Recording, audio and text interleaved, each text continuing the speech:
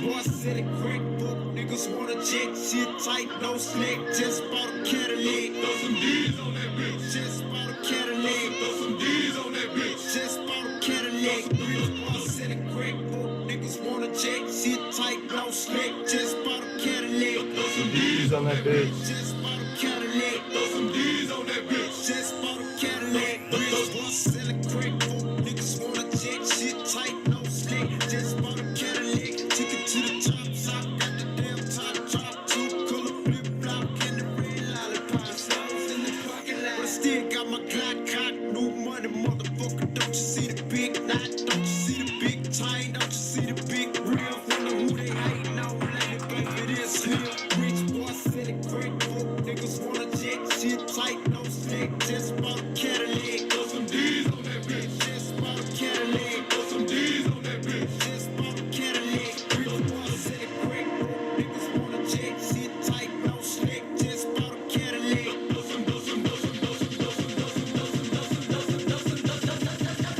Throw some D's on that bitch.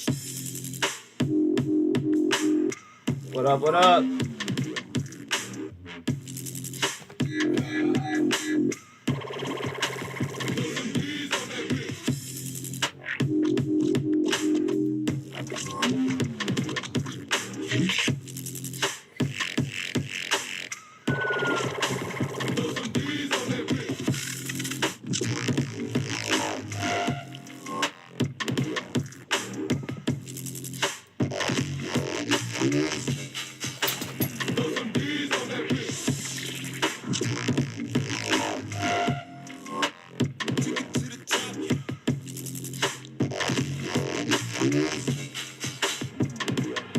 I never slip, I never fall. A lot of hoes give me their numbers, but I never call. A real OG, look at VIP and see a nigga ball. Then after we hit the club, baby, I'ma hit them draws. Yeah, I'ma break you off. And that's all. Yeah, gangsters, hustlers, waisters, busters. Wait a minute, motherfucker. Yeah, give me 1 second, guys.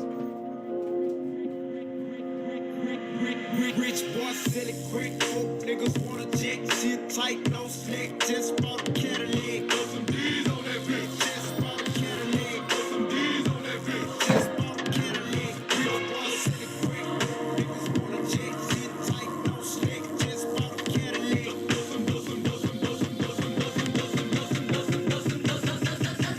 Throw some D's on that bitch.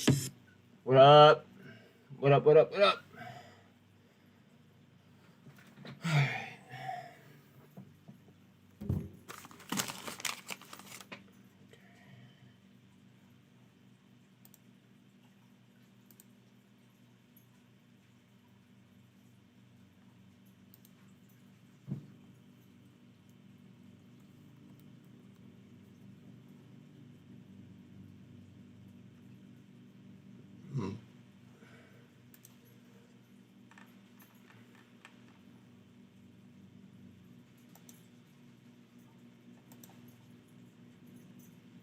Holy TBLT. Whoa. Yo, Benny B. What up, Chad? What up? What up, fam? Guys, give me 1 second. I misplaced my vape.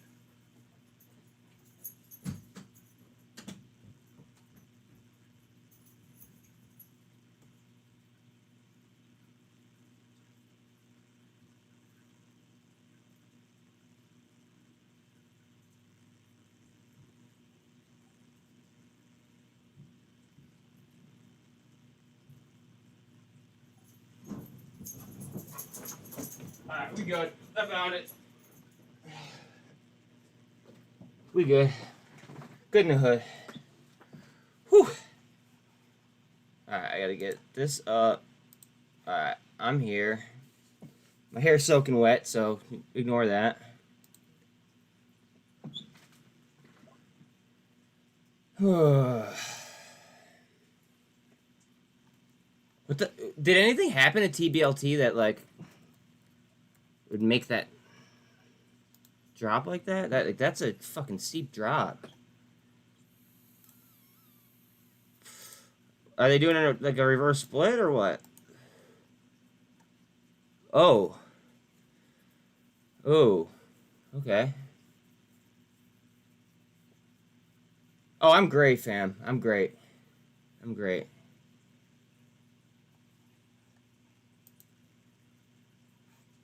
That wasn't since a month ago, though.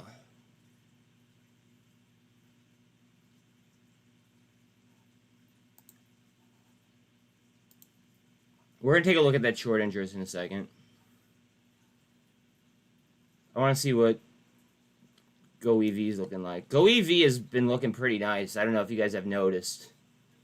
I haven't been on, but I did call out Go EV before I, like, you know, before I left there briefly.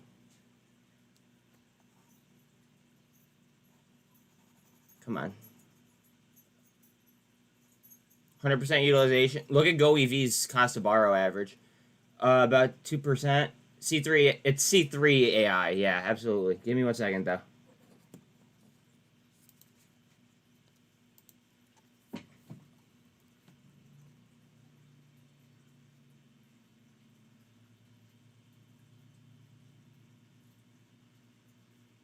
Carvana, too. If my computer would fucking start loading, that'd be dope.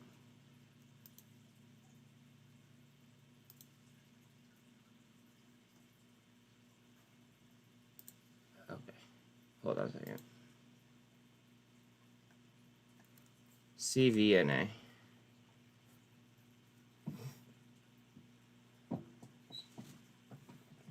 Oh, if it'll load. There we go.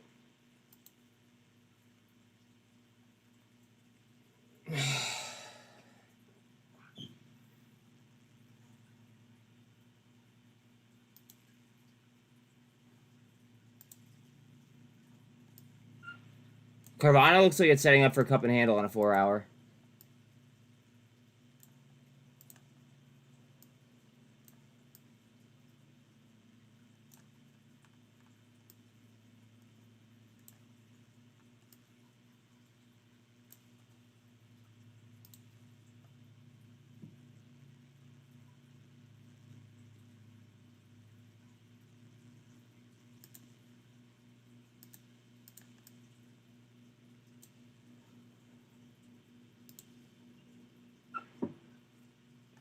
We have Bitcoin starting to rip up. Double bottom right off the drawing. Little bull flag. Double bottom underneath the 200.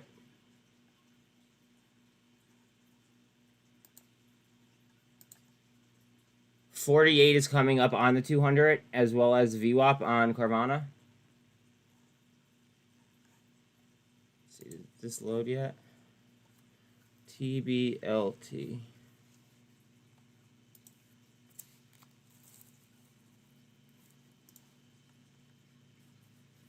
Their cap is now reading only 11.8 mil. Yeah, but so I called out today 2 weeks ago, which is why I'm live. Yeah.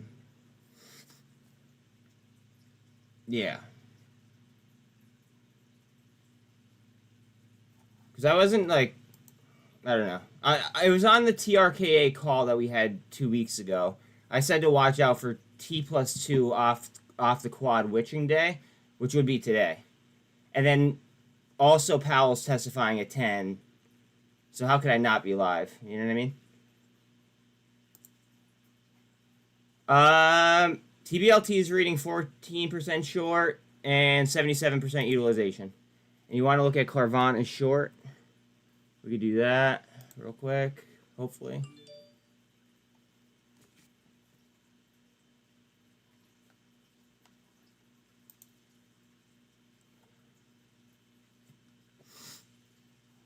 I'm just trying to keep an eye on the clock here.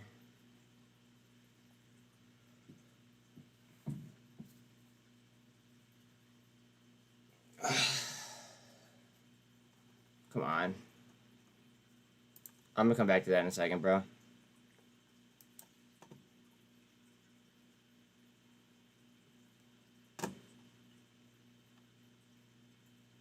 Did I miss anything, like, insane other than, like, I don't know, just obvious shit? Because, like, to be quite honest, I really haven't been paying attention. Holy ocean? What is going on with Ocean? Whoa, hello.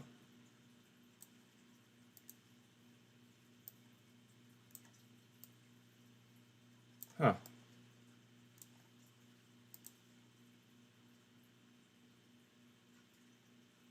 See, they haven't announced anything since the 8th. I just don't understand why things are popping like that. Like TBLT is selling off right now for no reason. There has to be like an insider sell or something. I mean, unless Big Money just really wants to like fuck with their heads that bad. Carvana's short is 64%, but their cost to borrow is only 10%.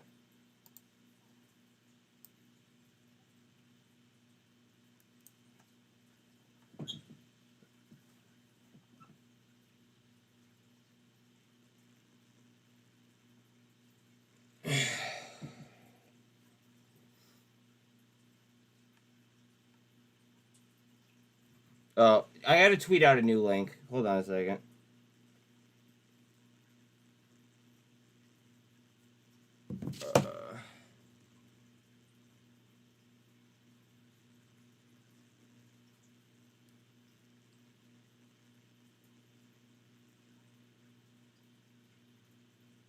My bad, guys. I gotta just do this quick.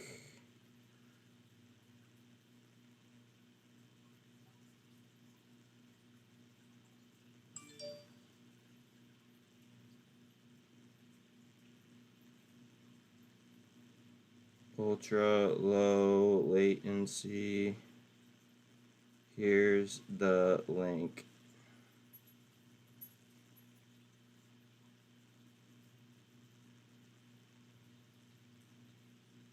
Alright, sorry about that. Hopefully up. Hopefully up, Jack. Hopefully up.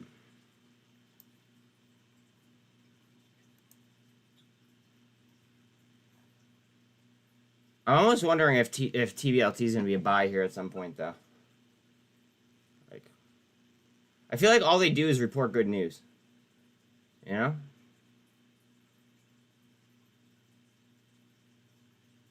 CXAI down 3% after going 23% last sesh.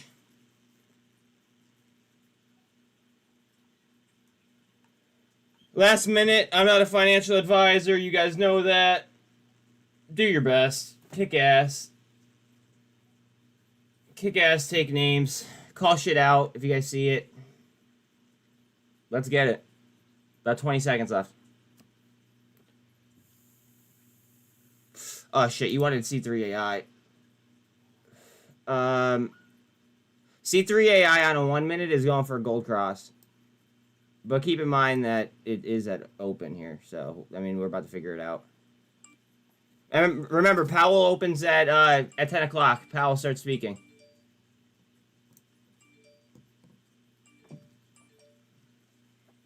And I gotta silence my phone because apparently that thing's gonna go off. Nuts up. Sorry, I switched to iPhone and I'm losing my freaking mind over it. Okay. Please call shit out if you guys see it.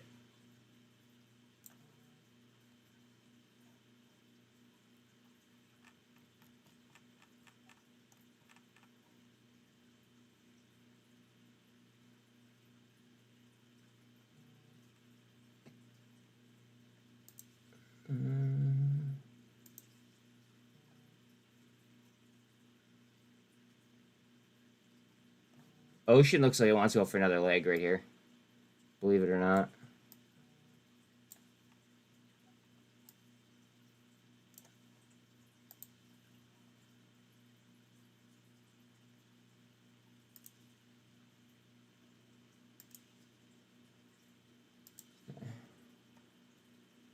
There's that. C3 just, or not C3, TRKA just came down, tapped to 200.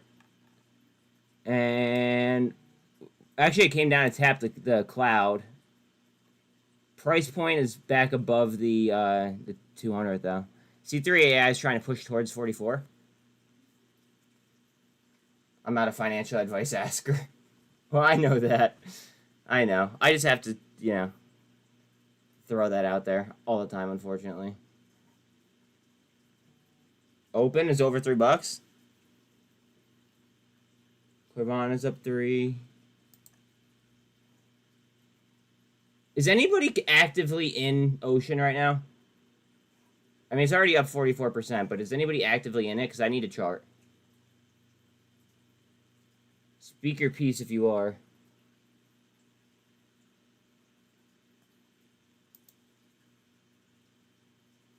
Coinbase at VWAP.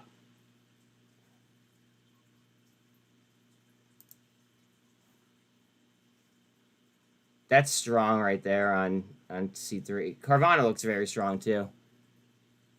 Well, Mullen, I mean, I'm seeing a lot of Mullen blocks at 17 cents. That's crazy.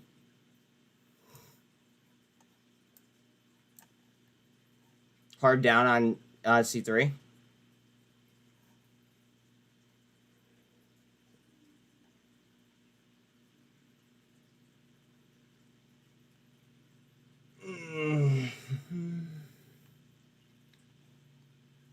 Volume on Carvana seems a little bit light, though.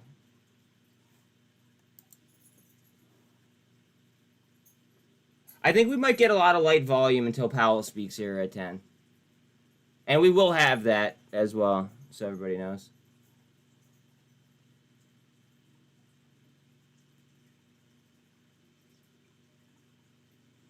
S-Dig is up 5.8.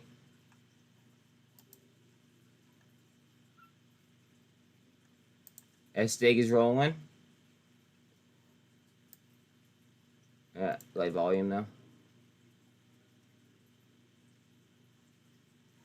Head up on S-Dig. What are you doing?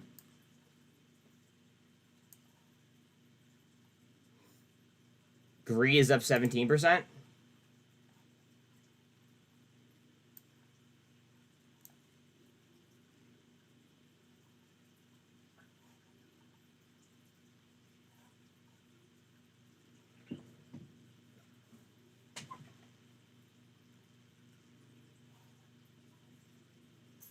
Bitcoin just slowed right down, huh?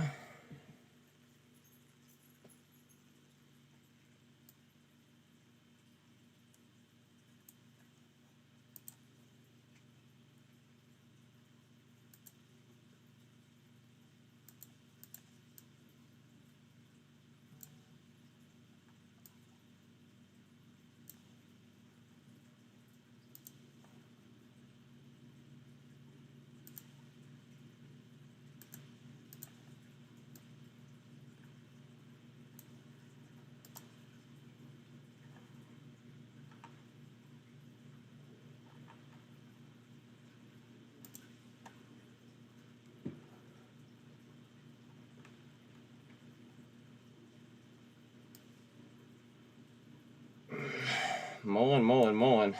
What are you doing? Ooh, TRKA down below the 200 now. Let's see what the volume's like, though. Okay, light volume.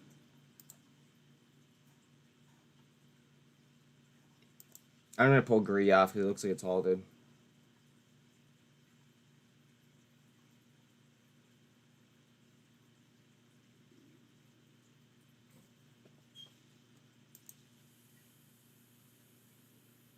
Ouch.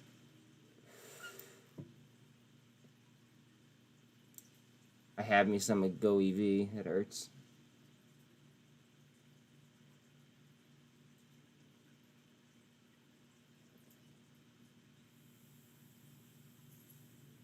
GameStop up 25. Go EV about unch.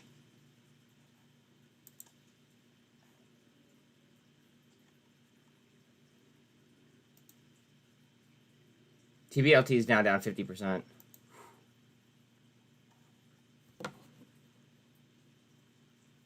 Bitcoin trying?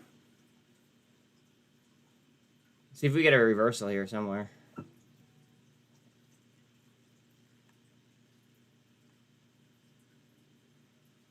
CXAI just lost 13.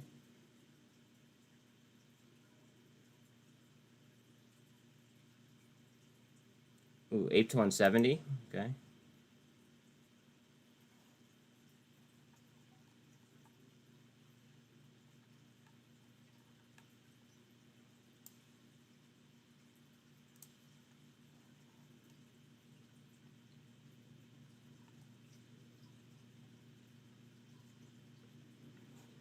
Bitcoin's trying to get out of there.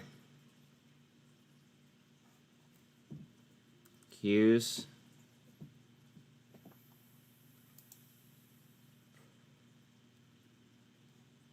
Qs are trying to lift.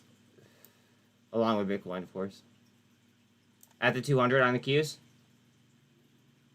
In between the VWAP and the 200, I should say.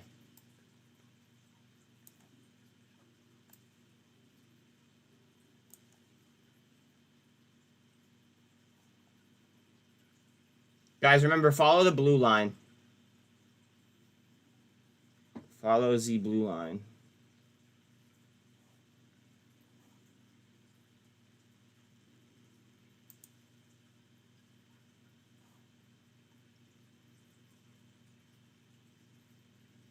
Hopefully that's just a bull trap. Hopefully. Because it looks like the Qs and Bitcoin want to lift. Snap, pretty much unch.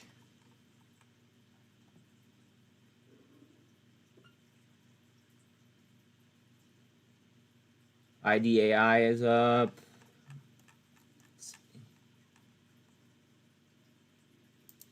I think that we're just getting light volume prior to, or what's it called, prior to Powell. Mullen got it. Mullen up.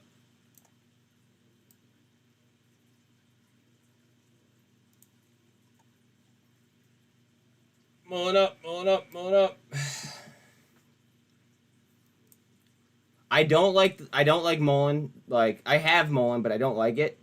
But this might just make a technical retrace. Look at that big cup that I formed from pre-market. Go EV sliding. Ouch.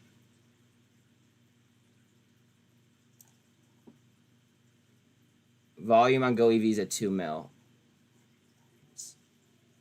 Cosm pretty much unch. Go EV slide. Bitcoin trying to pop up. IoT at 28 bucks. Well,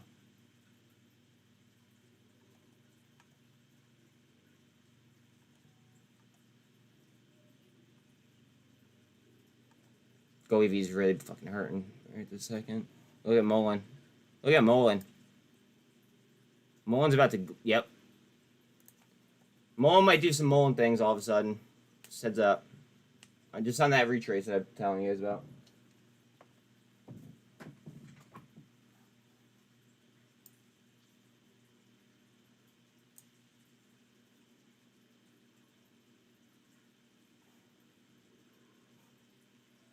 Square at 67 bucks. Broku's going for 68. Guys, remember, follow the blue line. It's trying it.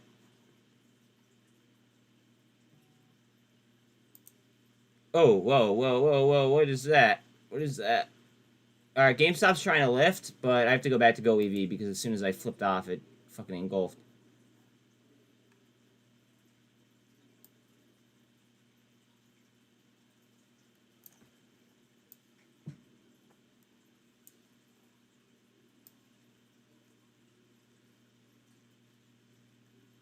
Okay, Mullen.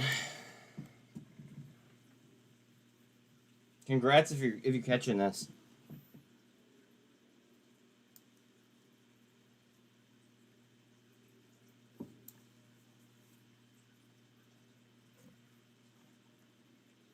What are we doing? Can somebody let me know if TRKA just, all of a sudden goes off, please?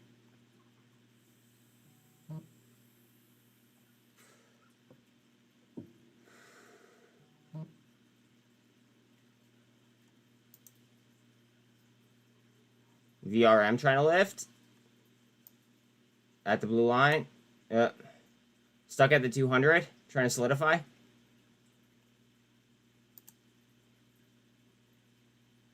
I'm doing great, James. How about you?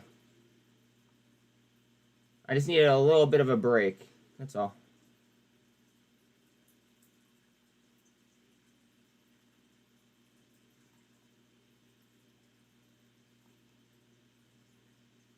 See, volume dried right up after it shot down. Here comes Bitcoin.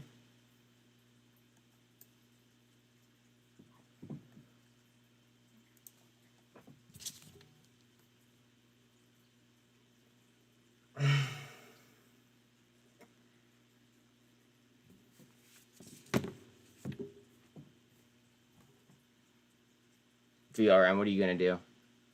I wonder what Carvana's doing. CVNA.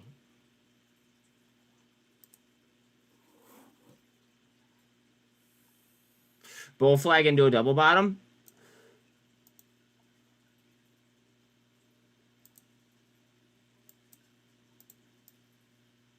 And that's a supply area too.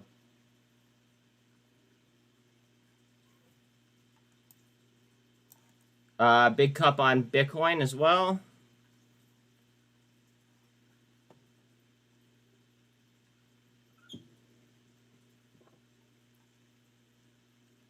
AHI. What the hell is AHI? What are we doing here? Hold on a second. We're getting a little bit of push up.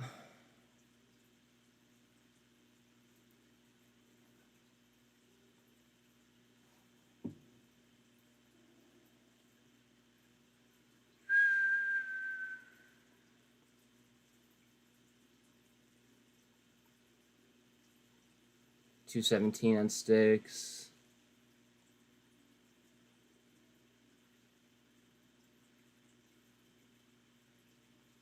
Ocean sliding.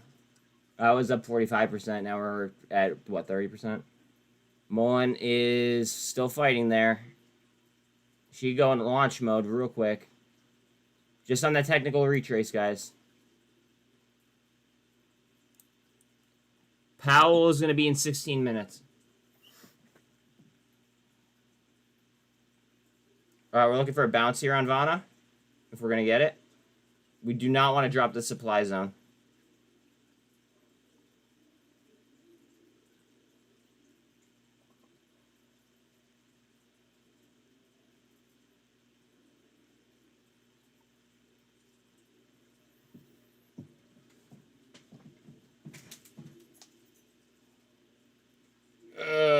Go EV, what are you doing?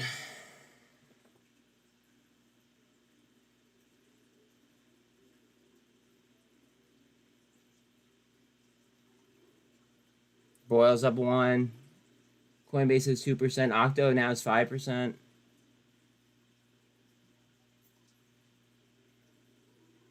Carvana, ugh.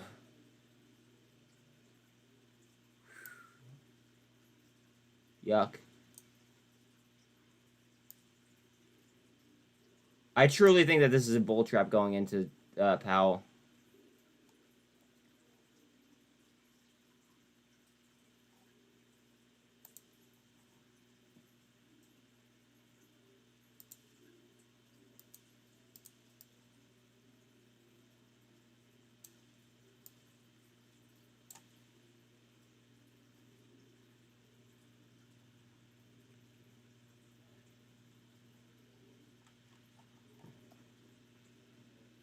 Remember to shout out shit if you guys want me to pull it up, please.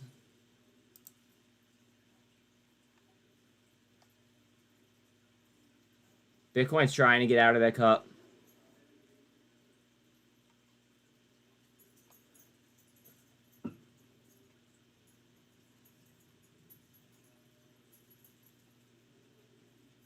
What's up, Flaw?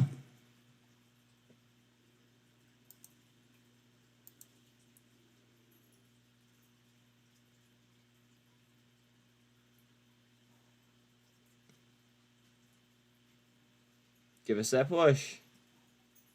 SDIG now is 7.5 up. Greece still at 16.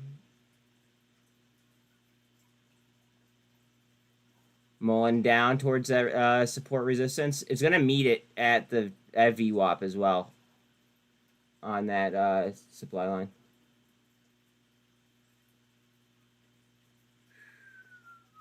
Carvana trying.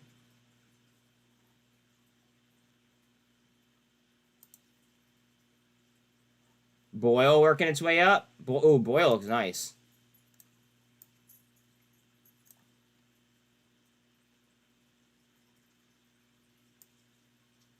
Boyle's going to be going for a gold cross here shortly.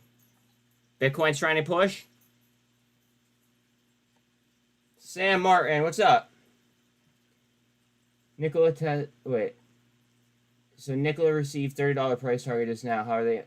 So I don't like price targets. Price targets to me, Sam, are just a way for companies to raise cash from banks. Like, because you could be like rated like, I forget what the ratings are, but they could be like rated like an A plus or like I don't know, like a D, and it'll give them different accessing to the funds, if that makes sense, if they're trying to raise cap.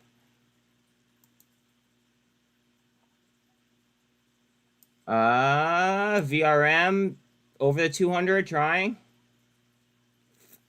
Remember, VRM is in the same sector as Carvana. And I like used cars. I like the used car sector.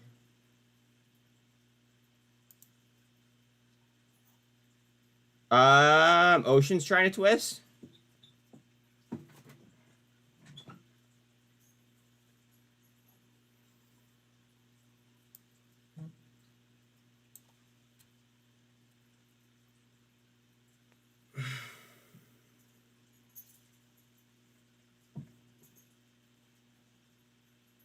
Sean is absolutely killing some.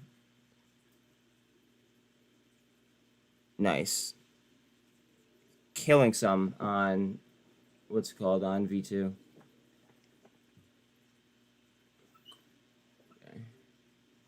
We're going to pull off Ocean, because I highly doubt that anybody caught that early.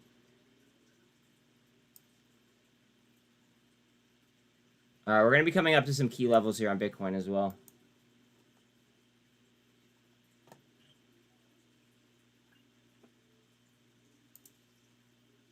SIG.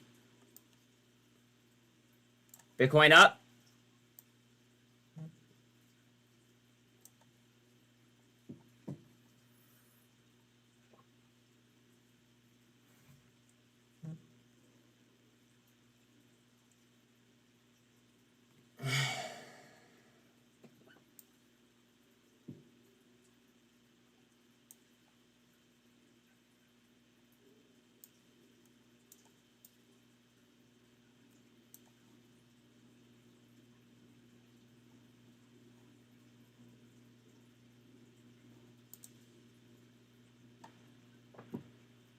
AI, what are we doing there?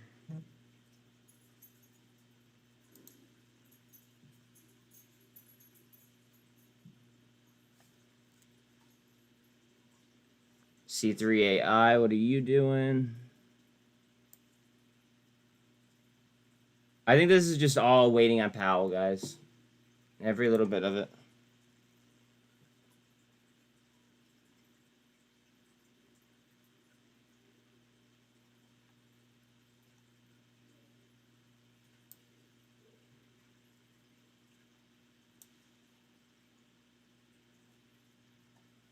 Mullen's still trying to break out of that flag.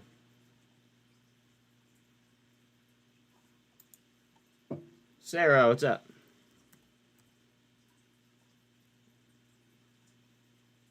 That's actually funny because I'm pulling up Nicola right now. Just because of what Sam said.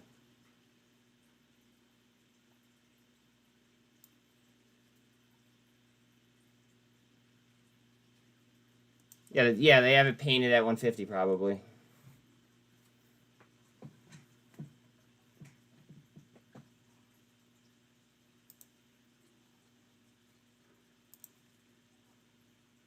You're getting a gold cross right now on the 4 hour on Nicola.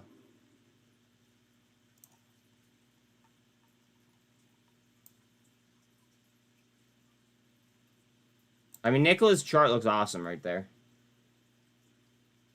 Yeah, the market is asleep until Papa Powell speaks. You're right.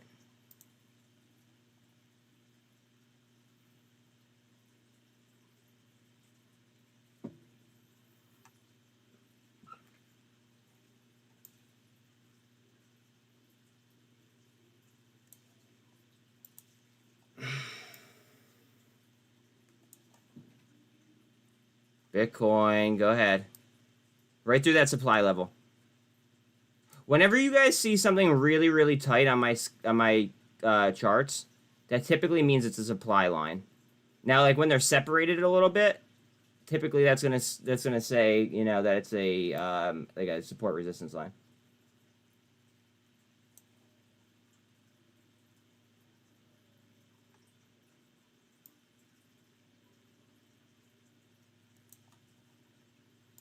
Nicola does look like it wants to lift though.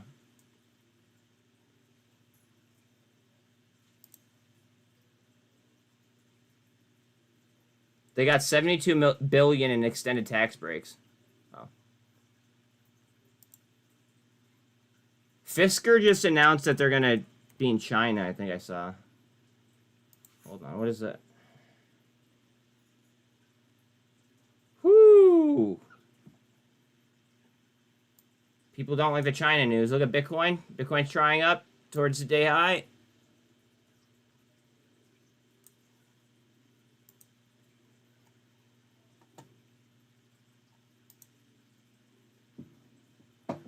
VRM going for that gold cross as mentioned before.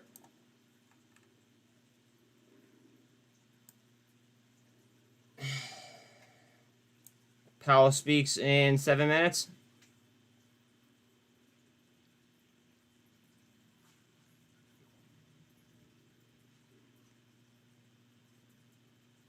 Clean Spark is up 9%. Thoughts on Not Gonna Lie?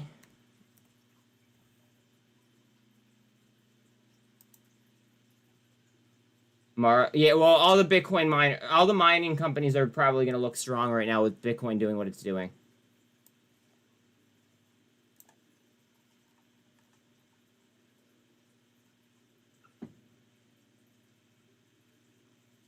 Water generated as part of the energy production process. I mean, I like what they do.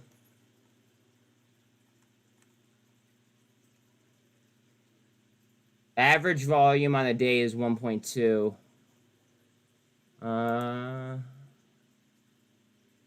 Pull up their daily quick for you.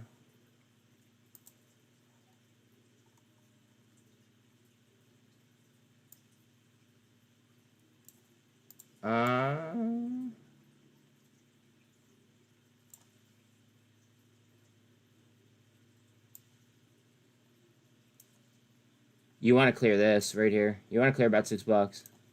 I know you're $2 away from that, but like right here is what you want to clear.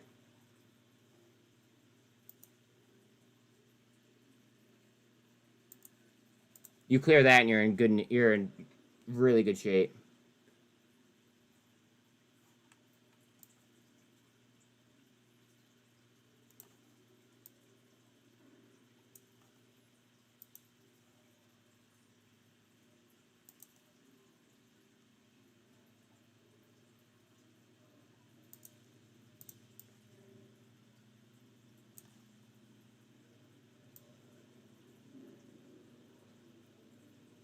There's my thoughts on NGL.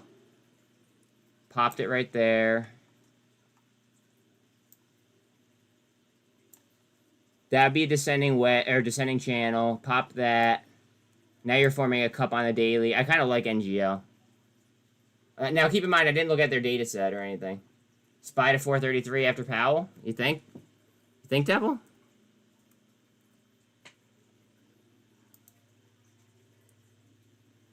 Woo! Good spy. Ooh, I'm on a daily. Forgot.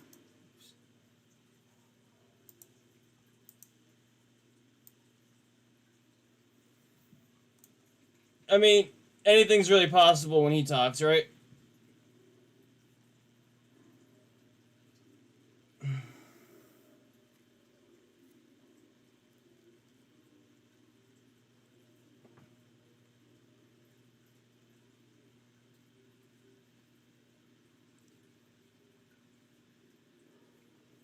Alright, sorry. Wolf is starting. Yeah, Wolf is another Bitcoin miner. So is Hive. HIVE. All right, so there's Wolf. Yeah, Wolf has been on a really nice steady rise. They've had a lot of good movement.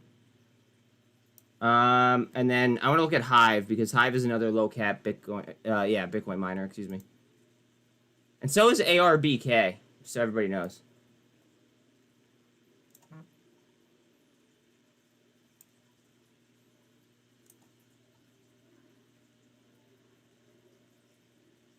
So Hive is up 7%, and then ARBK. This is like Argo blockchain, I think. Yeah. So ARBK is up 11%, almost 10.5%, we'll call it.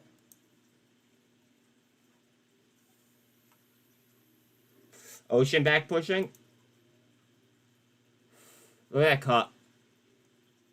Beautiful cup. At my support resistance line, watch for it to handle off that.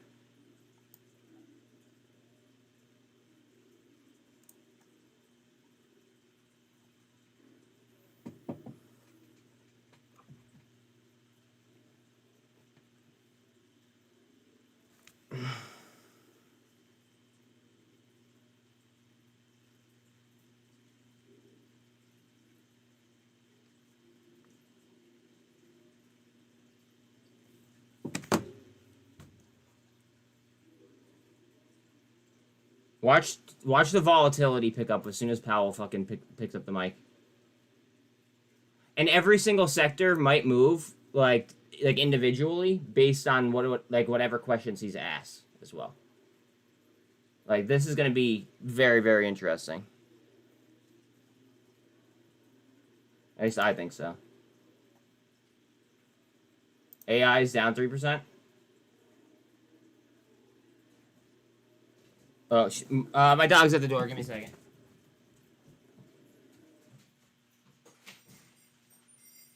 Good boy. So you want to go now? Go ahead. Go girl.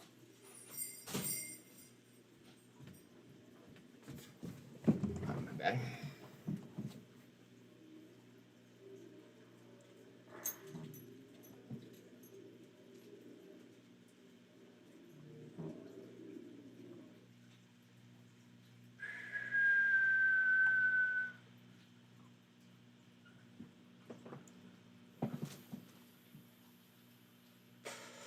Arc to 134.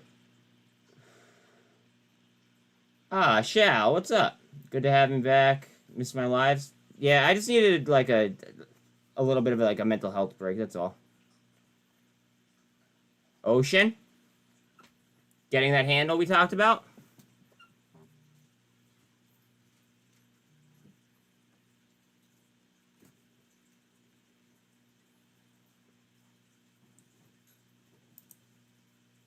Oh, hard down.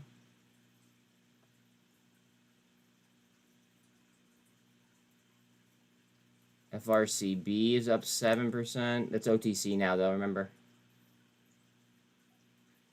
Apple down 0.5%.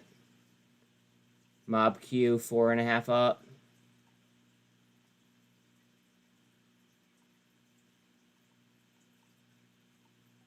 CleanSpark is now up 7%.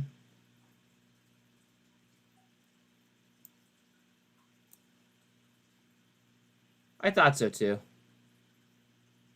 S6 now up 7%.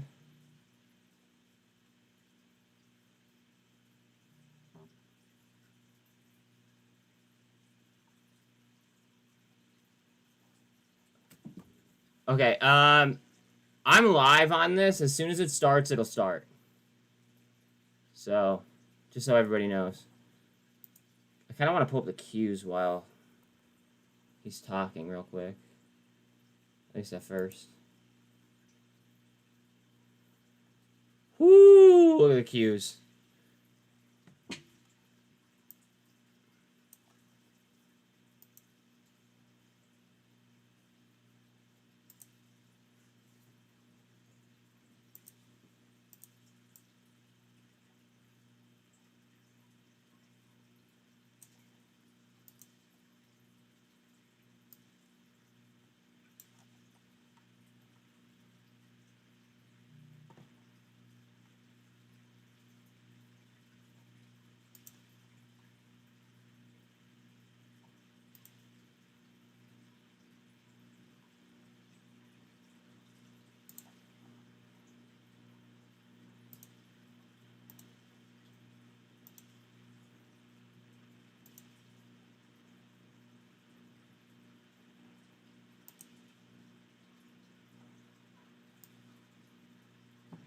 Look at FRCB.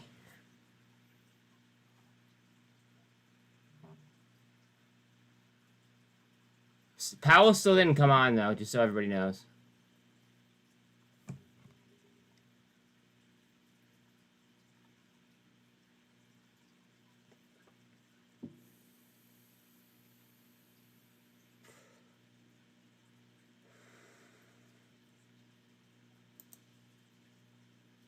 Gush is pretty much on its way back up, though.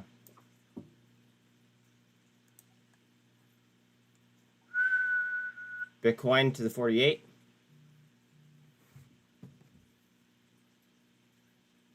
Still waiting on Powell.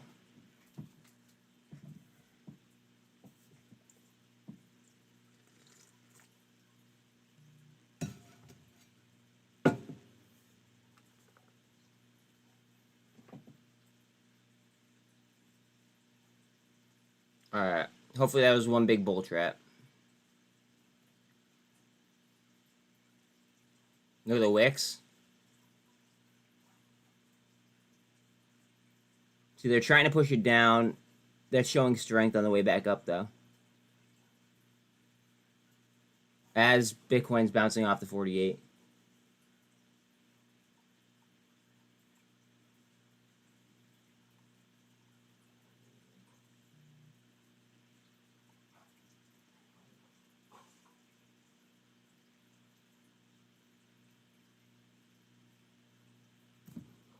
The fuck is up with Powell? Come on. Start talking.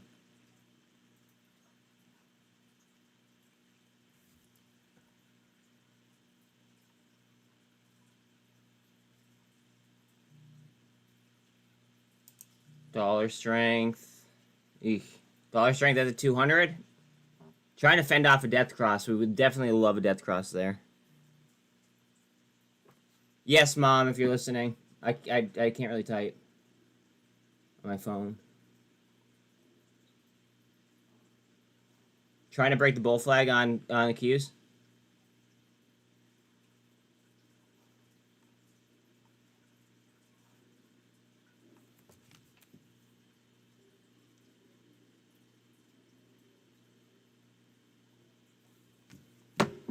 Watch out on Mullen on a reversal. Again, I don't like the stock. I'm just saying that on a technical level, it might reverse and might do something. Talal, you're wrong. Kind of. Red or green. Okay, so if on the time and sales list, right? If it's green, that means that they're slapping the ask. If it's red, that means that they're on the bid. If it's white, that means that they're in between the ask and the bid. So if you're seeing more green orders, that means that people want to do the ask. Like they're willing to do the ask. Photography crew can come to order as well. Without objection, the chair is authorized to declare a recess at the committee at any time.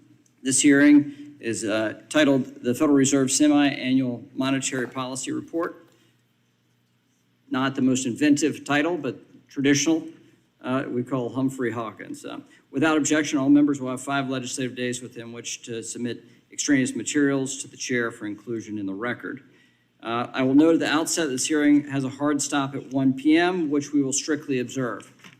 The chair would further announce to committee members that the chair's intention is in the second week we return in July, we'll have a markup, and that markup will include 2 important bills. One is giving digital assets a market structure and federal regulatory remit. And the second is a federal stablecoin regime. It is the intention of the chair to have that as 2 pieces of our committee markup in the second week we return in July. I now recognize myself for 4 minutes to give an opening statement. Thank you, Chairman Powell, for joining us today. Inflation remains broad-based and persistent. 2 troubling trends the Fed expects will continue. As you said last week, the process of getting inflation back to 2% is a long way to go. UCAR? So even though the Federal Open Market Committee did not recommend a rate increase at last week's meeting, it's fair to say that the Fed will continue to make additional increases in the months ahead. We'd like to hear your thinking on those matters. As the FOMC again pointed out last week, the labor market still appears tight, with Fed policymakers projecting a rise in an unemployment rate to a still low 4.1% at the end of the year. Despite pressure from the left, the Federal Reserve must remain committed to eliminating this stealth tax on American workers and families, and I urge you to continue that resolve. A few weeks ago, Congress took the first step toward getting our fiscal house in order through the Fiscal Responsibility Act. Republicans will continue fighting for sensible spending reductions to combat inflation. This stands in stark contrast to Democrats' spending spree that poured nearly $2 trillion into a supply-constrained economy that was already flush with trillions of savings provided by earlier bipartisan COVID rescue efforts. And after keeping interest rates too low for too long, the Fed was slow to address the problem. In a stunning about-face, the Fed then raised interest rates by 5 percentage points in a little over a year, the fastest spike in modern history. This approach introduced accelerated interest rate risk for which companies, workers, and families across the country were not prepared. The bank runs we saw earlier this year are an example of the consequences. Now we're told these runs represent a systemic threat to the stability of our financial system. Add in the commercial real estate exposure facing financial institutions, and it becomes very easy to understand the mounting anxiety consumers and job creators share. And I share their anxiety as well. The rapid rise in interest rates, coupled with knock-on effects of the bank failures, have led to signs of a credit crunch across the economy. This would have a damaging impact to consumers and job creators alike. To top it off, Vice Chair for Supervision Michael Barr is undergoing a so-called holistic review of capital requirements. And something interesting that he mentioned in the press even yesterday is a new approach to stress tests that I can't quite understand. If reports are accurate, he's pursuing a massive increase in capital standards for medium and large institutions. This would limit banks' ability to lend money, exacerbating the looming credit crunch and starving families and small businesses the capital they need. Financial markets will also bear this strain as they will be forced to absorb nearly $1 trillion in new treasuries. This has led many to believe the Fed may be called on to help, perhaps through its repo or other facilities. Clearly, our economy is in a precarious position, from inflation to a potential credit crunch to substantial balance sheet risks for financial institutions. There's a great deal of uncertainty on the horizon. Uncertainty from the Fed supervision and regulation is the last thing the well-capitalized banking system needs now. Following numerous supervisory failures and a new vice chair for supervision at the Federal Reserve injecting politics into policy, it's become clear that Congress may need to again examine separating supervision and regulation out of the Fed and gaining greater oversight and control by Congress in the elected branches. With that, Mr. Chair, thank you for being here today. And the chair now recognizes the ranking member of the full committee, the gentleman from California, for 4 minutes for an opening statement. Thank you, Chairman McHenry. Chairman Powell, welcome back. First, I'd like to start by acknowledging that the Federal Reserve made the right decision to pause interest rate hikes. Since last November, I've cautioned against any approach to monetary policy that ignores the Fed's maximum employment mandate and results in a recession with millions of people losing their homes and jobs.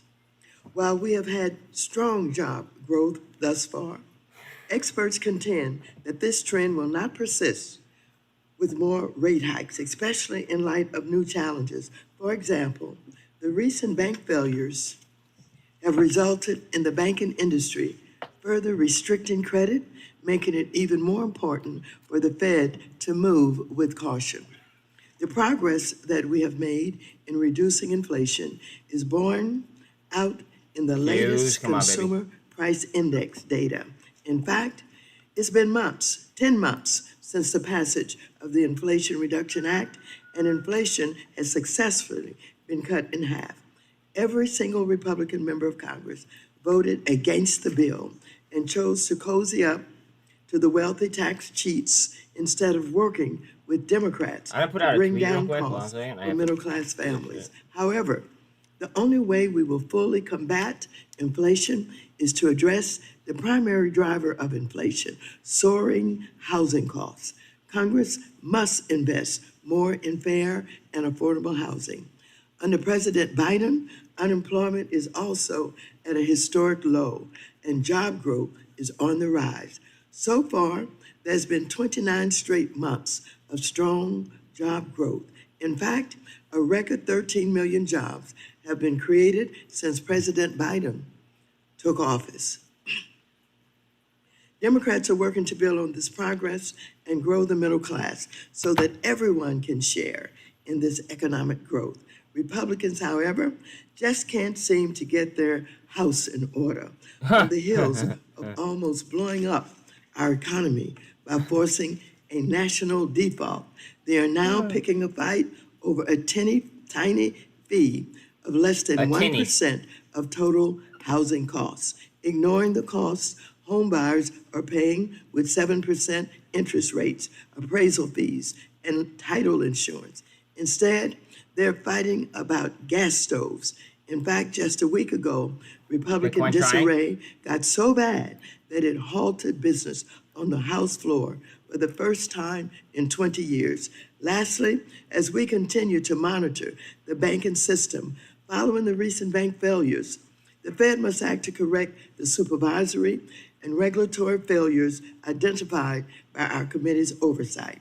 Committee Democrats recently introduced 11 bills, including 3 of my own, to strengthen the safety and soundness of our banking system and hold executives accountable for their misdeeds. The Senate Banking Committee is holding a markup this morning on a bipartisan bill on bank executive accountability.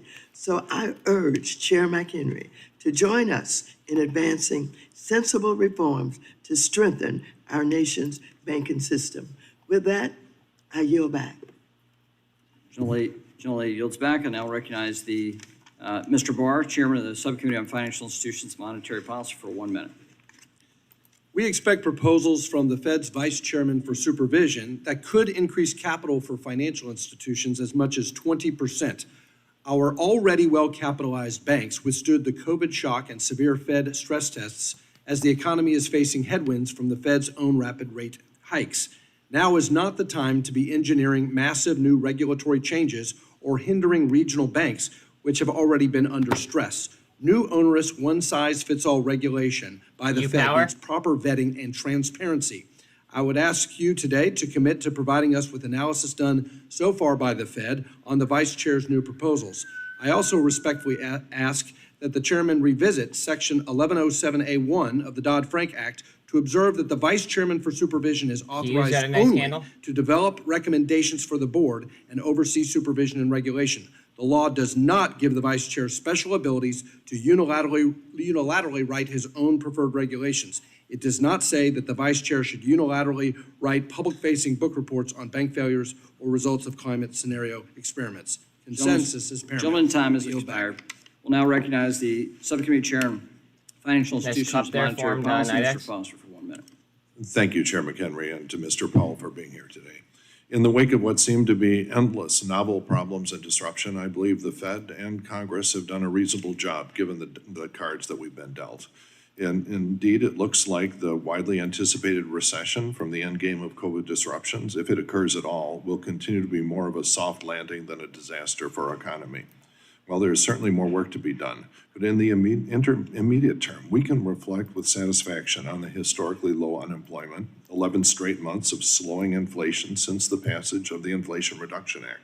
However, I recognize that the necessary monetary policies put forth to combat inflation have not been without stress, including on the fraction of our banks that chose to ignore the Fed's clear forward guidance on that interest rate hikes were in the pipeline.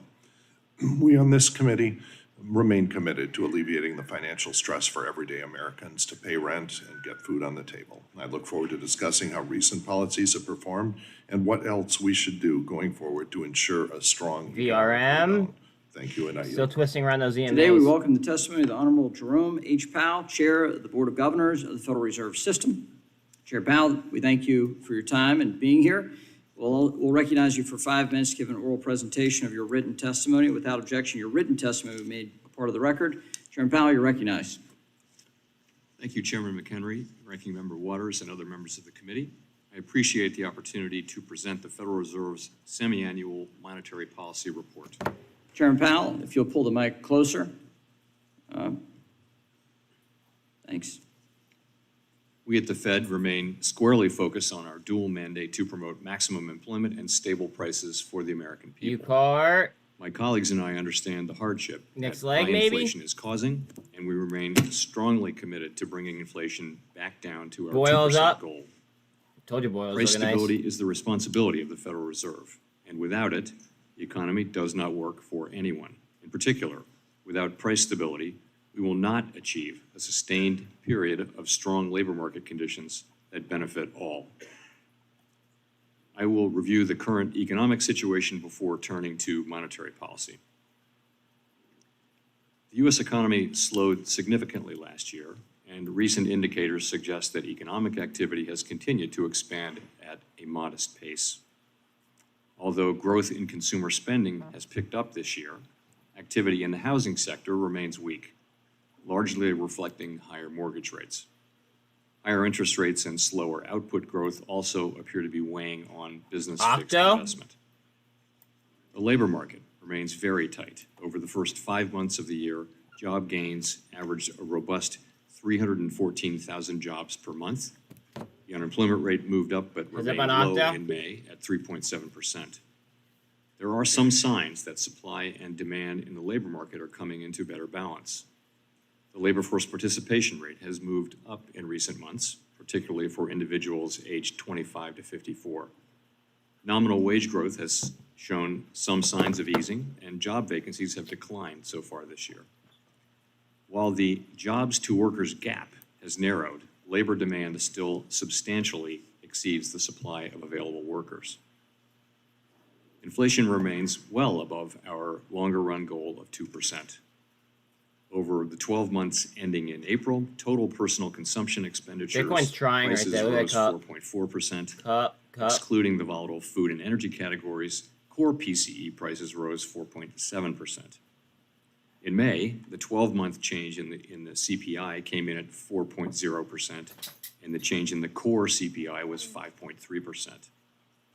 Inflation has moderated somewhat since the middle of last year. Bitcoin. Nonetheless, inflation pressures continue to run high, and the process of TRK getting is pretty inflation much flat. back down to 2% has a long way to go. Despite elevated inflation, longer-term inflation expectations appear to remain well anchored, as reflected in Super a trend on broad Bitcoin? range of What's that? surveys of households, businesses, and forecasters, as well as measures from financial markets. With inflation running well above our longer-run goal of 2% and with labor market conditions remaining tight, the FOMC has significantly tightened the stance of monetary policy.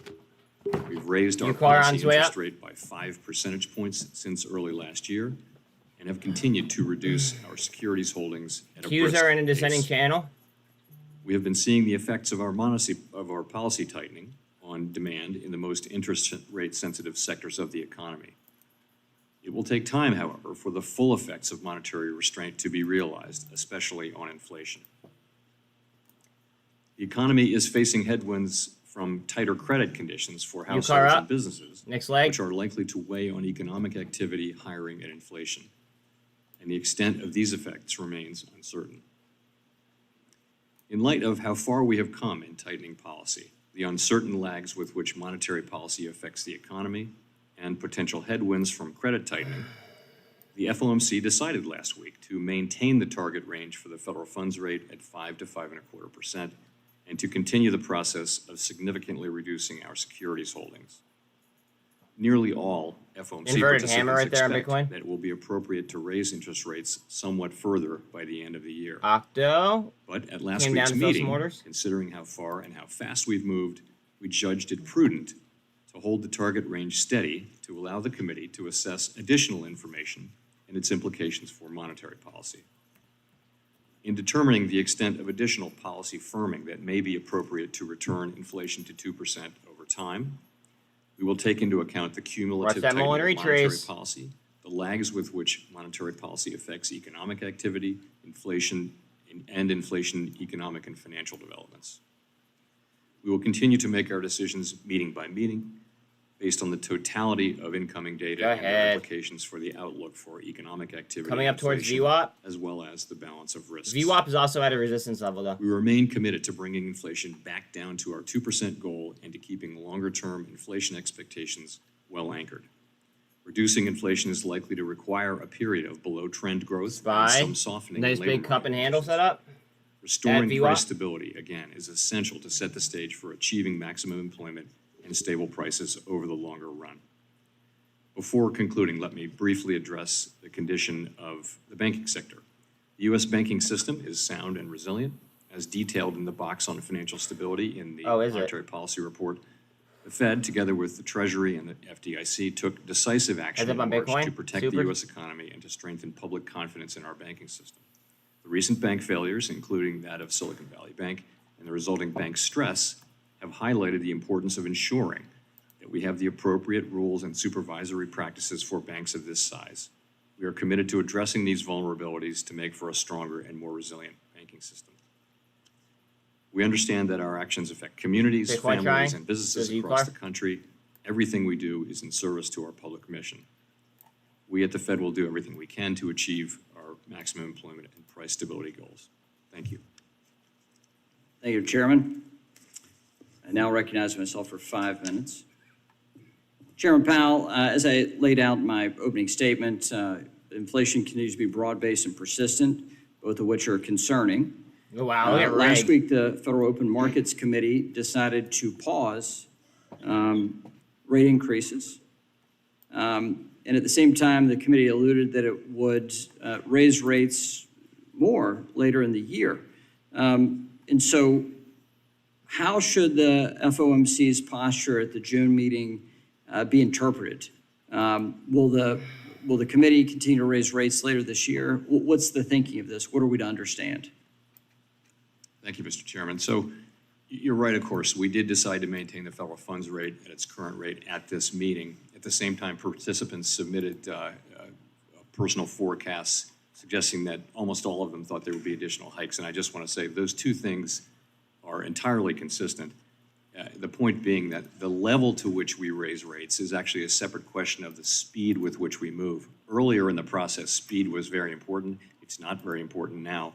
The sense of the summary of economic projections and the decision really is just that, given how far we've come, it may make sense to move rates higher, but to do so at a more moderate pace. That's really it. You know, we were at Bitcoin 75 trying basis in points its for flight several area. meetings, then we were at 50 basis points, then 50 basis points, 25 basis points at 3 consecutive meetings, and now we're moderating that pace, much as you might do if you were to be driving 75 miles an hour on the highway, then 50 miles an hour on a local highway, and then as you get closer to your destination, as Bitcoin, you try nice to find cup. that destination, you slow down even further.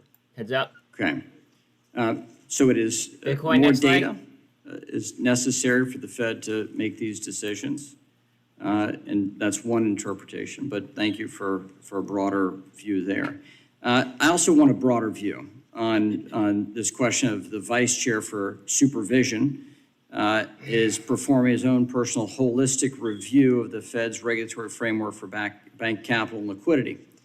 In an interview yesterday, he discussed some version of a new type of stress test even, striking complete confusion in his description of it.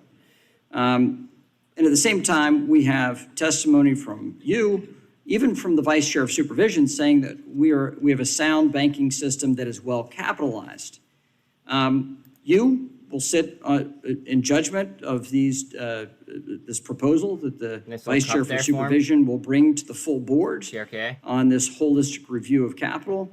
There are a lot of discussions about the amount of capital he's talking about, the concern that this is pro-cyclical at a time where our economy with higher rates is, you're measuring what's happening in the broader economy, and at the same time, we're going to have a major piece of capital required by financial institutions, which will further restrict lending. So how can you tell us to IoT think dropped about 28 that, bucks. given your seat? on the Open Markets Committee and as a Fed governor. How would you VIX is pretty interpret low, that? guys. So I guess I would say, you're right, there are a Pretty damn significant low. number of proposals that are kind of in the works. They haven't been finalized, let alone brought to the board yet, and so I can't really get into specific details today. Well, we'd like your thinking, Chairman I Powell. will- That's what we'd like. What I can share is, principles and how I will think about this. Regulatory proposals go to the board. Every person on the board, that's 6 governors now, has an obligation to evaluate and vote on those, and I'm one of those. people. I Carvana, is also that chair a the board. potential So double bottom right there? A couple things I would point out. Just first, that, I think regulation should be transparent and consistent and not too volatile, and particularly as it relates to capital requirements. I do note the central importance of capital. We want banks to be resilient to shocks. We want them to be able to lend in good and bad times. We want, in particular, the GSIBs, the 8 largest banks, to have high levels, very high levels of capital and liquidity. Indeed, we spent years raising those levels over a long period of time. And I think there's broad agreement, as you point out, that capital is strong. And, the question there will be what sorts of increases will be justified. Gush, That's now what up we'll to. be looking at. The other thing is to point out the trade-off between higher capital. The benefit of it, of course, is to have stronger banks that can lend and maybe survive more kinds of crisis environments. But, there are costs as well. And I think it's going to be, as always, a question of weighing and balancing those costs. And that's what I'll be thinking about. The last thing I'll say about that is just we benefit from having banks of all different shapes like and a year sizes in our since what? system. And we want to be careful not to regulate the smaller banks to the point where really their business models are challenged for all but the largest banks. Well, this committee would expect to see a quantitative analysis of whatever the capital charge is going to be. What up, what up? We would expect that from the Fed, as we do from other regulators. With that, we'll now recognize the ranking member of the full committee, Ms. Waters, for 5 minutes. Thank you very much. Chair Powell, at this committee's last hearing on digital assets, my Republican colleagues proposed a stablecoin bill that would create 58 different licenses with federal regulatory approval over only 2 of the licenses. The remaining 56 licenses can be issued by each state, territory, and DC with little or no federal I have to oversight, grab, regulation, and enforcement. This proposal takes state preemption into a whole new level. It effectively allows every state to preempt another state.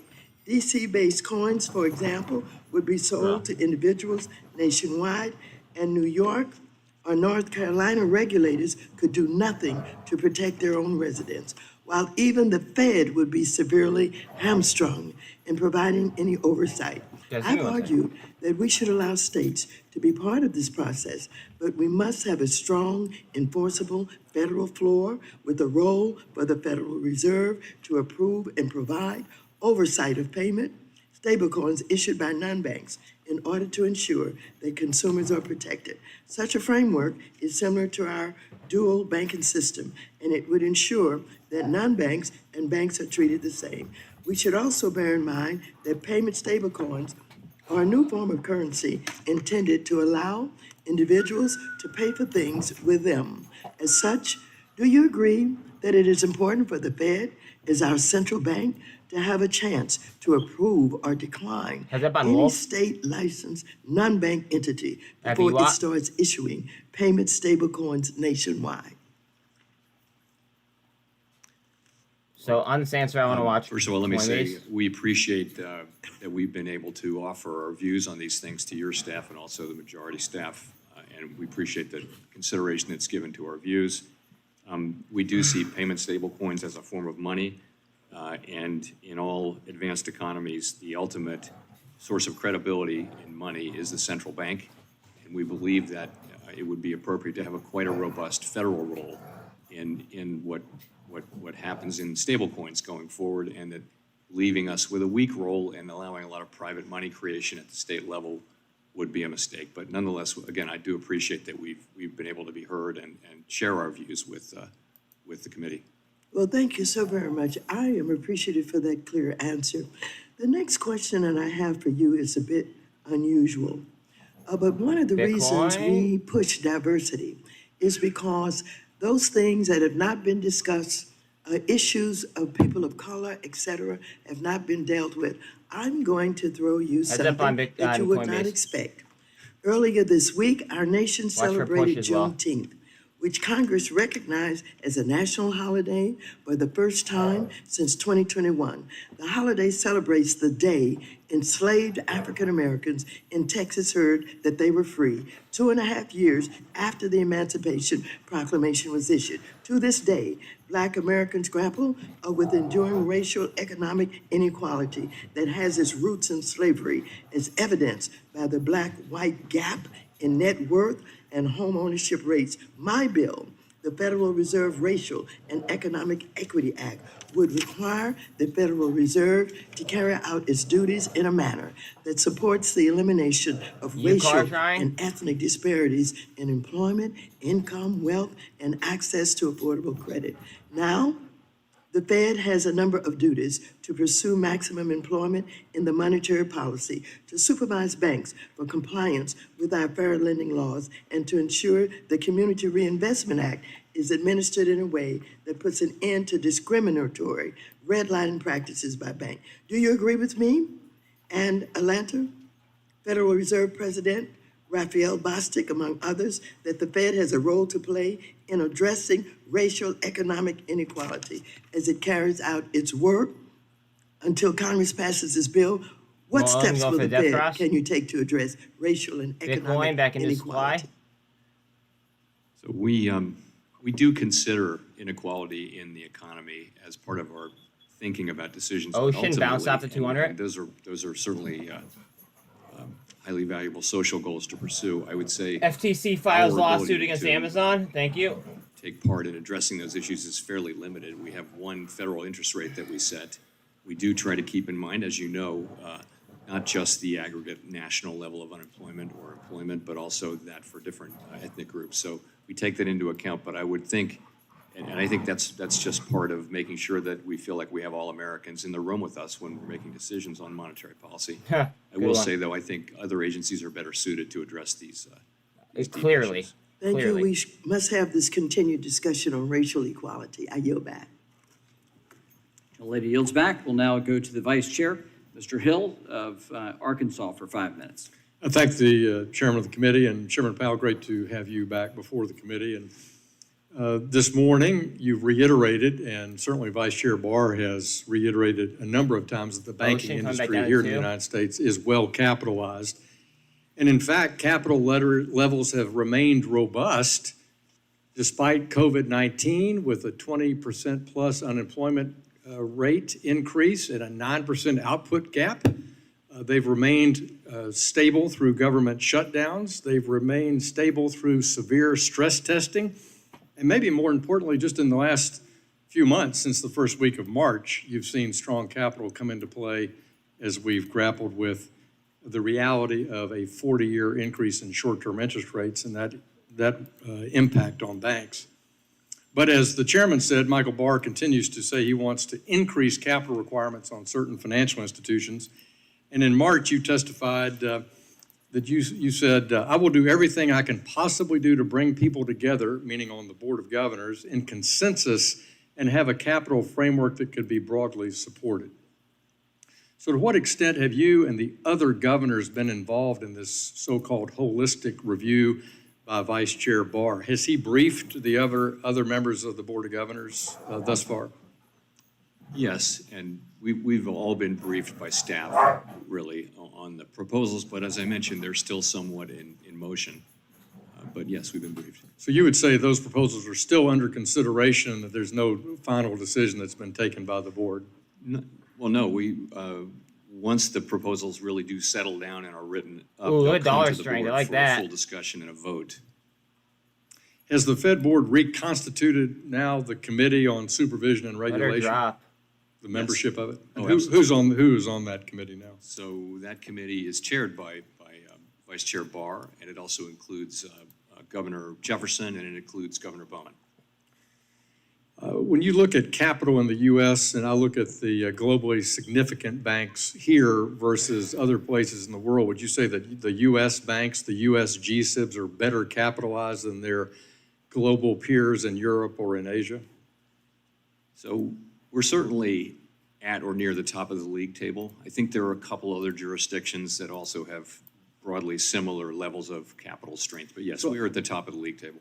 I looked at it this morning, and U.S. G-SIBs have 11.3% capital without any kind of modification compared to their European competitors at only 9.9%. So would you say that we're better capitalized than the European banks, the European G-SIBs? I hate to call out the other jurisdictions, but I would say our banks are very strongly capitalized and also competing quite successfully globally outside the United States. Yeah, I agree, and I think we've strengthened capital, we've strengthened our supervision, notwithstanding the problems that we saw this spring, which we've talked about ad nauseum here. But that capital standard does make American banks, I think, stand out. And wouldn't Basel, the so-called Basel III holistic reforms, wouldn't it be better if the European banks did a holistic review and actually got their capital up to American standards? So I think they are bound by the same, no one's bound by these, but they have agreed to follow the same standards, and I think they're going through the same process. Light volume on TRKA. Same topic. Not Are worried. the FDIC supervisory process and the OCC supervisors, are they involved and engaged with Vice Chair Barr in looking at this, quote, holistic review of capital adequacy? I think, In other words, are they providing their input to the Vice Chair for supervision in their own views on this topic? on the regulatory proposals that are relevant to them, yes. I think on the capital proposals, yes, I believe so. And you made a comment a minute ago, I think, to Chairman McHenry's questions about that you'd like to see rules and supervisory rules consistent over time. And I think that's frustrating here. We see change in administration. Sometimes we see change in rules, which is, I think, frustrating to the private sector and to market participants. I note that the Biden administration says that the Financial Stability Oversight Board should now base their decisions on size as opposed to activities. And for several years now, we've had an activities designation and a cost-benefit analysis. Do you think the activities designation gives supervisors more discretion at FSOC to select who should be deemed VRM. under their supervision? So I actually think that Remember, follow the blue line, though. In other words, is size alone, should we be looking only at size, or should we look at cost-benefit analysis and activities? And my time's expired. If you'd answer in writing, I would appreciate it. I think this is an important issue. I yield back. This one trying up. We'll now go to Ms. Velasquez of New York for 5 minutes. Thank you, Mr. Chairman. Chair Powell, at your press conference last week, you stated, and I quote, "The committee is completely unified in the need to get inflation down to 2% and will do whatever it takes to get it down to 2% over time."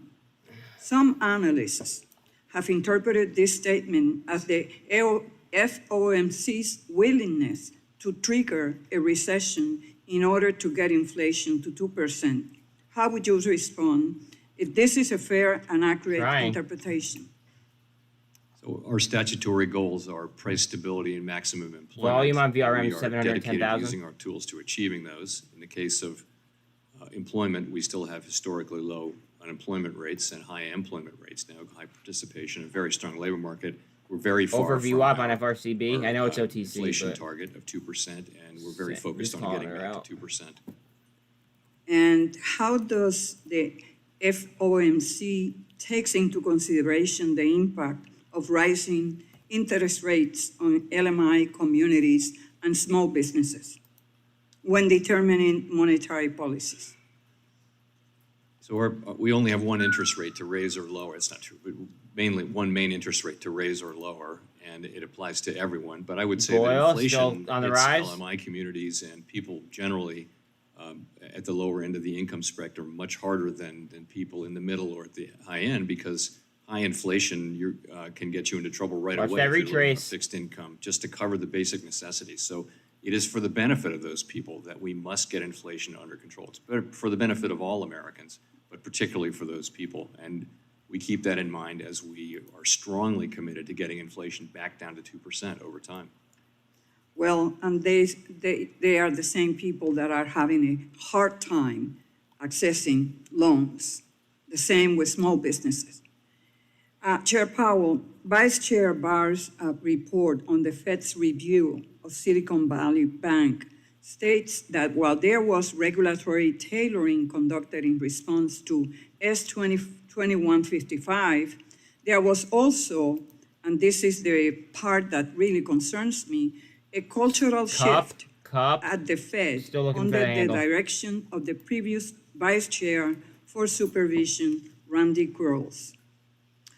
According to the report, this shift included pressure to reduce burdens on firms, meet a higher burden of proof for a supervisory conclusion, and a need to accumulate more evidence than in the past.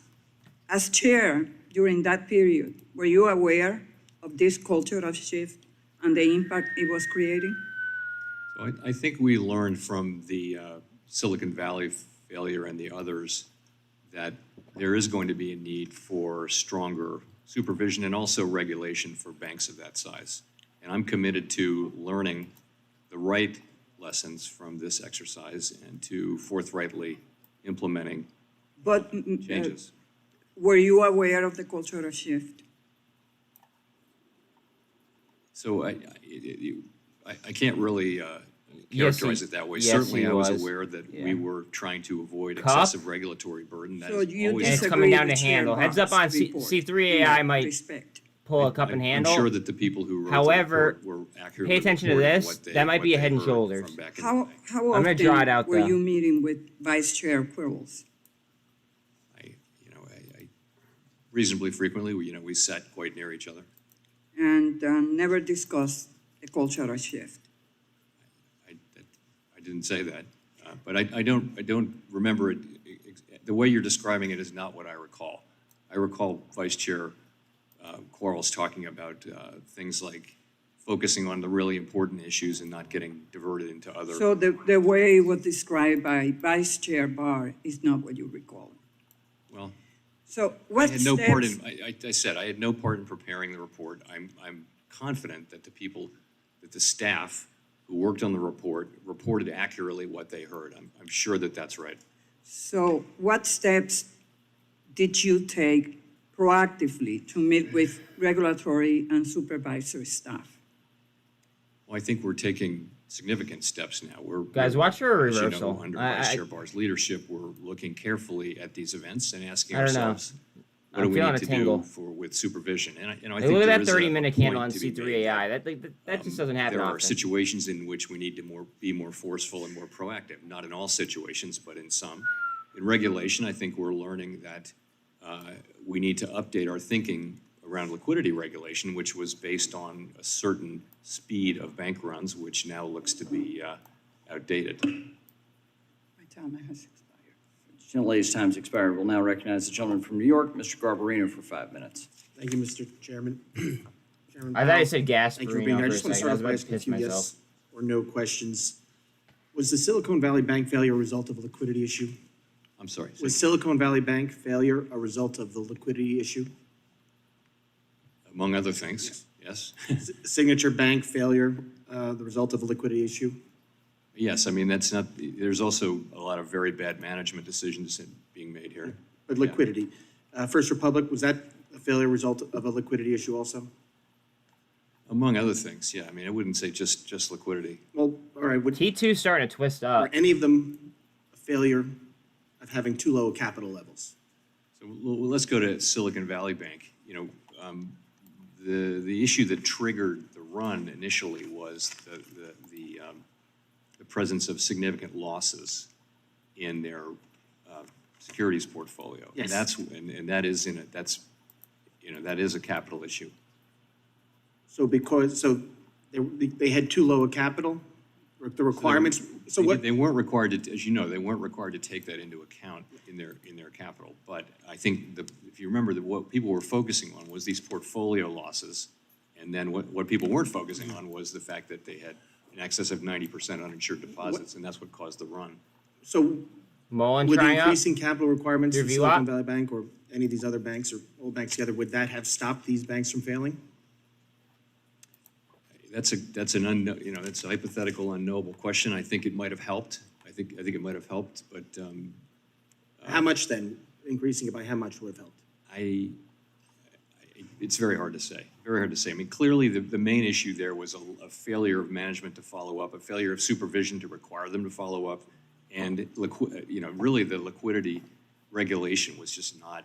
It was not appropriate. We needed to have stronger regulation around liquidity and uninsured deposits. So last year you said the banking system is Mulling very up. strong, well capitalized, highly liquid, does a much better job of understanding the risks that it runs and managing them. And just today you said the banking sector seems to be strong. Do you still stand by those statements? I mean, you just said it today. Yes. So, yep. Last month, Vice Chair Barr appeared before this committee and he agreed with you. He said overall banks have a strong capital and liquidity. Secretary Yellen has said similar things. But today, Consolidating on even the though you've 200? all said that banks seem to have strong capital, you seem to lead us today by saying the bank's considering what increase would be appropriate of capital requirements. So has the board already decided that an increase will happen? They're just deciding what's the size of the increase? Volume on No, Mullins already what I- average. What I meant to say, what I thought I said was that any increase above these levels would need to be shown to be justified. So I understand, and you have a vote as whether or not what this proposal, you'll vote on whether or not. Do you personally think that an increase is necessary at this time? Do I think? That an Good increase in question. capital requirements is necessary at this time?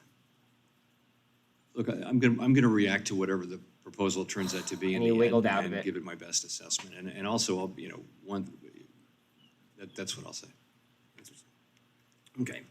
You just also said that credit is tightening. Won't increasing Watch out on capital Ocean. requirements See? further tighten credit?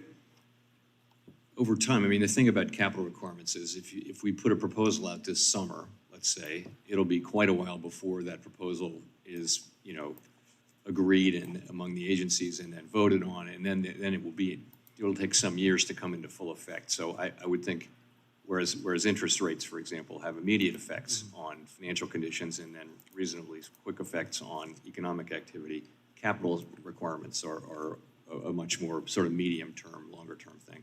So I'd like to move on to what the impacts on lending, raising capital requirements would have. According to an academic literature by the Got the Basel gold Committee cross? on Banking Supervision, On Mullen? a 1% point increase in capital requirements could potentially thing now reduce is annual 9% up? GDP by up to 16 basis points, showing that higher capital requirements come at a cost and could have significant impact on the U.S. economy. I discussed this with Vice Chair Barr last month, and expressed my concerns about what the impact of increased capital in the real economy, but he didn't answer the question directly. We just need to. Alibaba we're hearing down to from all sorts of 87 bucks. industry that these increased capital requirements at any Below level 433. would have family a target for further SPY after tightening Powell. Okay. on lending. And if that happens, and I'm hearing from everybody, if that happens, it's going to be a real disaster. So I think anything that the committee proposes, hopefully that's if you not could double come back top. and brief us on before it's finalized, we would appreciate that very much, sir. Key level there. Gentleman's time has expired. The gentleman from Missouri, Mr. Cleaver, is now recognized. Thank you, Mr. Chairman. Welcome. We've heard Mr. Chairman, bounce. thank you very much. This is probably Economics 101, but a lot of people in my district are misunderstanding 101 along with me. Seconded. In May of this year, unemployment remained at 4% for the 16th consecutive month, and at 3.7%. This means that unemployment remained at or below 4% for the longest stretch in 50 years. On a 3-minute, we still have a gold cross on Mullen. In the U.S., the job openings rate has fallen by more than 1.5 percentage points from its peak, while the unemployment rate has crept slightly lower. In other words, the job openings decline, but so does joblessness. And I'm wondering if there was any expectation that this would happen, this would occur. There is an expectation that the level of the ratio of job openings to unemployed people has been in historic territory, all-time highs for a while now, in the last year or so. And there is an expectation that it will come down. There a while ago, there were 2 jobs for every unemployed person. Now we're down to 1.7, I believe, or 1.6. And that still speaks to a historically tight labor market, where their demand for labor still very substantially exceeds the supply of available workers. So we do expect as things, and that, by the way, that's a way that the labor market can become less tight without having unemployment go up. I'm sure you're hearing this all over, as I am, and that is business people. I have a good friend who has a number of barbecue restaurants in Kansas City, and 5-minute double bottom as well. Constantly telling me how difficult it is to find workers, to the point where he did something he thought he'd never do, put a sign out in front of his restaurants, job openings. And are there particular industries or sectors of the economy where we would expect this sentiment to be particularly true? No, and that is right. That is, there's still a significant labor shortage. The surveys at the aggregate level show that it's not as bad as it was 2 years ago. So gradually, businesses are reporting that they're having better able to find workers. Workers are reporting that they're not quitting their jobs as much as they were. That's a really good sign of how tight a labor market is how much people feel free to quit their jobs voluntarily.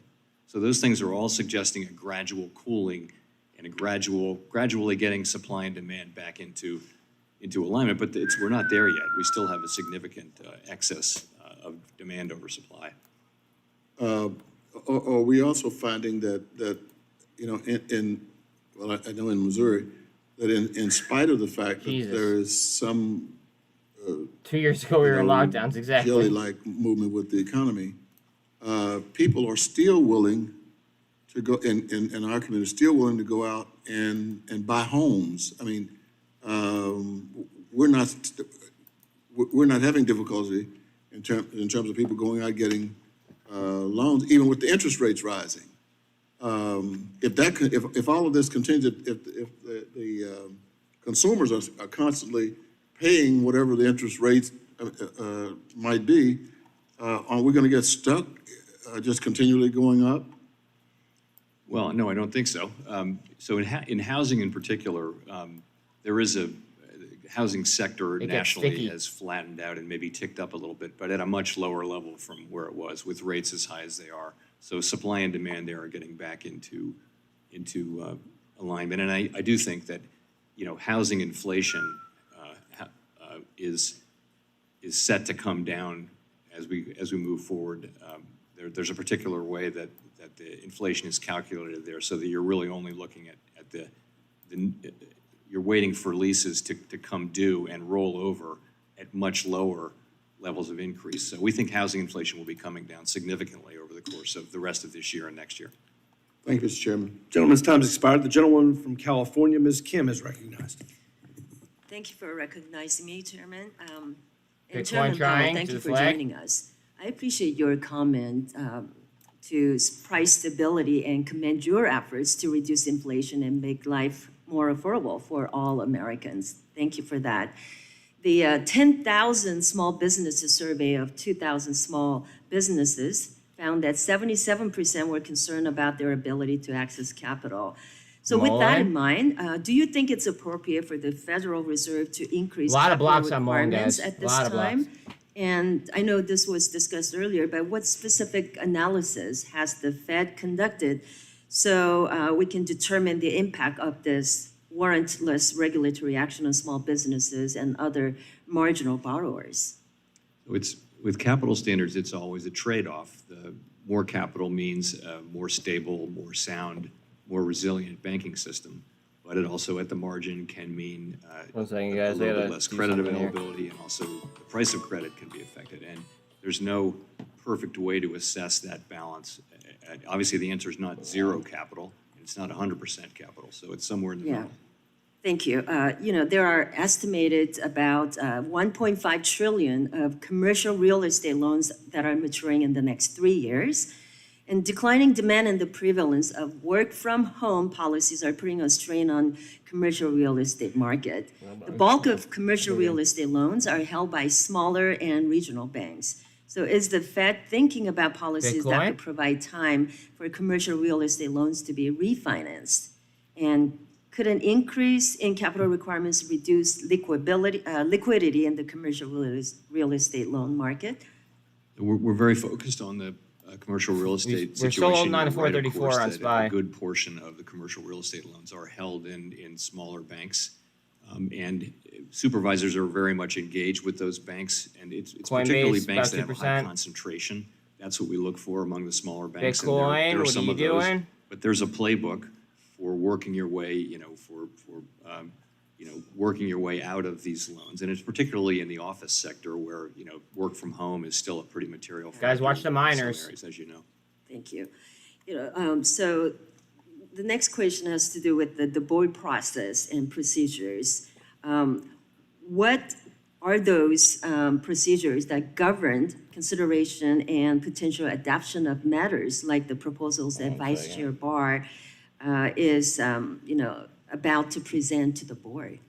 So on regulation, as opposed to supervision, on regulation, the Board of Governors votes on regulatory proposals, and it's a majority vote. We now have 6 voters, so when there is a proposal, it will be briefed carefully, and then we will have we'll have a meeting, or it can be Head done up on actually AHI, virtually, Bitcoin up. and probably will be that way, as most of our meetings are, and then we have a vote.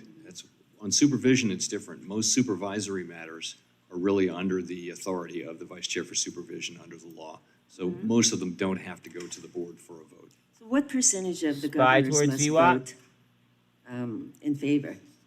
Majority. The majority of them? Okay. The California governor, prior to the depositor bailout for SVB, reportedly identified that he had been in touch with the highest levels of leadership at the White House and the Treasury. Yeah, Bitcoin. The governor also on Sunday, March 12, when the bailout was announced, issued his own statement praising that action. There have also been reports that the governor and his wife, with respect to their business and perhaps other interests, may have had depository interests in SVB. So when the Federal Reserve Board, the FDIC Board, and Secretary Yellen, in consultation with the president, recommended invoking the systemic risk exception for SVB, and then decided to provide blanket insurance even on uninsured balances, did the Fed or any others, to your knowledge, perform any conflict of interest due diligence? No, I mean, we were in an emergency situation on Monday morning. There was going to be, and there was a run on banks that looked, that So had looking high back, insured do you think there depositors. So was we carried out Yeah. our duties, and I'm actually pretty sure we did the right thing. And you don't think there was any conflict of interest, even looking I back? have nothing. I have absolutely no knowledge on that. Okay. Thank you. Thanks for being here. AHI is getting yield really back the tight. balance of my Bitcoin's on time. its way up. Gentlelady yields back. The gentleman from Texas, Mr. Gonzalez, is recognized. Thank you, Mr. Chairman and Ranking Member. Thank you, Chairman, for being here with us this morning. The June Federal Open Market Committee report indicates inflation in the U.S. and abroad continue to ease but remain elevated. In response to the FOMC that has the proposed interest rate increases up until June 14th, recommendations to pause interest rate hikes for the first time this year, research has shown that the effects of monetary policy decisions, happens right like here, raising guys. interest rates, Just because it's up so can much. take on average 42 months to be realized fully in the United States, meaning we may not fully understand the effects of this first increase in rates of March 2022 until next fall. With that in mind, how have our recent tightened monetary policies impacted the strength of the U.S. dollar and how it is valued globally? Let me say that there's a lot of uncertainty around how long it takes monetary policy to affect real activity. There's no agreement on 42 months or any particular thing, and I think most people Wolf would is say only up 1.5 shorter than now. that. So you're asking how it would affect the dollar? Yes. So first of all, the Treasury Department has responsibility for the level of the dollar. Mullen has and the stewardship 13 of over the dollar VWAP. as a currency. We don't actually comment on that. We don't look at any particular level. It's just another, to us, it's a financial condition. A stronger dollar means certain things and a weaker dollar means certain other things. But It continues to be a concern here in this committee. Also, Chairman, as you're aware, the Federal Reserve's core mission is to keep employment up and inflation Coinbase down. with that recovery. Although I understand the calls for climate-related financial risk management from my colleagues, Nice cup. we should be focusing on the economic state of our country. The credit of the U.S. dollar is I at agree with jeopardy, and as you know, we've had global pressure recently, and we need to be sending a clear message that the world can rely on the full faith and credit of the United States dollar. We should be focusing on mitigating the calls to reduce dependency of the U.S. dollar. Monetary policy changes implemented in the U.S. are likely to cause a ripple effect throughout the global economy. With that said, would you agree that monetary policies to directly address climate change should be made by Congress and not the Federal Reserve, and implementing monetary policies and supervisory tools to exclude energy leaders from capital and financial institutions would have a grave impact on local, state, federal, and even global economies? a strong agreement around the fact that we have quite a narrow role in climate change, and really the important decisions about climate change need to be made by elected people, not by the Fed. Thank you, and I yield back. Gentleman yields back. The gentleman from Florida, Mr. Donalds, is recognized. Thank you, Mr. Chairman. Here we go. Chairman Powell, thank you for being here. Really appreciate you being here. Look, I got to say, first of all, it was good to hear from the other side of the aisle that the Federal Reserve should not even be engaging in using its tools with respect to climate change or climate mitigation or whatever the case might be. The Fed, you guys have a big enough job as is. Adding anything like that to your job, I think will be wholly detrimental to the American economy. So I, for one, this morning am glad to hear that coming from the other side of the aisle. You've had a couple questions already on capital, bank capital, et cetera. Look, some of the current views are that continuous raises of bank capital will increase costs to our economy anywhere from $50 to $200 billion. What's your view of the current desire or mode of Vice Chair Barr to fully implement the Basel III capital standards? Well, I think that's dollar strength is that's the continuing to next rise thing. now after that fall. Vice Chair Quarles was working on that. It didn't get completed for various reasons, but I think that's an international capital standard that we should go ahead and complete. As to the right level of capital, that's a discussion we're about to have. We're on trajectory right now. Are you guys at the Fed? Are you guys kind of concerned about the fact that now it seems like the European regulators are starting to pull back from that? Like they're starting to think about capital standards being too much for European banks, and that they're starting to recede from what was, I assume, kind of a handshake agreement in years gone by. I'm not hearing that exactly. We'll be watching that carefully, though. Okay. Overall, just with respect to capital, let's take a step back. Obviously, since 2008, 2009, we have, in my view, aggressively gone through this process of increasing capital standards and capital requirements on a Tier 1 capital for banks. In retrospect, do you think that's been a net positive to the overall banking environment, or do you believe it's been a negative to the overall banking environment? I think it's been a net positive, and as I pointed out headed earlier, back U.S. towards banks VWAP. have competed very, very successfully through this period, despite what were pretty significant capital increases that we put in a few years back. So it really has led to very strong, and also made it well through the pandemic period, I thought, and I think that was a pretty good test. So even though the government did do a lot to support the economy, still, I think that those capital hikes that we made in the last cycle come through looking pretty good. Do you guys at the Fed, do you have a view of, I say you guys because I know you're the chairman, but there's other members as well. Do you have a view of the concern about community banking in the United States, or a lack thereof of community banking? It has been shrinking quite significantly over the past, 10 to 12 years? Very, very much so. It's a focus for us. We understand the importance of community banks that, they provide a different service and a really important service to smaller businesses and communities. And community banks have been consolidating for 30 years now. So it's really a secular trend as people under move to 1 bigger mil- cities and things like that. Well, But 1.6 we don't want to do million anything under to- average volume on GRI. to move that along. We think that, the world's not a better place with fewer community banks, and we try to keep that in mind in all of the regulatory and supervisory things that we do. Do you think that federal regulatory policy, you in part card at from 42% Congress, now? has led to At a the supercharging VWAP. effect of diminished community banking in the United States? It's probably been a factor, but I do think there have been important demographic factors as well.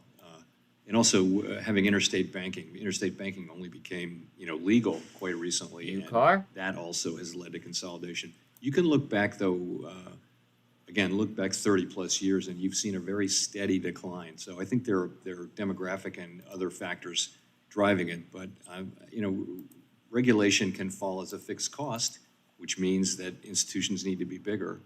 And I think that's probably part of the story. Look, I don't disagree with your conclusion. I'm just concerned about the trajectory. I think just having larger financial institutions, larger banks overall with a diminishing smaller community bank infrastructure is detrimental to lending to small businesses, mom and pop businesses. It also could be parochial. I started my career in community banking, so it's a heartfelt situation. Last question, running out of time. The SEC has proposed a rule that would, among other things, require banks to segregate client cash held in custody, upending custody bank balance sheets, and by extension, the bank custody model. Are you guys at the Fed concerned about this proposed rule from the SEC? The gentleman's time has expired. The chairman Heads can up on respond AHI? in writing.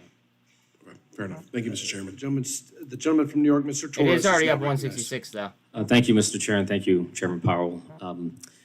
As you know, the U.S. has foreign adversaries, particularly the CCP, that seem intent on de-dollarization. How seriously should the threat of de-dollarization be taken, in your view? Well, the status of the United States, of the dollar as the world's reserve currency is a very important thing to us. I think the reason we have that status is largely due to our great democratic institutions, the rule of law. HI trying, and Mullen the trying. fact that we have, generally speaking, had strong levels of price stability. And I think that the dollar will remain the reserve currency as long as those things are in place.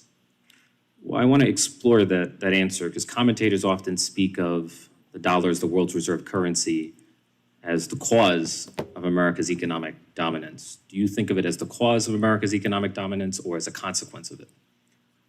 To me, it's more of a consequence. And also, there tends to be an equilibrium where one currency becomes the accepted global standard, and that has been the dollar for some time, and I expect that it will be for some time, continue to be.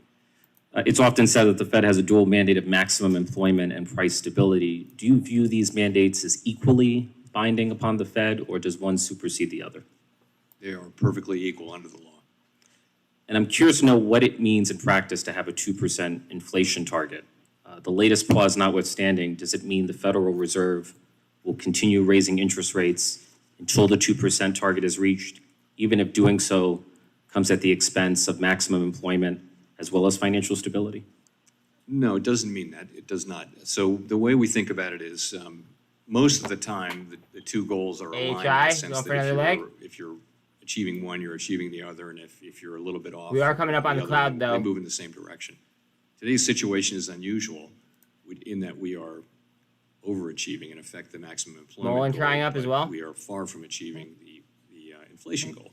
So in our system, we have a constitutional document, and what it says is that when that's the case, you look at how far you are from the goal, and you look at the speed with which you would move back to the goal. And so that would tell you today that we should focus heavily on inflation, but as it becomes closer, as the two things become more aligned, then they go back into perfect equality under the law. So the Fed engages in a delicate balancing act between employment and inflation. Yes. To what extent do you factor in financial stability, safety and soundness, ARBK, when raising starting to move interest up. rates? So you're right, we do have a financial stability mandate, but we try to.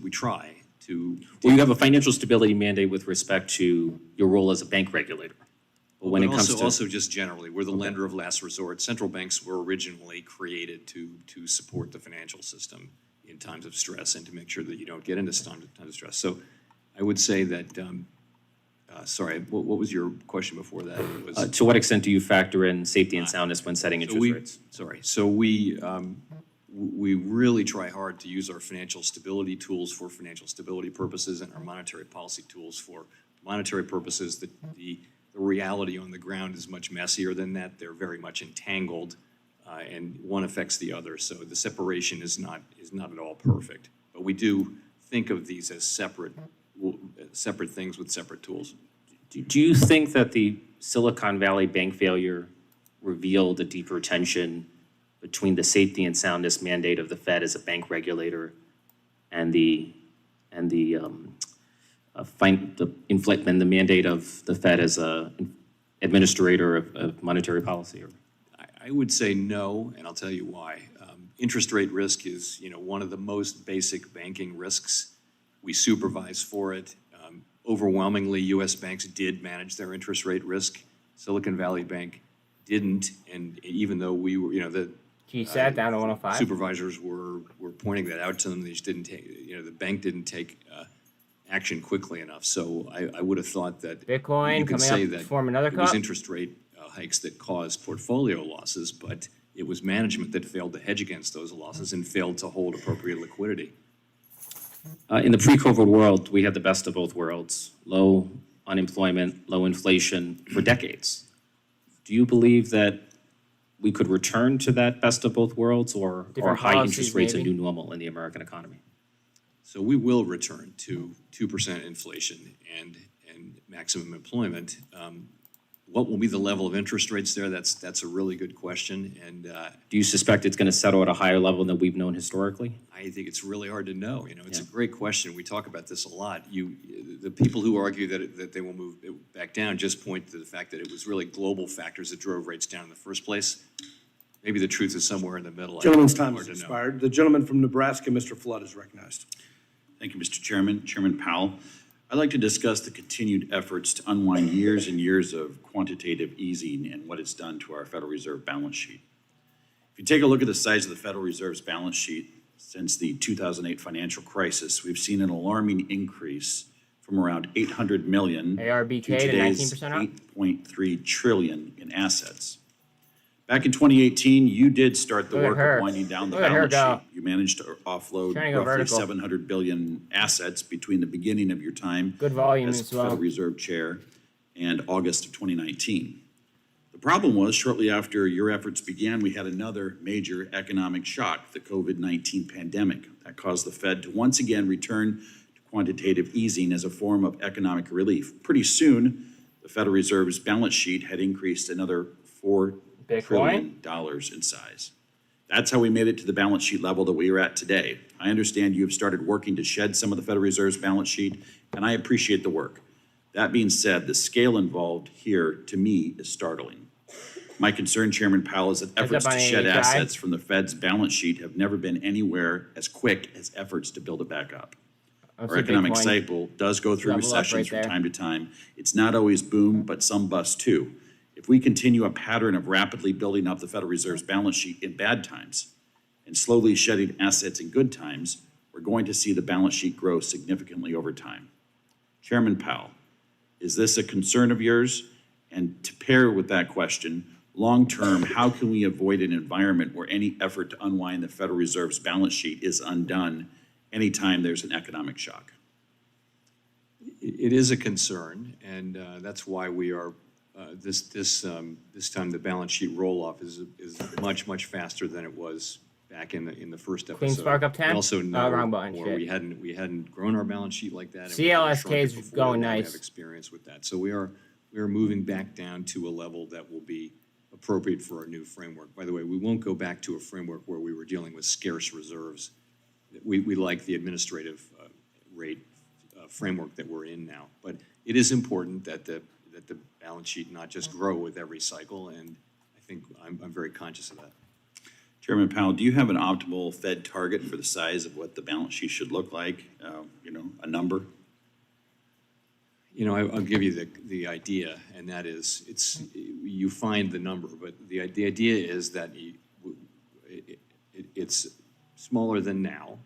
It's a place where reserves Queen are Spark, abundant, big cup. and also have a little bit of a buffer on top of that so that we don't accidentally run into reserve scarcity. Demand for reserves can be volatile, and you don't want to find yourself, as we did a few years back, suddenly finding that reserves were scarce, even though we didn't see it coming, and we then had to put more reserves into the system at a time when we didn't want to be doing that. So I think you want to have a level where we have ample reserves plus a buffer, and that'll be a % of GDP that we get down to, and we're moving in that direction pretty smartly. Chairman Powell, realistically, how quickly can the Federal Reserve unwind its balance sheet? Queen What's Spark. the threshold beyond which What an asset doing? sell-off by the Federal Reserve would disrupt our markets? So we don't Bitcoin sell into the assets. supply What we area? do is we allow them to mature. A lot of resistance coming up here That's though what on we're Bitcoin. doing, to the tune of about $1 trillion a year. Until about We're in the middle of that 30,006 process something. now. We will, it's an empirical question. You're going to find a level that is still ample, plus a bit of a buffer, and that's how we're thinking about it. Mulling up. Thank you, Mr. Chairman. I would just reiterate my concern on this issue. I fear that Remember, having the guys, Federal follow the Reserve blue line. backstop so much of our economy through the holding Blue line of is what matters. treasuries and mortgage-backed securities is not sustainable long-term. Thank you, Chairman. I yield back. Gentleman yields. The gentleman from New York, Mr. Horsford, or Nevada, Mr. Horsford is recognized. Thank the chair and the ranking member for holding this important hearing, and thank you, Chair Powell, for appearing before the committee today. Before I begin, I'd like to ask permission VRM. to enter into the record editorial by the Las Vegas Sun entitled "Economy Infrastructure Thrive When Dems Have the Reins," dated June 16, 2023. Without objection. During this time of increased economic uncertainty, it is more important than ever that the Federal Reserve fulfills its dual mission Bitcoin of trying? maximizing employment and supporting price stability. There is no doubt that it is difficult, and the needle that has to be threaded is very specific. However, the human cost is simply too great for us to get this wrong. Sometimes we need to be reminded that there are real people behind the economic data, and that the actions taken by both Congress and the Fed have real consequences for everyday Yeah, so was Americans. Carvana when I was buying it in the Everyday fours. Americans who fine. want to know that myself and my colleagues are dedicated to creating an economy that actually works for them, which is why I was pleased that last week the Federal Reserve decided to pause your interest rate hikes and take stock of the overall economic picture. Now, don't get me wrong, there's certainly more work ahead of us, but with 13 million jobs added since President Biden took office, Oh, God.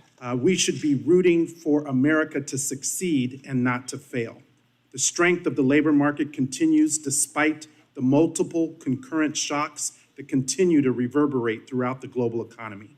And I believe our economy remains resilient thanks to the historic investments that were included in the legislation passed last Congress and signed into law by President Biden. These beneficiaries of these investments Bitcoin were up. the people, the middle class, not special interests. The bipartisan infrastructure law is creating construction jobs and projects that will help ease supply chain challenges and ensure safer transportation for everyone. President Biden and congressional Democrats are investing in technology that will define the 21st century. Components Bitcoin. to generate solar and wind energy, semiconductors and electric vehicles Bitcoin. will all be made here in America. Just last week, Treasury Secretary Yellen was before this committee and described how the transformational investments from the Inflation Reduction Act are ushering in a renaissance of domestic manufacturing. These are good-paying jobs, union jobs, that are expanding our production capacity here at home while reducing our reliance on goods imported from abroad. As I indicated in the editorial by my UFAB is hometown now up newspaper, the Las Vegas Sun, remarks that annual Gap right there, investments though. in manufacturing construction has more than doubled its pre-pandemic levels. Furthermore, when we narrow the focus to the region, including Nevada, the U.S. Census Bureau estimates that in just 2 years, private manufacturing construction increased almost tenfold. So if we want to rebuild the American middle class, we must do so from the middle out and by investing in modern infrastructure and modern manufacturing facilities. But this does not mean that everything is improving equally. I've heard time and again from my constituents about the cost of housing being one of their biggest pain points. The Monetary Policy Report points out that housing services prices have risen a shocking 8.5% over the 12-month period ending in April, and in my district, it's even worse. So Chair Powell, at a time where it has become increasingly difficult for working Nevadans to purchase a home, I worry that rising mortgage rates will put working families even further behind on accessing the wealth and equity that a house provides. While higher rates have cooled some housing markets across the country, what do you see as the biggest remaining upward pressure on housing services? And what can we do in Congress to incentivize new home starts to hopefully moderate the imbalance between supply and demand in the housing market? I think you're talking about largely longer run factors here, and I think there has been for some time a shortage of housing. It's harder to get lots, it's harder to get workers, and in the pandemic it had been harder to get materials and things like that. So there's certainly a need for more housing. I think during the pandemic you had people wanting to live in houses rather than downtown in apartments because of COVID. You had low rates, and so you had 2 or 3 years of very, very high price increases for housing, and now that is flattened out a lot as we've raised rates. And Gentleman's time has expired. The gentleman from New York, Mr. Lawler. Thank you, Mr. Chairman. Chairman Powell, you, the Fed's Vice Chairman for Supervision, and many others have indicated that the banking system is well capitalized. There is a gap right there, though. Bank capitalization remained robust during the COVID shock and related shutdowns of economic activity and in severe Fed stress testing. Nonetheless, the Vice Chair for Supervision wants to increase capital and other requirements on financial institutions. This will have substantial economic effects that will begin immediately while you are still focusing on bringing inflation back to the Fed's 2% target. Excessively high capital requirements will constrain credit provision to the economy, costing jobs, incomes, opportunities, and living standards. As my colleague, Mr. Garbarino, pointed out, a 1% increase in capital requirements could potentially reduce GDP by up to 16 basis points based on the Basel Committee literature. On January 21st, 2021, 30-year fixed-rate mortgages had an interest rate of 2.77%. Now, for the same loans, individuals are looking at a 6.69% interest rate for a 30-year fixed-rate mortgage. For the median home valued at $436,800, I like that. The difference from less than 2.5 years ago to now equates to over $300,000 more over the course of the loan. For the median household making around $71,000 a year, that extra $10,000 a year out of pocket in mortgage costs. I think you'll do very good. Some areas like my district are even harder hit due to the high cost of living and the lack of housing. Combine that with inflation at or above 4%, and these factors are taking a real toll on the average American family, including in the Hudson Valley. Now, further decreasing the availability of credit to households and businesses across the country would only likely worsen this crisis. So, Chairman, do you agree that excessively high capital levels constrain banks' lending capacity with spillover effects on jobs and living standards for Americans, and effects would begin immediately, independent of any proposed phase in timing? I do think that, as I mentioned earlier, there is a trade-off between safety and soundness and availability of capital, and you want to get that balance right. But respectfully, you have testified that there was more than enough capital in these banks. So where are we unsafe and unsound that we would require more capital requirements? Well, as I mentioned, that's the question we're going to be asking as we review the proposals when they do. That's the liquidity that they're worried about. We don't have a proposal in they don't have it at this point. And I think as I mentioned, any any increase in the capital for the large banks would need to be justified. I don't know that there will be much in the way of capital increases proposed for banks other than the very large banks, but we'll have to see. So you don't believe regional and community banks will face the same requirements? Very different requirements, I would think, as they do now. But you're not looking to increase the requirements on them? We'll have to see what the proposals turn out to be. Honestly, they're still to some extent in motion, and once they're out, we can have lots of conversations about the specifics. But until they are, it's tough to do that. And you'll commit to providing this committee with all such analysis before any proposals come out? I think there will be a Cues, proposal cup and handle set up. that comes to the board sometime this summer. Bitcoin trying to break The out. board will vote on that, and we'll obviously share whatever analysis we have.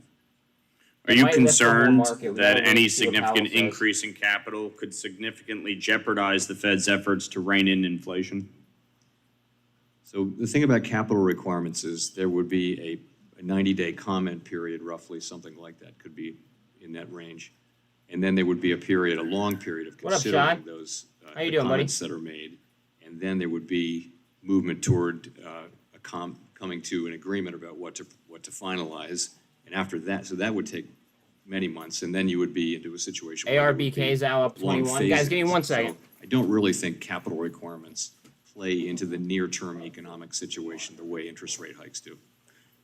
Chairman, according to the Bureau of Labor Statistics CPI inflation calculator, it takes $1.16 today to buy the same consumer goods and services as $1 purchased when President Biden took office in January of 21.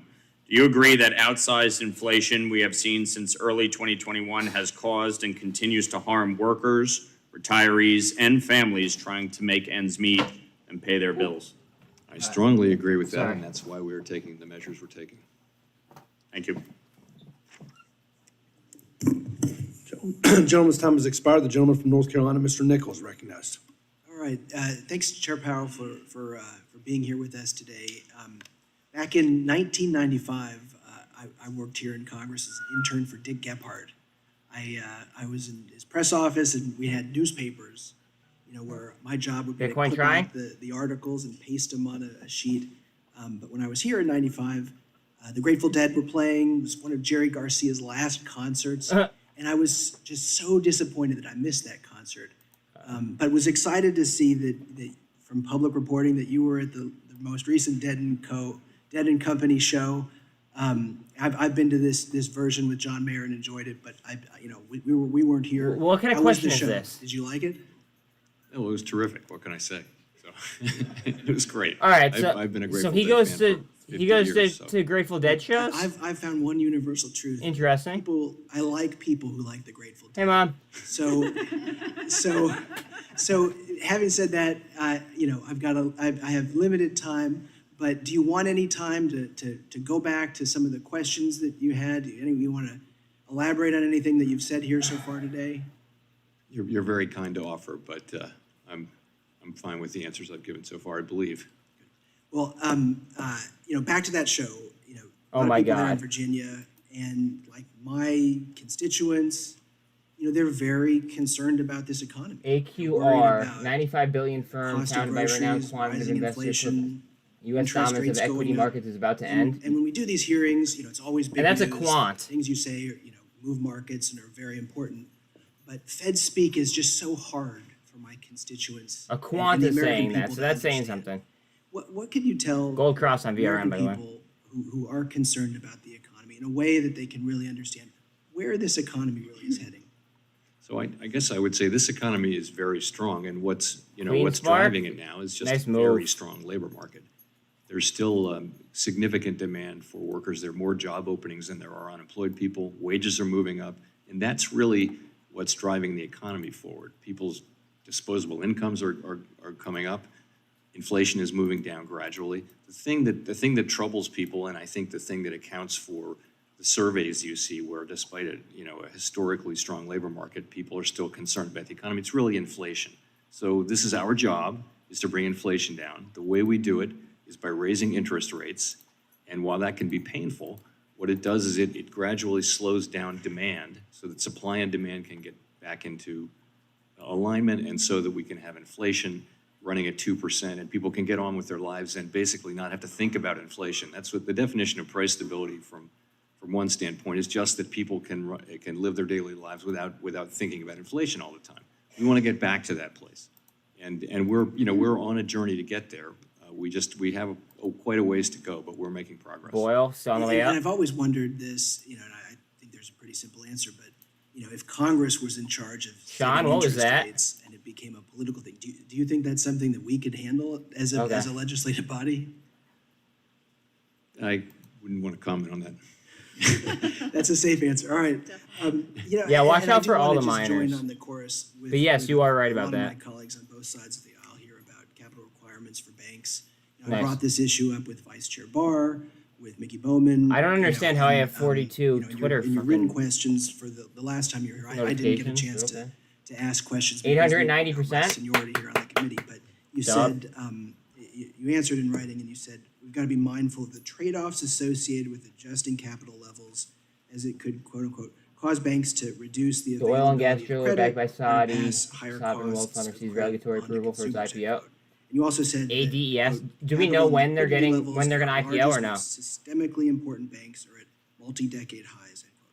We're at My 29.9 constituents here on sent me Bitcoin. to lower costs for working families. So increasing borrowing costs really hits them hard. As the Fed considers Mullen has new capital 25%. requirements, how do you AHI intend is to strike up that 165 balance still. between the trade-off that you talked about in your written response? So that is the balance. You said it. ARBK now up 21 and a very half. well. So stronger capital requirements mean we This have was light volume though, if I'm we have not a stronger mistaken. banking system, means it's more resilient to downturns actually, it's and above crises average. and things like that. So banks can continue to lend during even stressful times, and so that's very important. Do you want me to? We put a high value Alright. on that. And yet, of course, we know that at the margin, the cost of I could do cost of that. capital goes up for banks, and the cost of credit will go up. So it's a balancing thing, and there isn't any one simple model or answer. So you just have to make a judgment call based on that, and that's what we'll be doing as these proposals are made and then assessed. Thank you. I yield back. When did he post it? Thank you, Mr. Nichols. 'Cause I mean, I for will. I have joining no- with the next I have no concert with problem. the Chairman, we'll see how that works out. Chairman Powell, thank you very much for taking time to be with us here today. Recognize, first of all, that you get, I think politely said, feedback from every sector on how you're doing your job. You are charged with two mandates. Primarily among those are price stability and combating unemployment. As my colleagues have discussed today, the labor market is clearly very tight, and you should be credited with succeeding in maximum employment and being a partner in this. Unfortunately, as we've also heard, and as the country is experiencing, we haven't collectively been as lucky in terms of price stability. Core CPI is still over 4%, and services and housing costs remain very sticky. Given the economic uncertainty on how the Fed will bring inflation to its 2% mandate, can you quickly touch on how the bank capital requirements Vice Chair Barr is proposing? And I'll be specific here. My Main Street businesses, especially farmers, family farms, and Iowans back in my district, really provide a backbone on this, and they depend heavily in this area. Do you think that they will be facing a more difficult and expensive credit environment as a result of this? Why not, right? I don't think so, and particularly in the near term. So, first of all, many of those people will be dealing with regional and community banks, rather than with the GSIBs. But even with the GSIBs, though, as I mentioned, the phase-in for higher capital, the process of publishing and then getting comments and evaluating those comments, and then coming to a broad agreement and consensus on what to implement and over what time period. That takes time, and it will not be important during this period of the next year or two when we're getting inflation back down to target and the economy's kind of normalizing. I don't think the capital will I sent him a tweet. I don't care. capital changes will have much of an By effect. setting up for the in the gold near crosses, term. get So, it. Mr. Chairman, let me ensure that I'm hearing you correctly then. Vice Chair Barr is engaging with small businesses throughout the Midwest right now on potential knock-on effects from this holistic review. Some economic studies have found that these 200. knock-on effects will increase borrowing between $50 and $200 billion. As we look to cut this in half, is this That could the be a right double thing to bottom. be doing? Sorry, cut in half. the inflation rate. Watch for a bull flag right there. I'm gonna drive, but I might be late. Honestly, I don't think the two are really in conflict. We have an obligation to bring inflation back down to 2% over time, and we will do that, and we'll use our tools to do that. But I think the question of bank capital is real. I don't see it as a key factor in how we think about inflation, because again, it'll take quite a while to decide what to do and then to implement. Some of the changes we're talking about will have multiple year phase-in periods. So, Mr. Chair, let me ask you on that implementation timeline, particularly for new capital standards. You said it would be some years before it would go into effect. According to a report published last year by the Federal Reserve Bank of Cleveland, in the case of implementation Basel III, banks began to increase their capital ratios, and I quote, prior to the publication of specific language applicable to U.S. banks, end quote. And that bank responses, we estimate, to take place well before Basel III rules started to come into force after 2014. Try to move up. Do you agree with the Cleveland Fed, and do you believe that our banks will begin to adjust as soon as the proposal is released? Yes, I do. It's not an absolute thing where they'll wait until the effective date. They Ooh, will hard down on certainly, and they AHI. may even be starting, but I would think the project, If the it earlier you slapped start, the more VWAP, gradual the path. I want to see if it's gonna engulf. Or Very if quickly, I we're gonna want to drop turn it. to a different subject. It's been brought up by a number of my banks back home relating to a central bank digital currency or any federal issued coin. Ooh. We have seen how this administration and the last Congress wanted to require anyone who made more than $600 on a third-party settlement organization like an eBay purchase has to report that to the IRS. The existing threshold before the law was modified was $20,000. That is how far this administration wants to peek behind the curtain of what my constituents are spending their money on. And $600 in Iowa doesn't go a long way. It's the equivalent of a PlayStation or paying for your kids' dance classes. I'm a dad of 6. I digress on this, but I do want to know specifically, for my constituents back home, the thoughts of creating a central bank digital currency that tracks individuals. If the Fed were to offer a direct individual account to citizens, wouldn't this be a direct threat to the financial privacy of many Americans? Yes, it would be. Potentially, and that's why we would not, it's not something we support. We would not support, accounts at the Federal Reserve by individuals. That would not be, if we were to, and we're a long way from this, if we were to, support at some point in the future a CBDC, it would be one that were intermediated through the banking system and not directly at the Fed for exactly the reason you point out. I'm very happy to hear that. I think that's a good partnership with the individuals there and a respect for Americans across the board. With that, I yield my time and recognize the gentlewoman from Colorado, Ms. Peterson, for 5 minutes. Thank you, Mr. Chairman, and thank you, Chair Powell, for being with us again today. I come from Colorado. I was in the legislature for 10 years, and when the pandemic happened, I was part of being one of the, unfortunately, elected people during that time, that difficult time.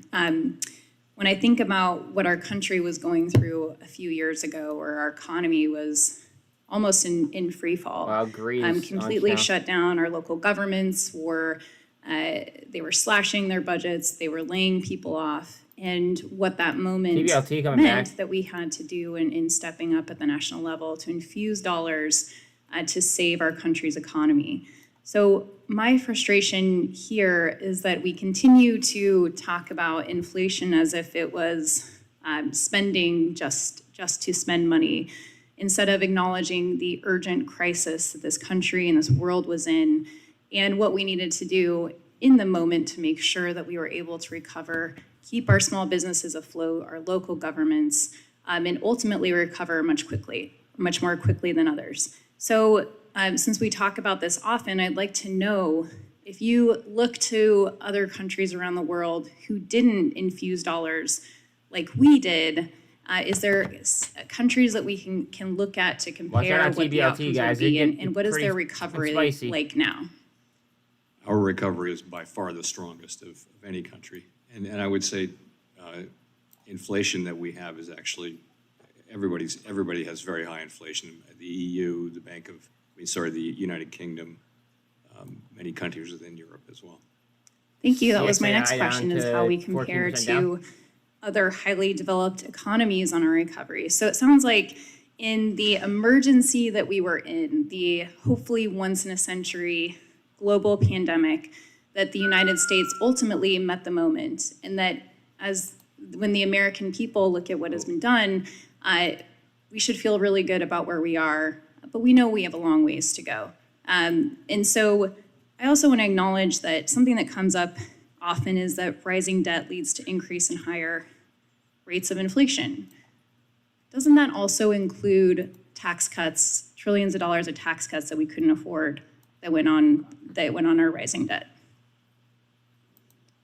In terms of today's inflation? I think if you look, I mean, to your point, you look around the world, there's a common factor that has driven inflation very high in lots of advanced economies, and it's the pandemic, and it's everything about the pandemic, the closing of the economy, the reopening of the economy, the fiscal support, the monetary support, all the things that happened went into high inflation. And inflation is coming down. We'll look back on this and we'll be able to look back at very period. Remember, that's a Bitcoin miner as well. I think it's not just monetary and fiscal policy. It's also just Stacks is up 2.3. things to do with the pandemic. Gosh is up 2.5. Absolutely. It's hard to believe where we were a few years ago and where we are now, although we do have challenges ahead. Another frustration that I have here is our failed policies around immigration reform and providing legal pathways for workers here in this country. When I talk to business leaders across the country, they say that the number one thing that we could do to address inflation is address legal pathways for people who want to work here. And so, while I recognize you say your job is to address inflation, you are still limited only within the tools that you have. So my question to you is, would an increased labor supply help supply chain issues and inflation in this country? So we're seeing that now very much. A little bit to our surprise, we've seen a bounce back in labor force participation and also a significant return to the prior trend in immigration. And that we believe, and most analysts would say that that's part of why employers are finding the labor market to be a little bit less tight now. It's still extremely tight, but that more labor supply is helping the labor market get back into balance, including through immigration. Great, thank you. Another concern that I have is not just now our inability to address legal pathways to work in the United States and the consequences of not doing that to our economy. I really worry about in the long term if we don't address our labor shortage. So I'd like to know if we are unable to provide these pathways looking at the needs of this country, do you see this contributing to the rising costs and inflation here in the United States in the long term? I'm not sure about the long term, but I would say that, right now still employers are reporting a very significant excess of demand for workers over the supply of workers. And so there's a lot of demand out there for people to work. Thank you, Mr. Chair. Ladies' time has expired. I now recognize the gentlewoman from Texas, Ms. Dela Cruz, for 5 minutes. I thank the chairman for holding this important hearing today. It is critical that this committee continue to explore how the Biden administration's ill-conceived policy and regulatory approaches are harming our nation's economy. And thank you, Chair Powell, for appearing before us today. I'd like to lead off with a question that I posed for Vice Chair Barr when he recently appeared before this committee. As representative for a largely rural district where my constituents, of which 86% are Hispanic, heavily rely on smaller institutions or community banking institutions for their financial needs. I am concerned about Mr. Barr's focus on factors that aren't necessarily material to the recent bank failures. His report on Silicon Valley Bank seemed to go out of its way to advocate for higher capital levels as a cure for the recent bank failures, instead of the failures of regulators and bank mismanagement.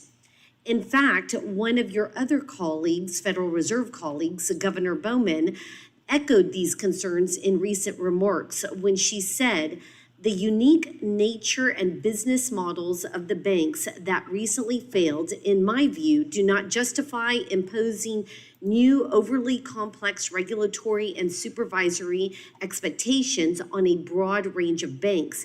If we allow this to occur, we will end up with a system of significantly fewer banks serving significantly fewer customers. Those who will likely bear the burden of this new banking system are those at the lower end of the economic spectrum, both individuals and businesses. Just a couple moments ago, Rep. Donalds asked you a couple of questions, and your response was that you mentioned how important community banks are and that you are keeping them in mind with all that you do. As I speak with my local community and regional banks, they say that the increase in regulation and in capital requirements will really hurt them.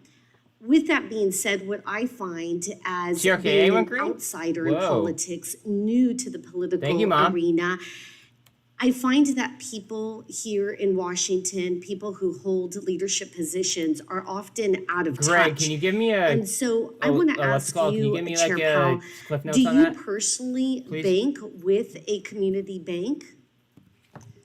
I have over time, not currently, but yeah, the last mortgage that my family and I had was you would like the story, I can tell you someday, but we had a very large bank which sort of failed at the last minute to come through with our mortgage, and we went to the local community bank, and they knew my family, and they knew the house, and they were able to give us a mortgage without difficulty within a few days.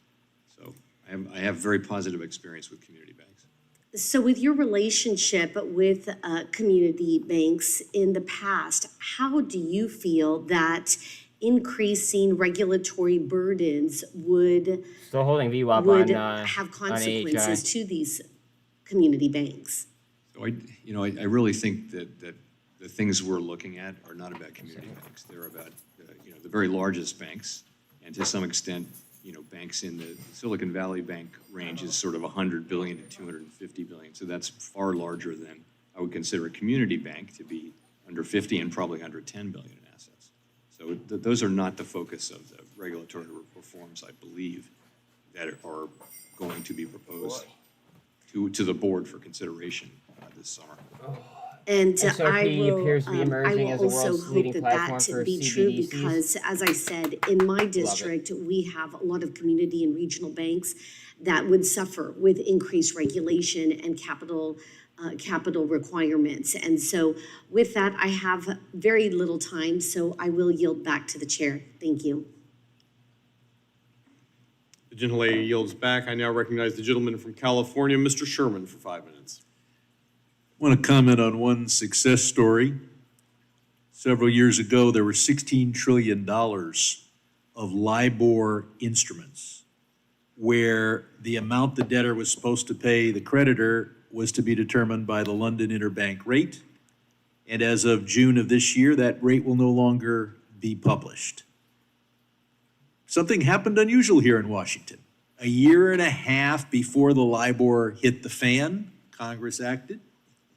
You published your regulations in February, AHI and down the to VWAP. problem is solved. I want to pick up on the ranking member's comment that it's critical that we deal with housing. There's a lot we can do in Washington, but we also need to get cities to allow the construction of apartment buildings and condos. Mullen announces Someone has talked about moratorium on new financing. Dollarization. We need to compete against the euro and against the won. But one place where Congress can act is with regard to crypto. The crypto billionaires have told us they want to displace the dollar. They're working for de-dollarization. And when billionaires tell you they are trying to hurt your country, you should believe them. There's been a discussion here as to whether it's the pandemic or Washington, D.C. policy that's caused the inflation. We have a perfect test case. Our annual inflation rate is now at 4%. The European Union, where Mr. Biden is not president, and Mr. Powell is not head of their Federal Reserve, the European Union is, in May, had 7.1% inflation.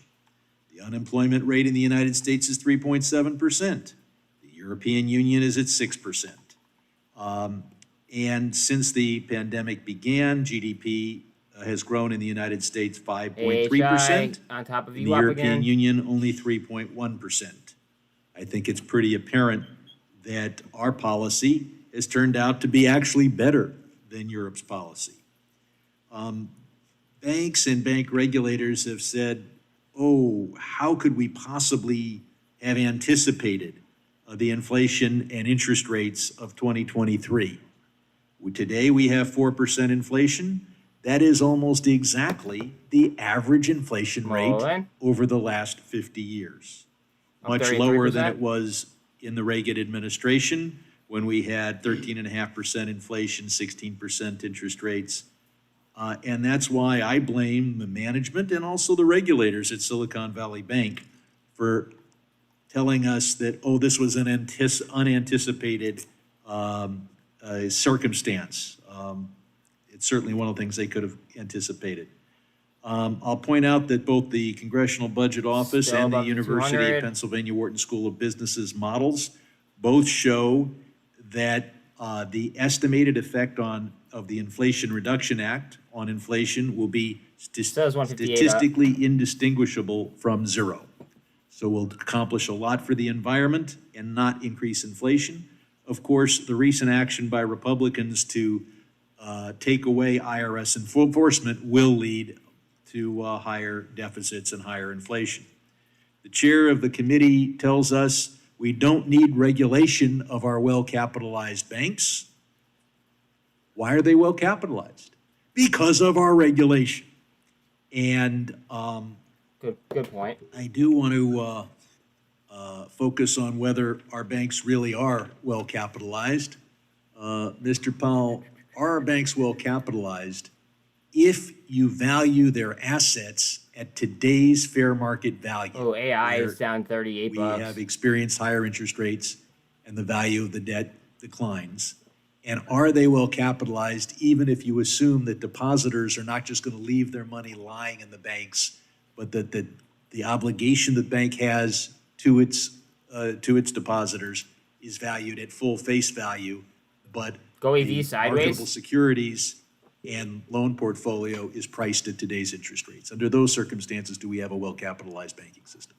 I think you have to take the capital requirements as they are, for purposes of this. Well, question. that's the problem. Our capital requirements are hide the facts that are unpleasant. Right. If you don't hide the facts, are we well capitalized? Traditionally, though, as you know, a rising rate environment has increased the value of the deposit franchise, which more than or at least offsets any portfolio loss. So we're well capitalized if depositors continue to be lazy and stupid. The gentleman's time has expired. Chairman Powell can submit any additional response for the record. With that, we'd recognize the gentleman from Tennessee, Mr. Ogles. Thank you, Mr. Chairman. Mr. Powell, as you know, when the COVID-19 pandemic started, the Federal Reserve began a round of quantitative easing, referred to as QE4. Like many COVID policies, this program dragged on, not ending until March of 2022. I just needed a mental To conduct break, this program, the Federal Reserve expanded its balance sheet with short-term interest-bearing liabilities on one side and long-term interest-bearing assets on the other. And this was at a time of historically low interest rates. When predictably, expansionary fiscal and monetary policy sent inflation to the highest level in 40 years, the Fed was forced to raise interest rates rapidly. Now, going back to one of my colleagues' questions about the bank losses and the result of that being poor management and failing to hedge against the interest rate environment, is that a fair summation that management and failure to hedge is what caused some of the bank losses? Certainly, many banks manage the interest rate risk that came along through that. Why wouldn't that come up? It's so weird. But some did not, is that correct? Some did not. In October, the Fed suspended its remittances to the Treasury due to losses. Mercatus Center estimates that the lost revenue for the Treasury will result in $760 billion over the next 10 years. And so I haven't updated. it does concern me that Treasury is blaming banks for mismanagement when you yourself had to stop remittances and will suffer losses. Now, when the Fed prepared its and I said Treasury Fed, but semi-annual monetary policy reports through the time of QE4, none of those reports mentioned interest rate risk would impact the government's finances. So should that have been disclosed, or did the Fed not understand its own risk in correlation to the interest rate environment? Well, so what we do, we remit all of our profits, right? And in the era of QE, those profits were enormous. We remitted something like $1.2 trillion in profits to the Treasury Department because, you know, we're funding purchases of long-term assets. Snipping tool, issuance, as you pointed out, of overnight, you know, lower rate instruments.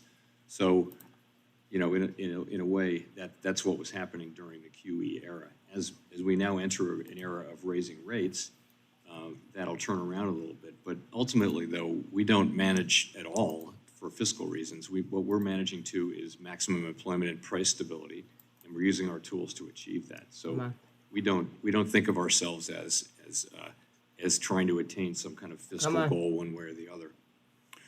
You can do it. But what about, as far as, well, I guess I'll ask this question. When you look at, you know, the roughly $700 billion in blow to the Treasury, how's that going to impact the president and Congress's kind of economic plans and policies going forward? I mean, is it going to impact negatively?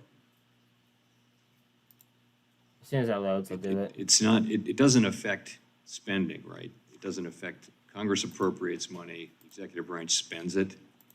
It affects, so it will mean that more borrowing has to take place, and that could raise rates very marginally at the margin. But that's how it works. Sorry, guys. I don't know what the fuck's fuck's happening here. Well, I didn't ask about the budget moreover than our overall economic goals. And I think what I think a lot of us are getting at is when you look at Main Street America, when you look at mortgage rates and how it's impacting, you know, families' abilities to get a mortgage. And so someone who was eligible for $300,000 to buy a home now is no longer eligible for that home. You have people that are now upside down due to this, you know, expansionary, you know, interest rate environment. And I have concerns about, you know, future raises and the impact that's going to have on small businesses, availability of credit, and again, your average homeowner. And the people that pay that or bear the burden of that are your lower income and your middle class families. Now, when you look at Silicon Valley Bank, and which is supervised by the Fed, again, I get back to when you look at the interest rate increases, why there was not more warning or hedging from you as the impact it may have on the fiscal system, the financial system, and the banking system. Because, as we well acknowledged, both sides of the aisle, that there was some poor management, but the regulators and the communication from the government was lacking. And Mr. Chairman, I am out of time. Mr. Powell, thank you for being here, and I'll yield back. Thank you, Mr. Eagles. With that, the chair recognizes the gentleman from Massachusetts, Mr. Lynch. Thank you, Mr. Chairman, and I thank the ranking member. Welcome, Chairman Powell. Good to see you again. Chairman Powell, I heard some of your comments the last couple of days about the Fed seeking a softening in the labor market. And as a former union president for the iron workers, I always took a dim view of a softening of the labor market. Bear with me, guys. You know, reduced bargaining power and that sort of thing. But I do admit that right now, unemployment rates are historically low all across the country. I think Massachusetts, the Fed numbers at 2.8% unemployment. Arkansas, even less. Alabama, even less. So I understand the need for your position. But when you look at the Black and Latino unemployment rates in some of these major cities, they're double that.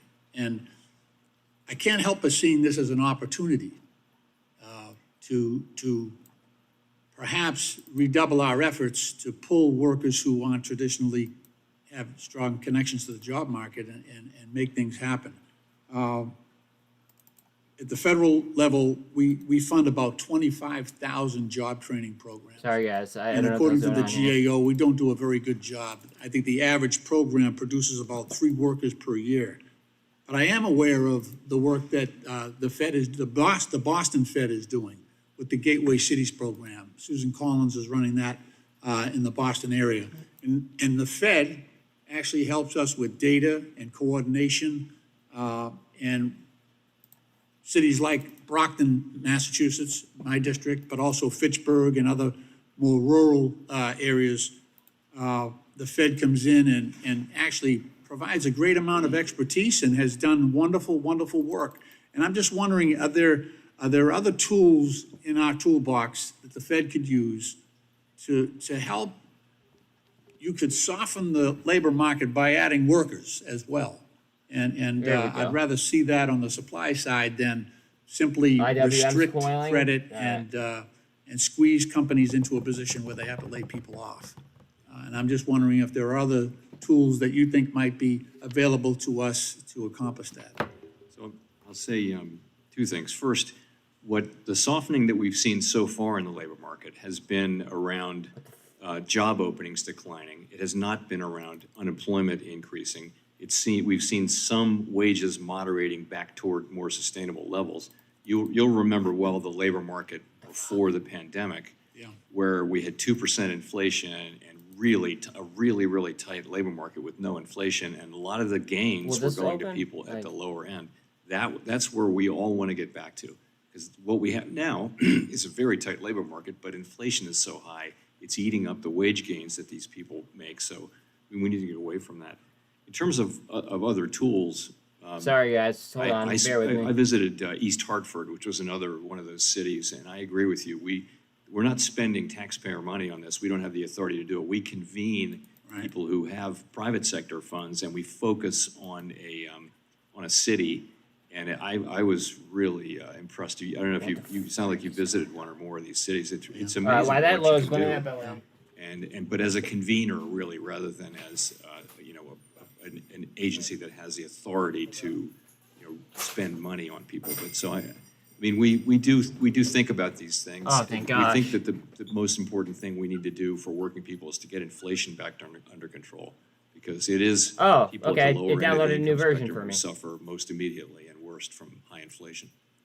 I just think there are deeper structural problems in the limitations within our workforce. I met yesterday with IBEW Local 103. Is that far? Okay. As soon as I talked to new electrician apprentices, mostly women of color, who they're working days, their husbands are working nights, and it reflects in that very, very low unemployment number, which is, I mean, you're getting around 2%. It's really people who are in between jobs. Those are the people that are, so there's no real reservoir of unemployed workers there that you can rely on. And I do appreciate the way the Fed came in, and the Boston Fed came in and big-footed the situation in Fitchburg, where they brought a bunch of people together. There we go. And they accomplished a lot without spending federal taxpayer money. So we're I'm loading going to continue there. to try to find ways that we could use the resources that you Ooh, have available. GNS, Mr. ouch. Chairman, I yield back.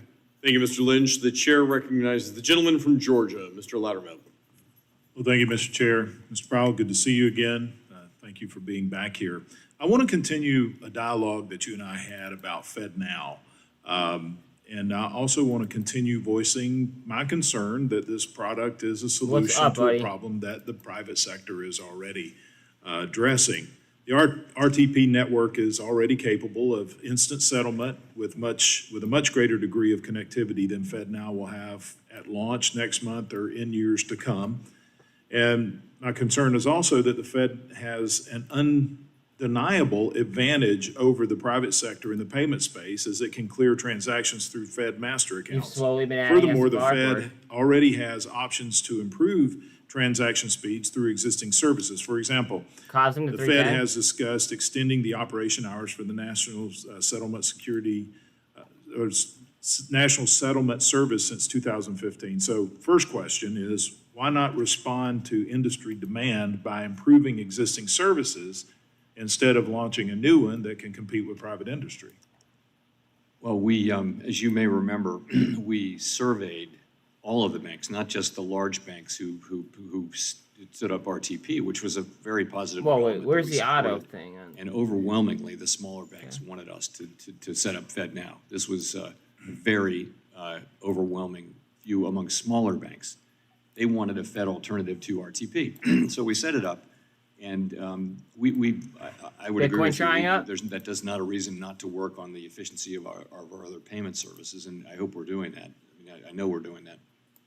So are we we? had also discussed in the past about setting up some guardrails to protect customers from accidental or fraudulent transactions. Bitcoin trying And again? we know that's a big Let's see. issue across the entire We have financial resistance services until sector. And in response right to that, about we know that here. the banks already This have is a key procedures level. for We need to get out of customers to there. report unintentional transactions. About 30,600, And, just under. FedNow will come up with a suite of features as well to help institutions investigate and remedy any unintentional or fraudulent transactions. However, with real-time settlements, this becomes a whole lot more difficult than just debiting the account that received funds by mistake. Can you elaborate on how you're going to handle this protection? Yes, and of course, RTP faces the exact same issues. I mean, it's a problem with real-time payments. You just have to have very high, extra high levels of security around the payments, who the payee is, and that sort of thing. And we do think we can master that and build that in, as any faster payment. Do you have any ideas of the direction that you're looking to go? How are you going to be able to resolve those? I'm still Or is listening, this just John. I don't something know. you're beginning to look I didn't catch that. No, I think we've built very strong safeguards in. I can't give you the technology answer. Okay. But we'll be happy to supply that. Yeah, if you could supply that, I appreciate it. Just a couple So other he's talk- questions. Yeah, that Will the Federal Reserve itself use FedNow for real-time payments between banks and in the system? I'm sorry, will it? Are you going This is to big. use This is big right here. the FedNow for real-time payments between banks within the system? Yes, I mean, that's what it's for. It's it's an interbank payment system that allows banks to offer real-time payments to their customers. Okay, so with that, I'm going to diverge just a little bit. I've dealt with in the past at state level with government competing with private industry. We run into this problem. Mo got a hard where the down government towards has VWAP. an undeniable advantage. In this case, it had to deal with internet services, where city governments had gotten involved in internet servicing and started competing against private providers. And the issue came that the city governments were undercutting the private providers because of the trying to poll cut back? access fee. So we passed legislation in the state of Georgia that required 1348 right any there. municipal government that provides a service that competes with private industry has to assess themselves the same fees. IWM So coiling? with that Yeah. in mind, will transactions between Federal Reserve banks be subject to the same rules Gold and cross on fees 1 as minute? other banks? Are you going to charge yourself the same fees Yep, that yep, yep, the Sean. private industry I'm and with you, abide bud. by the same rules as the private industry? I don't know the answer to that. I will say, Novavax just went on. I wouldn't advocate, in the payment space, there are many, many instances of a government-operated payment system IWM trying? operating IDEX side by and the side bull with flag? the private Gotcha. sector one. It was not something I would advocate broadly for Octo, in the back to economy. lunch. You think about ACH, you think about FedWire.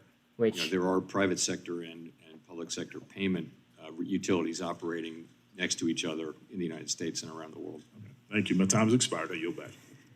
Gentleman yields back. The gentleman from California, Mr. Vargas, is now recognized for 5 minutes. Well, thank you very much, Madam Chair. I appreciate the opportunity. I want to thank the ranking member, too. Thank you. Mr. Chairman, I've always had great confidence in you. I told you that personally. Now that you're a deadhead, though, I'm not quite sure. Especially after 50 years. But anyway, again, thank you very much for I being should really here. be playing Appreciate crypto the futures service right you've done now. for our nation. One of my colleagues was talking about the difference in inflation rates in the United States and Europe, on both sides, actually. One of my colleagues on our side talked about that. And I was wondering if you saw the headline today in the New York Times about the UK inflation rate. And you saw that they're running, I think, at 8-something%. VRM's at 5.5. Yes, I did see that. And you were asked a question by a gentleman on the other side of the aisle that LGN about to run it? when the Biden administration took over, what you could buy for $1 now costs $1.16. and that was hurting consumers. And you said, and I want to quote you, I strongly agree. But the question obviously inferred that inflation was the fault of the Biden administration. I mean, that's the whole point heads of up the on question. The question I answered, by the way. That's right. And I was going to say that, I'll give you an opportunity to answer that, because you later said that the pandemic was the issue all around the world. So is the Biden administration the cause of all this inflation? Just to be clear, the question I answered was, is inflation hurting people? It was nothing to do with the cause of the inflation. And But it's HLGN had inferred, news yesterday? Chairman, when you say that this has happened during the time of the Biden administration, I think the question clearly infers that. I think you understand the question I was really answering. So I guess I would Nancy say again, Power now strategic collab. people are going to I be do like unpacking solar the as causes well. of this inflation. Many academic Insider buy firms have 5 days built ago as on, well. New ways to look Remember, at this. that's a Bill Former Gates Chairman play. Bernanke delivered a paper with a colleague just a couple of weeks ago at Brookings on this. And I just think you see inflation everywhere in the world. There's a common factor here, which has to do with the pandemic. There's also a room for fiscal policy. There's a room for monetary policy. New cars now up in the 45%. And I just think it's very hard to unpack that. And I wouldn't. AHI still up It's not up to 140. us to make a judgment about. We don't render judgment on fiscal policy. We don't support it. We don't criticize it. We take it as something that arrives at our front door. No matter who is president, no matter what fiscal policy is, it's not something we low volume on TRK. Criticizing or praising. I wanted to give you an opportunity. I appreciate the answer. I wanted to give you an opportunity just to make sure if there was any confusion about that, the confusion was cleared up, and I think you've cleared it up. Now, I want to answer a question that you didn't answer, that you passed on. The question was if Congress should be in charge of setting the federal rates fund. I can't think of a worse idea. The only worse idea, I think, might be another idea that was set forward earlier, that maybe we should be involved in supervising the banks, Congress. We can't even figure out appliances here, for God's sakes. We closed down the government over appliances. We can't even figure that out. I don't know how in the world we'd be setting rates and how in the world we'd be supervising banks. Good point. Again, I think you guys can do a tighter job of supervising banks. I mean, I do think that and you guys have admitted to that with the Silicon Valley Bank, and I hope you do. And I know you're looking at these regulations. It was brought up that since 2008, 2009, the capital requirements have gone up, and the banks generally have done well in the stress test. What was the law that caused the capital requirements to go up? It was a combination of Dodd-Frank and also the Basel Committee. Of course.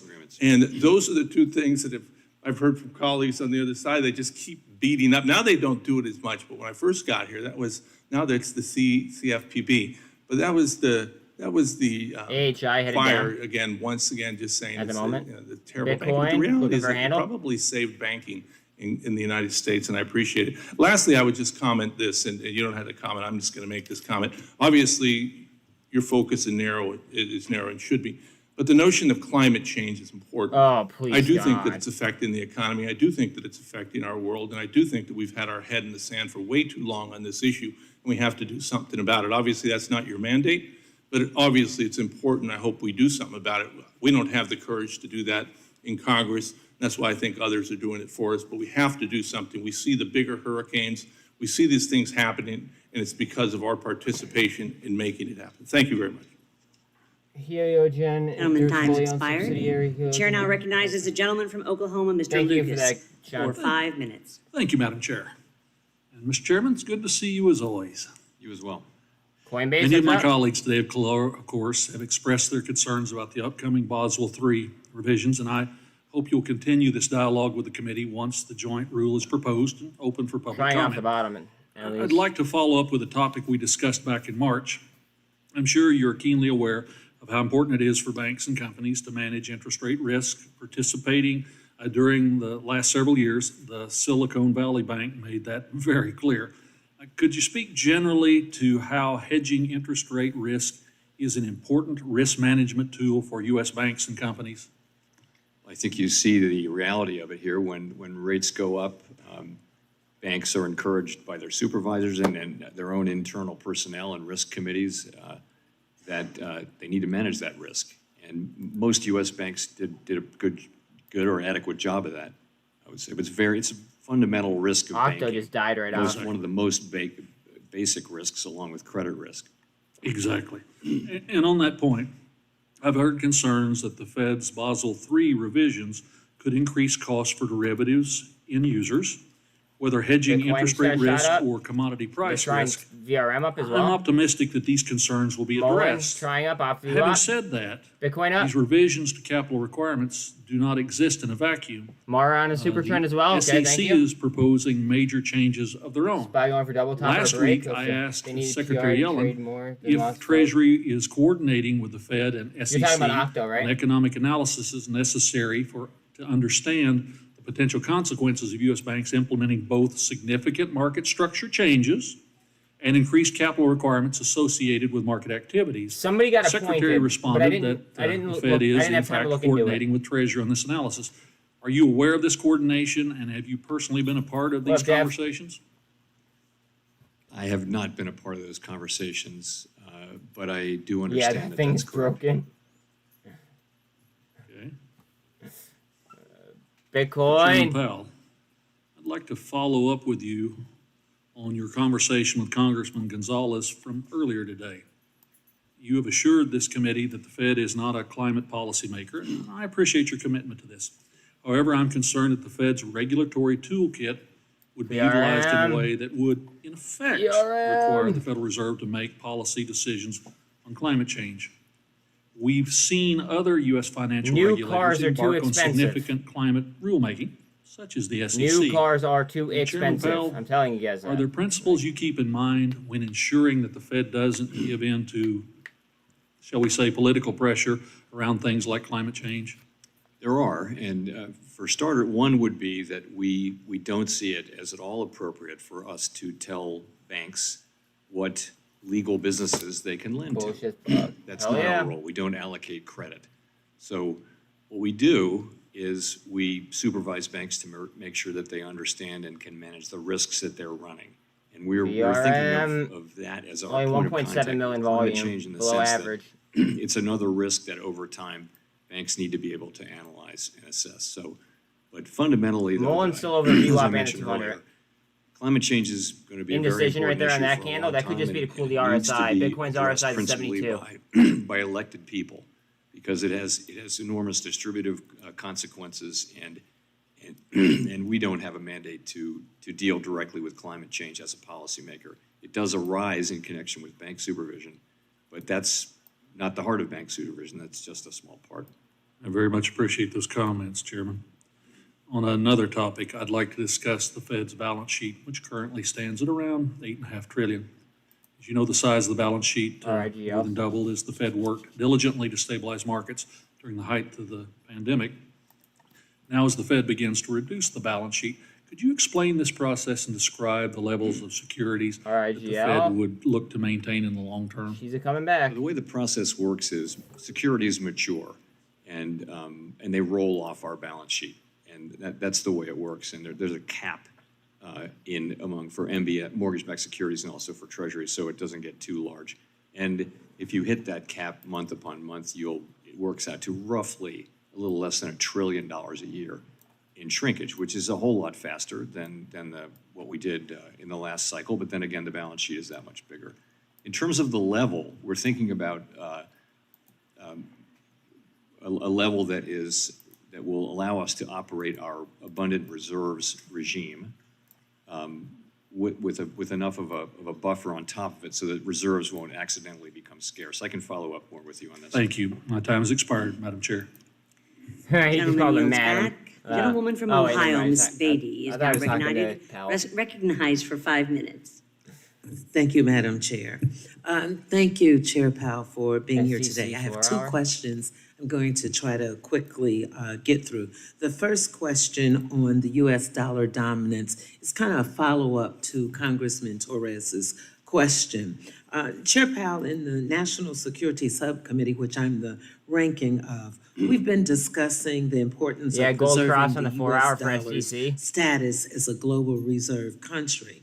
Can you share with us the current status of dollar dominance as it stands today and whether there are risks to the strength of the U.S. dollar in the international financial system? And if so, what are some of the risks? So the U.S. dollar is still the dominant reserve currency in the world, and that is principally thought to be as a result of our liquid capital markets, the rule of law, strong democratic institutions, price stability over the years, critically open. Money can come in and out of the United States without all sorts of legal restrictions and things like that. All of those things are necessary to provide the world's reserve currency. We have them. There's not another economy that does have all of those features. So as long as we are a country of rule of law and relative price stability and strong democratic institutions and open capital accounts, we can continue to be the world's reserve currency. History shows that this is not a permanent status, but it is a lasting one. And I think in the case of the United States, as long as we maintain those characteristics of our government and our country, then we can continue to be the world's reserve currency. Okay, thank you. Let me go to another question that will not be foreign to you. You know, as the former chair of diversity and inclusion, I asked you and others of your colleagues, and let me just say for the record, Madam Chair, that Chair Powell was always on point, went out of his way, in my opinion, to make sure that there was fairness and equity for all people. In light of that, I'd like to follow up with Congresswoman Waters' comments and maybe Congresswoman Velasquez, maybe what she was talking about. Several of our colleagues here in the Senate, the person who preceded you, it had been stated by many of us that we thought I want to see that bill first before it through goes. banking deregulations, he was enabling risky banking practices and failing to combat lending discrimination, which for some thought it might have perpetuated racial inequities. A few weeks ago, Chairman Powell, on June the 7th, to quote, you said that we understand at the Feds that our actions affect communities, families, and businesses across the country. And everything we do at the Fed is in the service to our public mission. So could you maybe elaborate, or the time ran out with Congresswoman Waters on, is there anything you'd like to share with us that you do at the Feds that would dispel that there are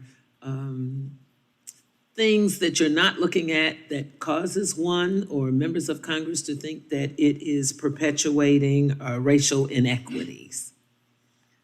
Well, as you know, we do consider, we call out disparate economic characteristics of different demographic groups, including by race, and we want those facts to remain present in the room as we're making our decisions. We try to think of maximum employment we do think of it as a broad and inclusive goal, meaning we're not just looking at the aggregate level. I think it's important to keep those facts in your head as you think about monetary policy. I will say, though, that we have one federal funds rate, and we don't really have tools that address distribution and historical inequities and things like that. Really, the Fed is not an agency that has those things. The best thing we can do for everybody, including in particular low and moderate income communities, is to maintain price stability and over a long period of time, and on top of that, a very, very strong labor market. Those strong labor market conditions are the single biggest contribution we can make on this area. Thank you. And let me end by saying I appreciate your comments that you said you realize that high inflation imposes hardships as it erodes purchasing powers for food and housing from the least of us. Thank you so much for being sensitive to everyone. Oh, thank you so Ladies, much for time the has expired. sensitivity. Chair now recognizes the gentleman from Michigan, Mr. Huizenga, for 5 minutes. Sensitive Thank you, Madam Chair, and Chair Powell, good to see you again. I wanted to follow up on an exchange that we had back in March, this past March, where we were discussing the parameters, highlighted in the Federal Reserve Board's legal opinions Hughes that coming off the bottom. outline how asset managers can operate without being deemed, quote, in control of a regular bank or a bank holding company. Letters from the Fed's legal division also include certain commitments made by these asset managers to Mullins ensure volumes the at same 310, result. average 182. However, it's no secret that this percentage of ownership held by asset managers will constantly fluctuate as shares are purchased and sold on a daily basis. With the ever-changing ownership structure, someone must ensure asset managers are complying with not only these opinion letters, your opinion letters prepared by your own staff, but also with the statutory and regulatory framework that the letters outline. So, Chair Powell, I'd like to ask you again, is the Fed taking any steps to assess or monitor whether Vanguard, BlackRock, and others are complying with these commitments made in November of 2019 and December of 2020, respectively? Is that ongoing? Can you give me 1 second? Okay. Coinbase up. Bitcoin up.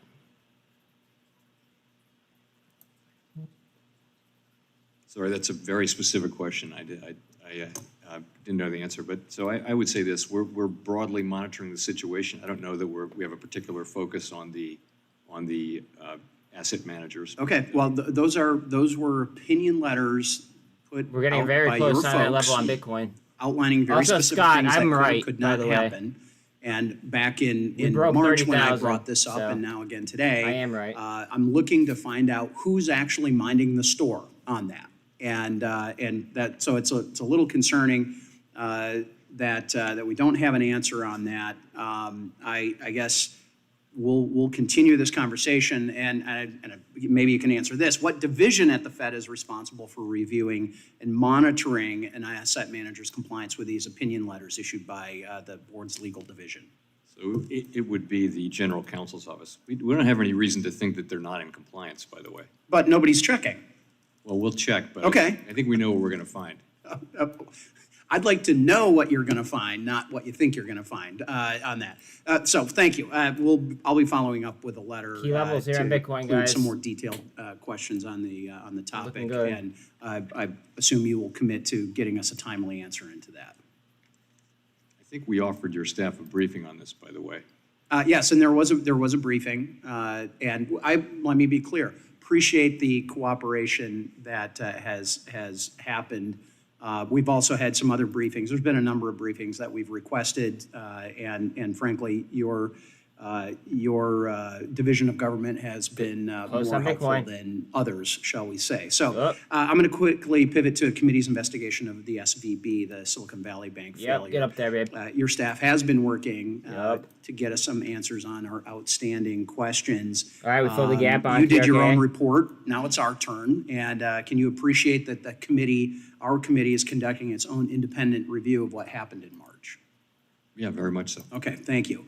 Will you commit to producing the interview notes and allow us access to the staff who participated in the interviews conducted for the Fed's own internal review of the bank supervision report? I'm not in the middle of that discussion. I don't know where that stands, so I don't want to make commitments that I can't back up. So You I'll almost be went happy vertical there. to understand where that discussion is and try Okay. to work with you. We're going to be following up for sure on that. When Vice Chair Barr concluded that a, quote, culture shift, his words, happened, do you know if the Fed officials spoke with examiners of RSI other on banks? Bitcoin's in 84. Or was this conclusion made solely after the review of SVB? In other words, did they find some systemic problem throughout the Fed? The thing is, I didn't play any role by design in the preparation of the report, and I'm reluctant. I think I know the answer, but I don't want to guess. So we can give you a 100% clear answer on that, but Okay. I'd rather not speculate. Oh yeah, she's got it. All right. Well, along with the FDIC and Department of Treasury, you invoked the systemic risk exemption, the SRE, for both Silicon Valley and Signature Bank, guaranteeing all depositors would be made whole. For example, regulators could have used orderly liquidation authority, a very tool Dodd-Frank was intended to resolve the, quote, too big to fail institutions while protecting taxpayers. Why was the decision to use SRE made, and do you think that is that we've now lowered the bar to use SRE in future bank failures? I hope we don't have to face that question again. We all do. As long as I live. But has a new bar been set? I No would pun say this, intended. though this happened with no warning That on boy. in the middle of the night, Thursday night, and, less than 12 hours later, we're on the phone with the FDIC, and they're deciding to close the institution and to haircut uninsured depositors. So it was an emergency situation over that weekend. We could see that there was an electronic run building up, and we did what we had to do to address that, and I think successfully. Mullen? Gentleman, time's expired. Chair now recognizes the gentleman from Illinois, Mr. Foster. ARBK is now for 5 minutes. 25%. UCAR? Thank you, Madam Oh. Chair, and to Mr. Powell for. UCAR is up 45%? No, wars have historically been associated with elevated levels of inflation worldwide, although the relationship is complicated and wars can have impacts on both supply and demand. Higher inflation may just be one of the many prices that the humanity pays for the decision to go to war. Now, we don't have boots on the ground, but there's no doubt that in terms of supply disruption and military spending, both Europe and the US are effectively at war in support of the freedom of the people of Ukraine. So my question is the 2% inflation target a realistic and appropriate that's why I goal pulled up during a time when much of SLQT the world is and effectively GOCO at before? war? Or should the 2% goal be But I thought forgot of about as Fox, a goal though. for normal times, with policies being put in place that will return to 2% when the war is over? BTBT? Or at least when we've Or decoupled BTB, adequately yeah, from the Russian BTB. economy. Oh, yeah, Bit Brother. Got ya. 2% is our goal, and it will remain our goal. It's a medium-term goal, so, we're using our tools to get the inflation. Yeah, but keep in level mind, back though, down there's to things 2%. like Hive, We're not considering changing SDIG. it because of the war in Ukraine, and I don't mean, know there's that a lot that's of things that playing are a up particularly as important well. role in inflation Hey, today. BTBT is although up when energy 16%. prices SDIG and was up commodity prices just a went 10. up You know what I mean? at the It's beginning up of the war, it it's- certainly was. It's up less. Well, And it's not certainly at it's an risk important of factor for Europe any still. deficiencies at the moment. Yes. The disruption particularly. Well, just more generally, you have been trying to Wolf, deal yep. with this Oh, I question of forgot how you about balance NXU. your dual mandate. Good shit on And so NXU. I forgot whenever about you're that. trying to optimize simultaneously two different things, the first step is to put them into common units. And so just to be specific here, let's say that you're yeah, of missing course, Riot. your unemployment Hot, goal by or 1%, yeah. and you're I missing mean, your like, there's inflation a goal bunch by of them. 1%. I in forgot the about opposite NXU, though. Good call. at some point, do those two cancel? Is 1% in one goal equivalent to 1% in the other, or do you need a 2% missing of the unemployment target? And she's down. How does he, what are the, I guess this must be implicitly, there must be that coefficient there in the Taylor rule and things like this that try to predict your behavior. But what, internally, how do you view the difference between a 1% unemployment missing of the target versus a 1% of inflation? The Taylor rule is a pretty good place to start there. Same coefficient on both variables. Is that really true? I don't know, I'd have to go look at it. In the original Taylor rule. Okay, But, because it's not it's a coincidence if the coefficient is 1, because you could choose a quarterly inflation Oh, target ARBK or an broke? annual or a decadal inflation target numerically and get very different numbers. So It's also, there's a significant amount of research about, the relative social costs of inflation and unemployment, and you wouldn't want to ignore that research either. So I think there'll be a lot of judgment in this. At the current moment, it's not a Coinbase question broke as because well. we're, obviously, the labor market is extraordinarily strong, and we're very far from our inflation target, so we Yeah, don't but, well, have you're that getting conflict. complaints from business that the labor market may be too tight. Yeah, You know, coin is there- at about 3%. At least it's viewed Sir, thank from you. the Taylor rule point of view. There is a penalty that you pay when the unemployment gets too small. There is a target. Key levels you're here on trying to Bitcoin. But both Okay, sides, and both sides both are calling sides, right. for tight policy, though.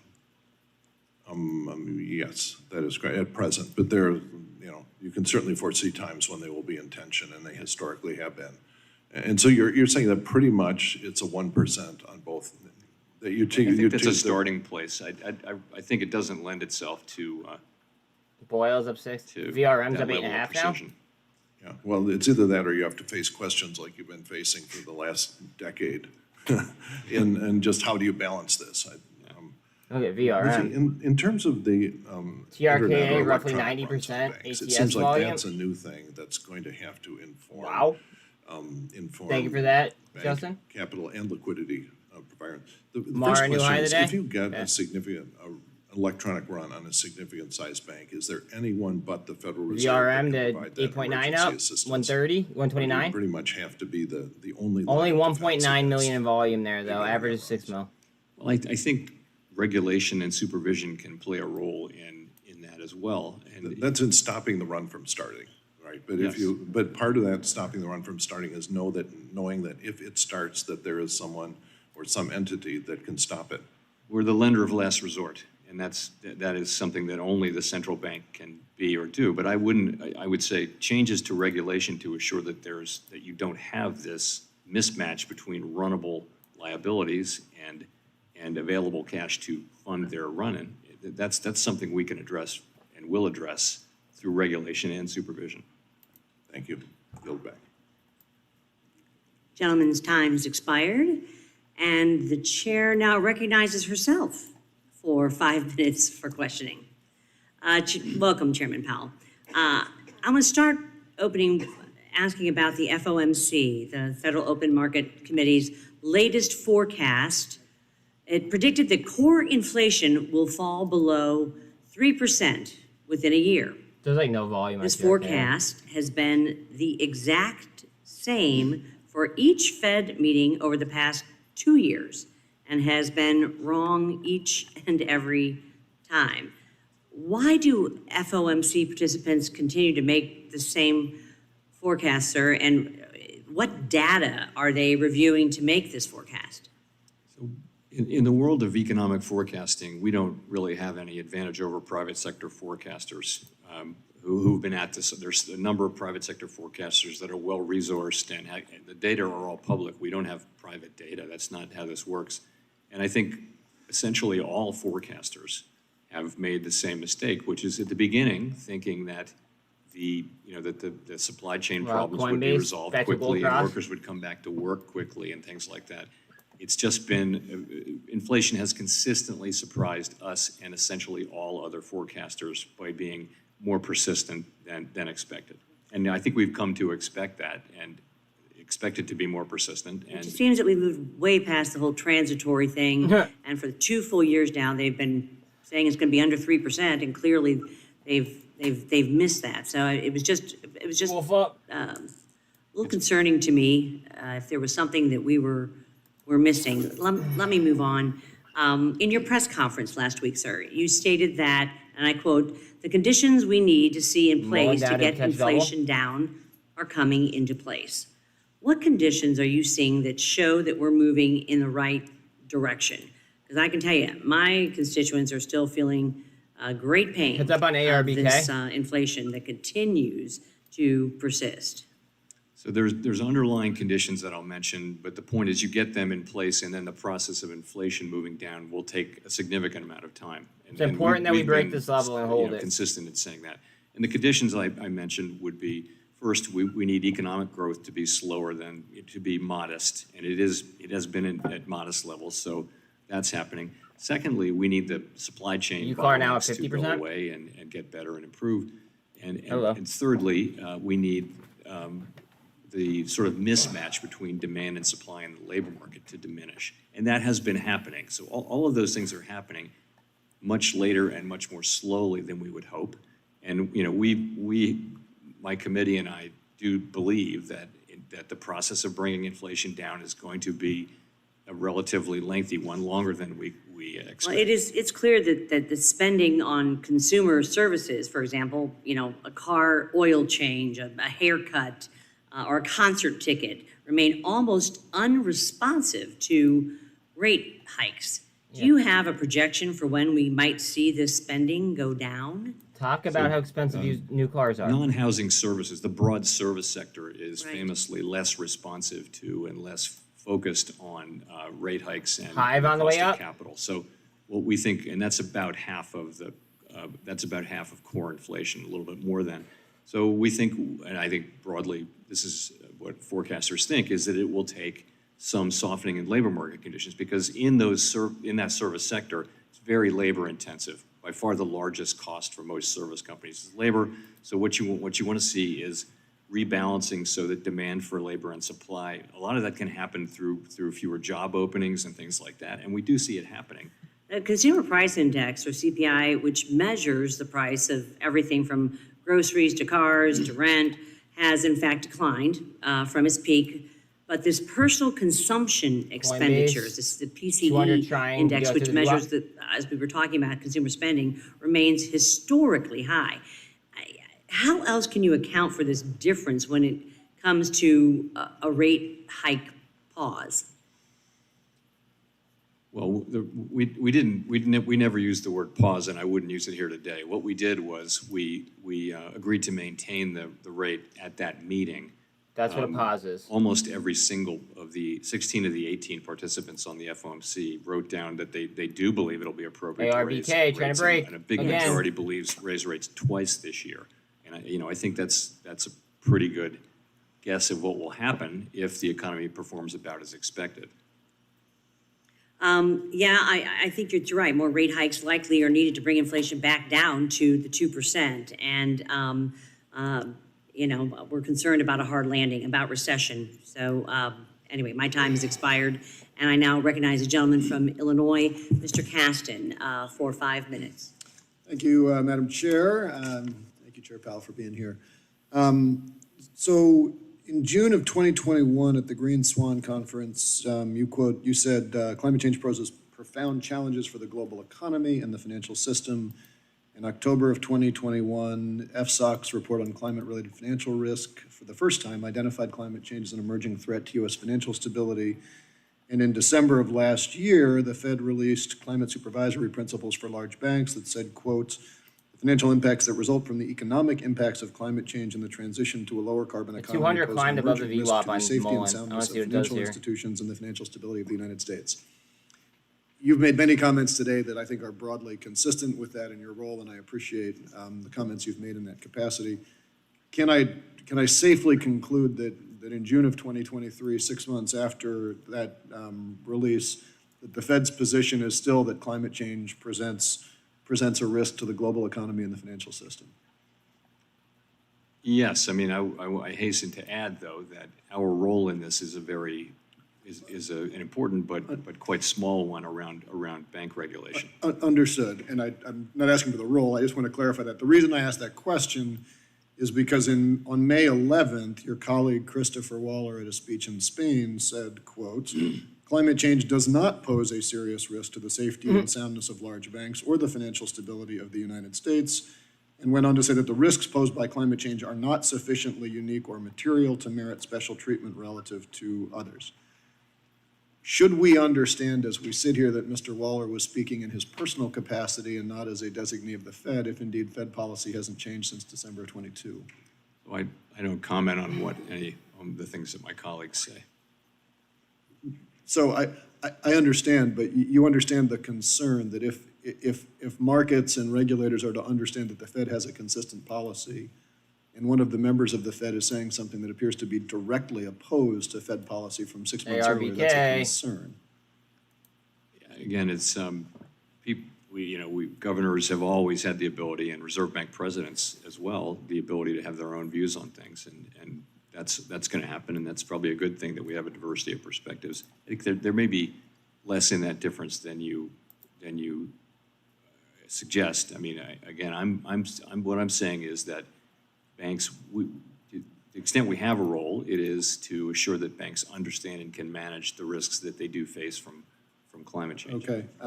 Well, I don't want to create internal tension, but I think we're all aware that you, above anyone, is aware that your words are closely scrutinized, and we were concerned with the words of your colleagues there. Madam Chair, I'd like to introduce for the record a working paper from the European Central Bank, The Impact of Global Warming on Inflation. I don't know if you saw this report that just came out recently, but it says, among other things, that climate change poses risk to price stability by having an upward effect on inflation, both food prices and headline inflation. And what I wonder, without opining on their math, if in fact we are looking at a world where climate change, per the European Central Bank, is going to increase inflation, and we were to find ourselves in that world going Watch out that that's not a forward, double top. would the Fed or other central regulators say we have tools to address this, or are we going to say, well, that's That's non-core inflation. What are we going to do in hindsight? Because it feels to me like we've got a major bank regulator saying climate change is running the risk of inflation, but I don't even know what tool you would use to address that. You know, I can just say for now, this doesn't enter my thinking in any way that we would, in the near term, change our inflation goal because of climate change or the need to deal with it. There's a lot of thinking and research that over a long period of time, really the process of investing very large amounts of money in a green transition could drive inflation up, but that's not something we're thinking about today. We are not, during our FOMC meetings, we are not thinking about climate change as something that's relevant to the current inflation or to current monetary policy. And that is very much our focus today, is inflation today. And I guess what I'm struggling with is that if we agree that this is a systemic risk, if we agree that this leads to inflation, and we don't really know what role you'd have with tools, there's a concern there. Last thing I just want to end with, in April of 23, the report on SVB, one of the lessons that was noted in the Fed review said that this is an opportunity for regulators and bank managers to be more willing to adopt a precautionary perspective, and that the Fed must strengthen its supervision based on what we've They learned. have Series A shares as well, too. I'm trying to figure out with climate change, if we agree that this is a forward risk, their Series A shares are only how do we get the 67 Fed cents. tools to apply a precautionary perspective? The gentleman's time has expired. The chairman can submit an answer in writing to the record. And I now recognize myself for 5 minutes. Chairman Powell, in March, you confirmed to me that the Federal Reserve is a consensus organization built on garnering broad support before agreeing to any proposal. And given the breadth and scope of the potential changes to the capital framework that is under review right now, that consensus-driven approach seems to be all the more important. I am concerned that the vice chairman for supervision is seemingly been given far too much latitude to act unilaterally, and especially in light of Section 1107A1 of the Dodd-Frank Act, which provides the vice chairman for supervision authority only to develop recommendations for the board and oversee supervision and regulation. Can you speak to the process that's underway? Is the vice chairman acting unilaterally, or is that a wrong characterization? And if so, if it's just a recommendation, can you walk through the steps that the board will take from recommendation to a vote? Sure. So I think what you see is very much the way the statute works, which is the vice chair for supervision has the responsibility, the obligation to develop regulatory proposals for the board that will be considered by the full board. He's, as I mentioned before in another context, he's not the comptroller of the currency. He brings proposals to the board, and the board votes by majority vote to support them. Or not, and that's how that works. In terms of supervision, is he including other members of the board currently as he's? So I think all of us have been getting briefings on what's developed, but ultimately the job is to present something to the board for consideration by the board. And how long will that, once he presents his recommendations, how long will there be debate, deliberation, and is that transparent for the public? There will be a meeting, and it could be a virtual meeting, this summer to vote on these things. In the meantime, there's a lot of conversation going back and forth now. 333. And we're sort of in that process now, but things are still moving around. Our concern, Mr. Chairman, is that it seems like right now the vice chairman is writing personalized assessments of bank failures and results of new Fed climate scenario experiments without a whole lot of collaboration with other governors. Spies on VWAP, 1 minute.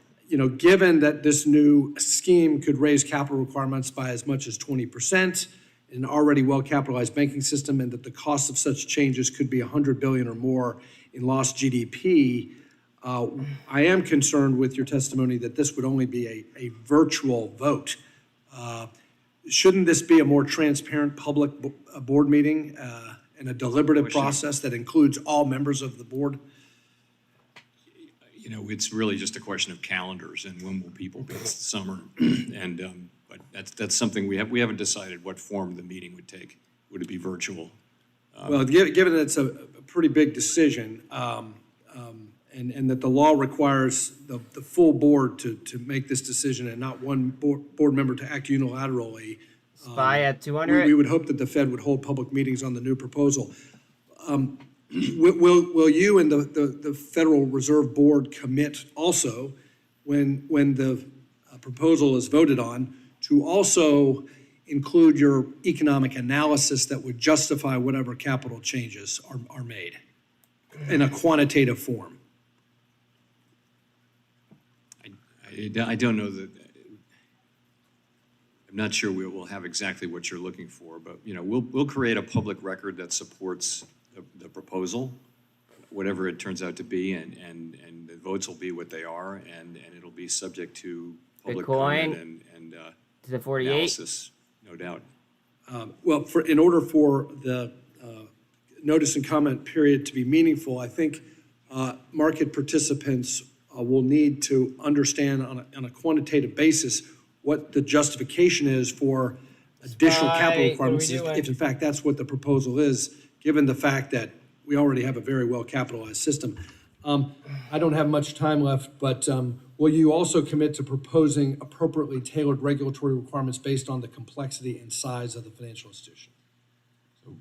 I will commit to supporting that. I can't commit to what the final product will be or what the vote will be, but as I mentioned at the outset, I do think we benefit hugely from a very diverse banking system, and I wouldn't want I just want to see the overall market here twist first. Finally, earlier this week, the Wall Street Journal published an article that stated that unlike your predecessors, you have not focused on fiscal responsibility. Would you like to correct the record regarding that?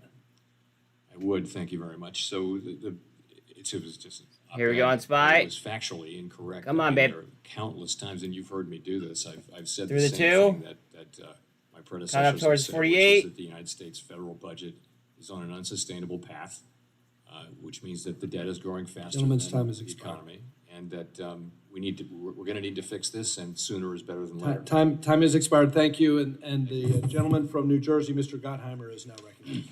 Thank you, Mr. Chairman. Thank you for being here today, Chairman Powell. I'm particularly concerned that the current regulatory environment disadvantages small and regional banks. Specifically with First Republic's receivership, I'm concerned that the largest banks were given preference in the bidding process, just enabling the larger banks to grow even bigger. My understanding is that certain regional banks were unable to bid on First Republic because of an extensive and time-consuming bidding process put in place by regulators that put them at a disadvantage in the bidding process. Mr. Chairman, are you aware of a regulator-mandated pre-approval process that banks must complete to bid on firms going into receivership? And is there a notification process for informing banks that they can go through this process? Because I'm concerned that some who wanted to bid on First Republic were unable to.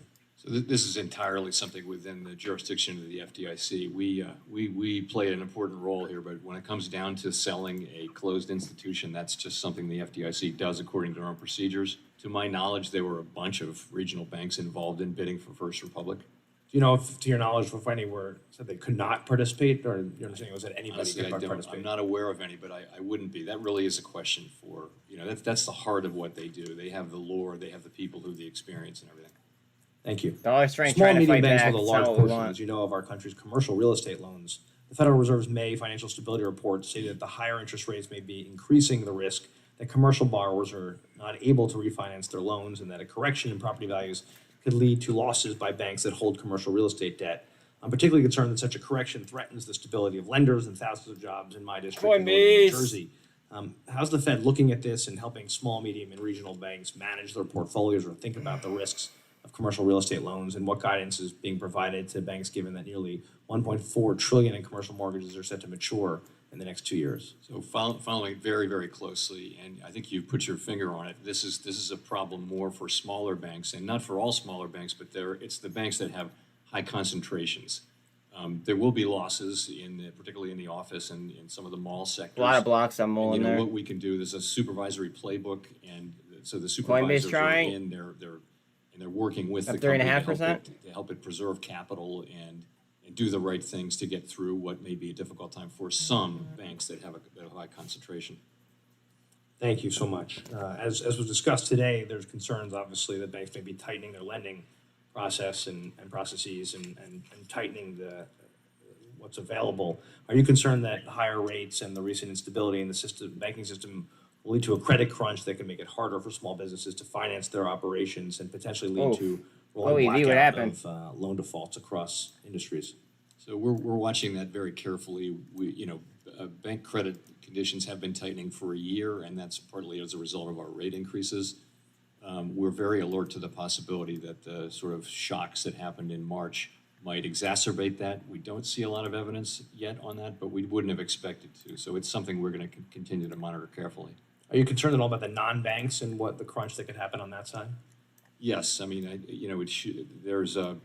the banks are obviously highly regulated and have capital and that kind of thing, and some of the non-bank lenders are in a very different place, and so, but we don't regulate and supervise them, and so it's something we're watching. How do you think we as Congress should be looking at the non-banks? Is there any recommendations? Where there is same activity, there really ought to be same regulation. You shouldn't be able to conduct the same activity. We regulate these things for a reason, and if we're not regulating them appropriately, then that should be changed. But if you can just go across the street and start a business that does the same thing, Back without is the up regulation, 3.6. then that's not going to be effective or fair. Wolf, With 5.5 up. Basel III conversations up and running, and obviously driving towards some TRKA got a hard conclusions, it appears, or recommendations. Snap Is that something that reverse you've and been pull up Snapchat. watching? Obviously, you have Fed representation there. What are your largest concerns in terms of requirements and how you're thinking through that right now? So I think these are going to be very important. A number of very important proposals are coming, and I mean, I would just put out a couple principles, and that is, our banks are strong and they're well capitalized. I think that's pretty broadly agreed, and I think we're going to want to understand how even higher capital is justified. There'll need to be a case made for that. Almost as important as that, or maybe more important, is that we need to respect the diversity of institutions that we have in this country. And I mean, we benefit from having banks of all different shapes and sizes, and we don't want to push regulation or capital, for that matter, to a place where only the biggest banks have a viable banking model. We're a long way from that. I just think we need to keep that in mind. Or be disadvantaged compared to our foreign banks. Okay, thank you so much. I yield back. Thank you. Thanks. Mr. Chairman, we have two more members here, but unfortunately, you're hard to stop at one. Can we go over just by 5 minutes? Is that okay? Okay. No good deed goes unpunished. So we'll go to Mr. Davidson from Ohio for 5 minutes, and Ms. Garcia from Texas for 5 minutes, and then we'll wrap. Thanks. Thank you, Chairman. Chairman Powell, thank you. Thanks for the extra time so we get all these questions in. And just picking up where my colleague, Mr. Gottheimer, left off, talking about non-banks and Q's look like a big banks cup. and kind of the regulatory framework. Recently, you published online the list of master accounts that the Fed has. Are any of those master account holders non-FDIC insured entities? Are any of them? I don't know. Can you get that answer back to us, please? Okay, thanks. So when I think about some of the dynamics that are going on in the market related to banks, non-banks, securities, not securities, one agency in particular has been very activist in this place over at the SEC, and it's kind of tangentially related to the Fed, but crypto and digital assets in the U.S. has got a market cap of around $1.1 trillion right now. It's been there for a bit. Do you acknowledge that this asset class has staying power in the U.S. economy? Say yes. It appears to have some staying power. Of course, that 2.1 trillion was, what was that a year ago? A lot higher. Yeah, it's had some volatility in large measure due to the lack of legal clarity. And so hopefully this committee will help that quite a lot here this summer with at least two bills, one on stable coins and one on market structure. And it'll be clear, not just for Congress, but for regulators, including Chairman Gensler, and obviously market participants, whether they're forming the ideas or investing in the ideas or participating in the activities in the space. But when I think about participating in activities, one of the core functions that has taken place for a while now is the reverse repo market. So it's hovered over just over $2 trillion for the first half of this year, and it follows kind of exponential growth that we've seen over the past few years. So what's your assessment on the implications that the reverse repo market has on our economy? Very good question. Not much. It's just a place where that holds money on the Fed's balance sheet. It's like a mutual fund. I mean, in fact, it's as the Treasury has been issuing bills to refill the Treasury General account, we've actually seen the reverse repo overnight facility. That's an inverted hammer on decline, Bitcoin? So After a hammer? Isn't there some sort of conflict with higher reserve requirements, liquidity and lending in the market? Or is there any tension there? Should I be. don't believe so. It's just a place for where largely money market funds have been putting their money. And as rates normalize in the economy, we're likely to see the reverse repo facility shrink dramatically. Probably, I think, Sean. without particularly important macroeconomic effects. If you think about the implications, the Fed had to intervene in September of 2019 to provide stability and liquidity to that market. The fact that the Fed needed to use an emergency facility to intervene in the market would normally indicate some cause for alarm.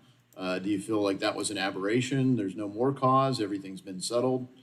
Well, that was about suddenly finding ourselves in reserve scarcity. So we'd been monitoring the level of reserves really carefully and thinking that we knew where reserve scarcity would start 275,000 to traded appear. on TRKA right now? The problem is demand can be very volatile. So demand spiked and there weren't enough reserves. So you had a situation where we had to supply reserves in big quantities.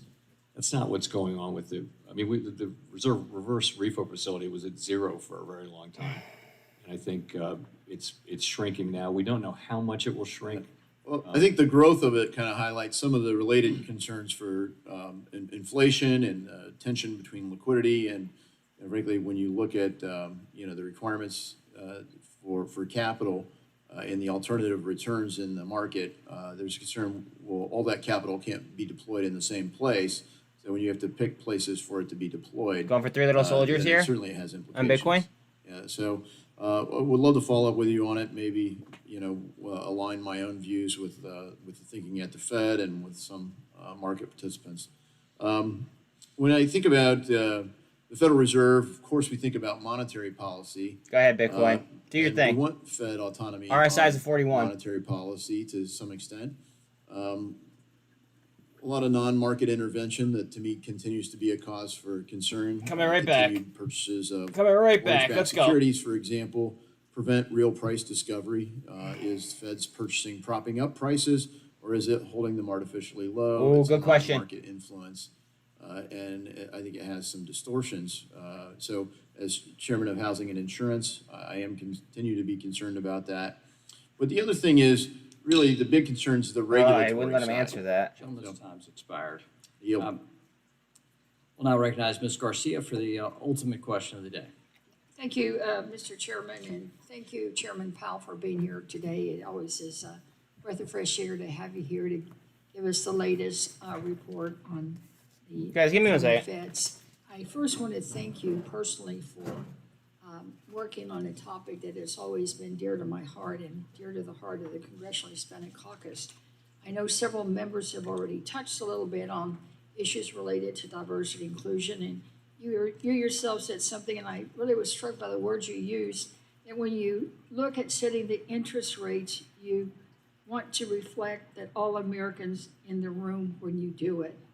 And in my view, the best way to do that is to make sure that the people at the table making those interest rates decisions reflect what America looks like. So I want to thank you again for last month joining you was Adriana Kugler, who was nominated as the first Hispanic to ever serve on the Federal Reserve Board of Governors in its 109-year history. It took a while, but we're there now, and hopefully that will help ensure that when decisions are being made, that all Americans are indeed in the room with you. And so I want to thank you and the President both for making sure that that happens. I know that in my district that is 77% Latino, we're really proud of that fact.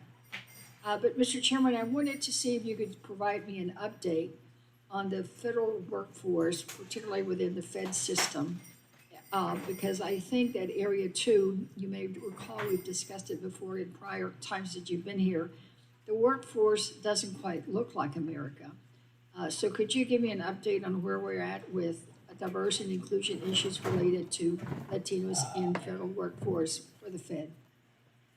Yeah, more. I guess the place I would start is a good part of the story, which is the directors of the 12 reserve banks around the country. That's been an area where we focused heavily on diversity and inclusion, and I think met with a great deal of success. So relatively high numbers, we can give you the numbers, we'll be happy to. Relatively high numbers of both Hispanics and African Americans and other minorities and majority. Nolan at the 48. So that's been an area where we have a free hand to act, and we can do that. I think in terms of the workforce, we actually have RSI on Bitcoin's at 41. a particular focus at the Federal Reserve Board on Hispanics and working hard, particularly devoting ourselves to a tight focus on generating more Hispanic contact and more Hispanic employees. And I think we had some success with that. We spent a whole year of that, doing that a year or so ago. And so, it's a very important. I think the market's about to lift, successful so probably a organizations cup in in hand, American but I'll look at society it. It's not a coincidence that they seem to me to be the ones that have pretty advanced diversity and inclusion programs, so that they do have, all different parts of America represented around the table. Great. Another area of concern for me has always been affordable housing. I know that is a challenge for us in Houston, and also the challenge of I mean, the RSI is a 45. It's on top of the MACD, and it's on the. I know that it's on VWAP. the ranking member. Chair I don't know. Something Rogers tells me this that we're morning, going up, but filed I've been saying that for some 2 weeks bills now. That today was gonna be a bullish related day. to, I don't know. Increased money, dollars for affordable housing and dollars for tackling the homelessness problem. Do these issues impact the inflation rate and the If I go like work that you're this, doing let's to see. lower the cost of housings for all Americans? I think they may have a marginal effect on inflation. I think more, I would point to things like workforce participation. So people need housing so that they can get to the place where the jobs are. And in many metropolitan areas, the rents are very high, so people are having to work to drive very long routes to get to work. And I mean, labor force participation has an important effect on labor supply, which has an effect indirectly on inflation as well. So. How long have we had the 2% goal of it? RSI on Bitcoin now is 39. Unofficially for a quarter of a century, and officially since 2012. And other central What banks. factors would have to occur for you to reconsider the 2% since it's been there for so long? What would have to happen for us to reconsider it? I can't really think of anything. Nothing during my tenure will happen to cause me to want to reconsider it. If you come back in 100 years, it'll probably be different. But it's some unforeseen circumstance, I would say. Thank you. Somebody's time's expired. Thank you, Mr. Chairman, I appreciate it. I'd like you to for thank the staying. Chair Powell for his testimony today. Without objection, all members will have 5 legislative days within which to submit additional written questions to the witness through the chair, which will be forwarded to the witness for his response. I ask you, Chair Powell, and your team to please respond no later than July 30th, 2023. And with that, this hearing is adjourned. Thank you. All right.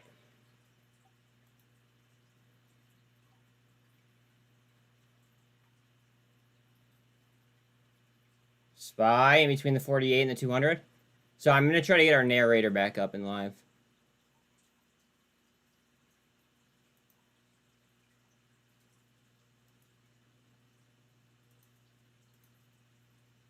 All right. So now we have a narrator.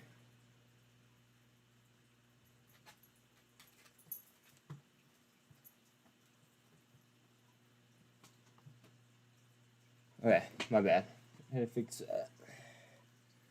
Mullen coming up for a 13 over the 48. SPY coming to try over the 200. TRKA's volume just dried completely. I mean, we're at 276,000 in volume. That's like 1,000 in volume over the past 5 minutes. Because I know I called it out at 5 minutes ago at 274. So what, 2,000 in volume? SPY trying the 200 again. Bitcoin with the slide. Oof. Towards the 200.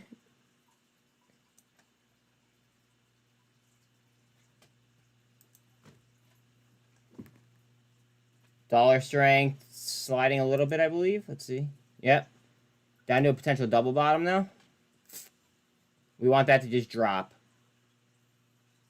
We want the bottom to fall right out of dollar strength.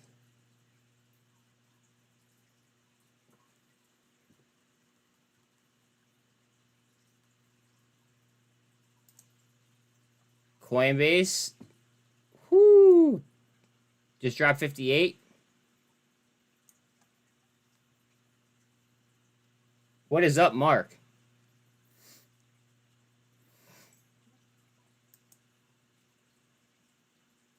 How we doing, big dog? I miss you too. I miss you too.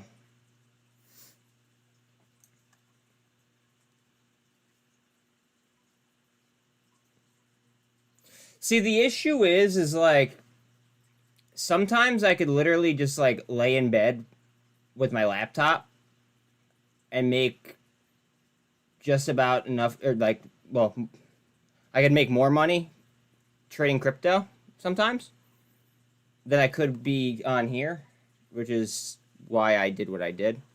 It was more of like a me needed, like me needing the money type situation.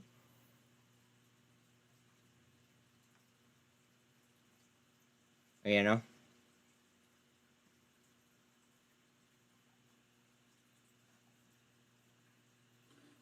China willing to push forward with economic and trade ties with France. Let me lower that. I'm sorry. That's Chinese Commerce Minister Wang Wentao, who's speaking at an event in Paris. There we go. Lowered it. I'm doing great. Snaps about the gold cross? Okay.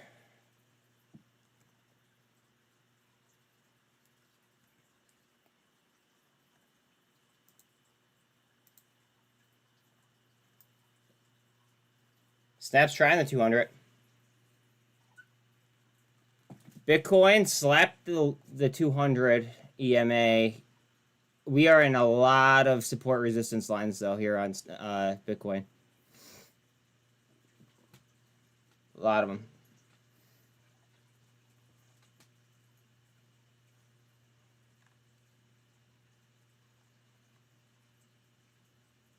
AMC to 455. Q's at 362. Apple's down 0.5%. GameStop 24.65. Octo pretty much orange.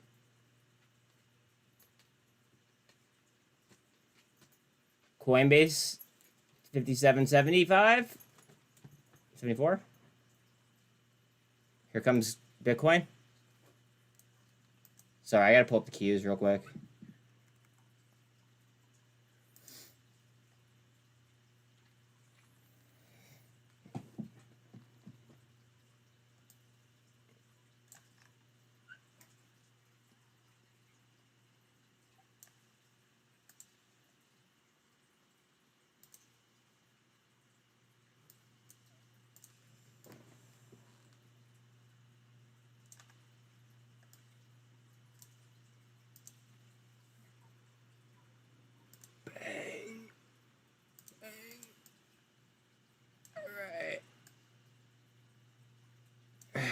About ready to ride. Ion Q under $10.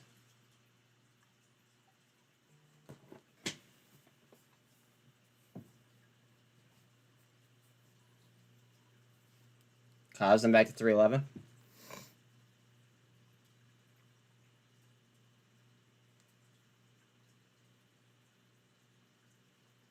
There's literally no volume on TRKA. It's pissing me off. 3,000 in volume since I checked it last. That's all.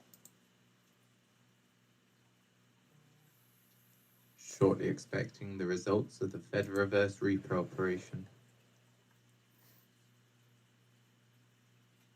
Carvana has the gold cross on the 1.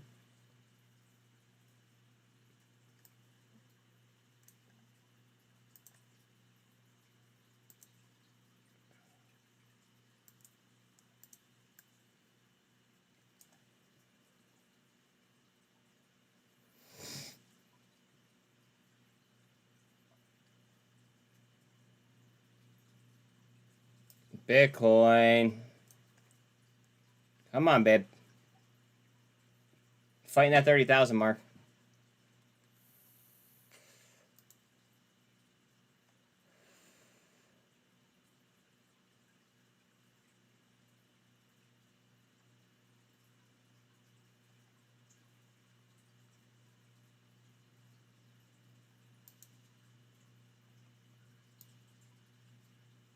FRCB, what are you doing?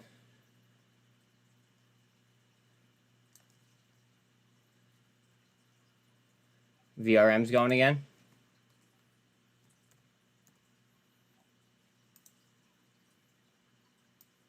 Thank you, Sean. 106 counterparties take 2.037 trillion at the Fed reverse repo operation. He went from very monotone to, like, he sounded very excited right there.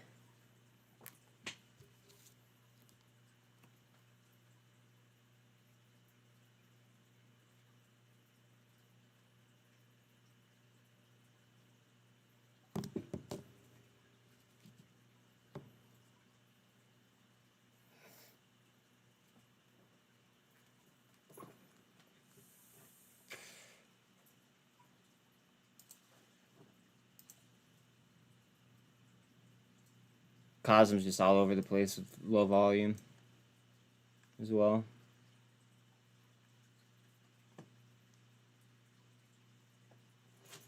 Backed has 4% up.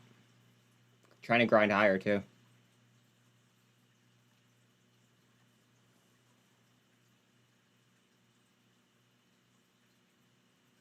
UCAR now is 46 up, 45 up.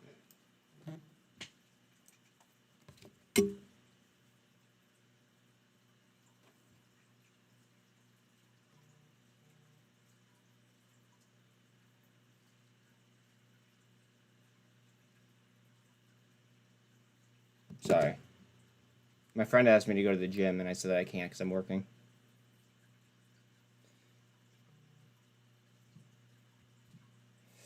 Let's see.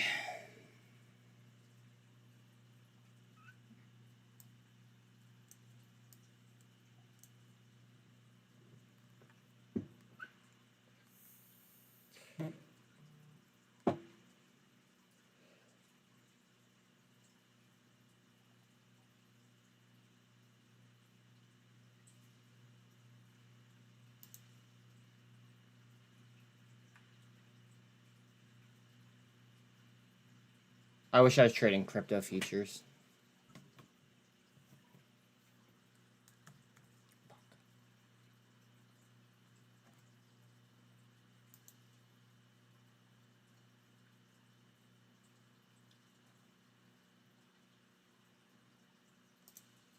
All right. Let's see.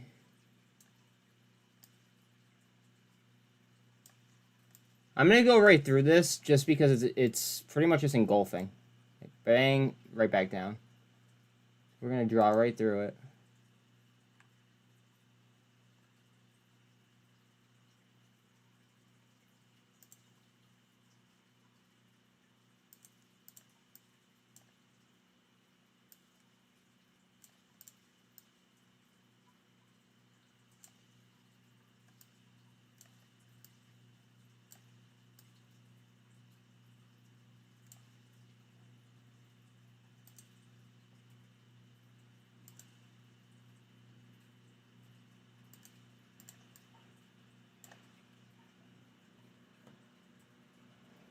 All right, that's UCAR.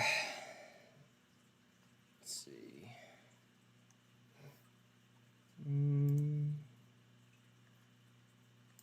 Here's bouncing VRM back and forth. Bitcoin trying back up towards the 24.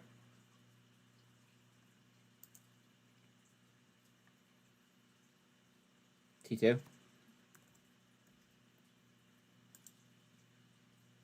Woo! T2. Hello. Thank you.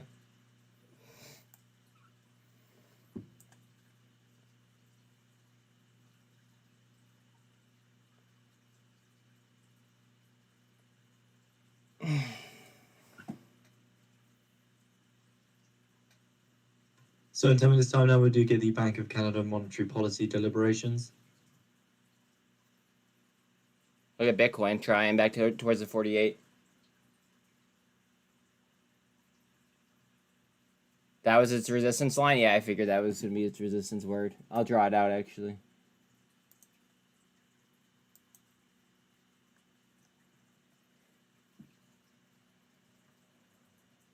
Mullen's just battling that VWAP still.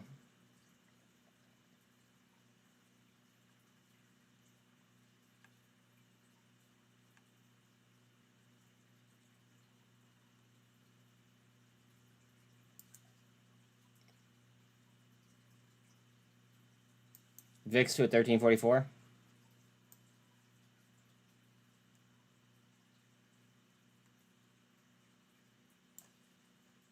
Hard down on Mullen.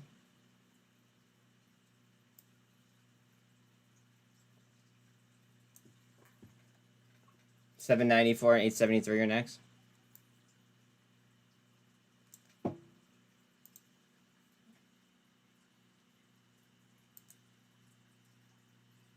What did you say? You said 873?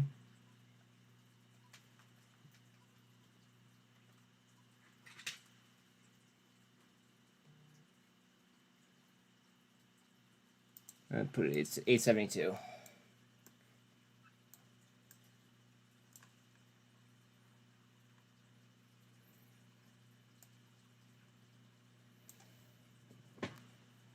What's volume here on TRKA? Still under 300,000.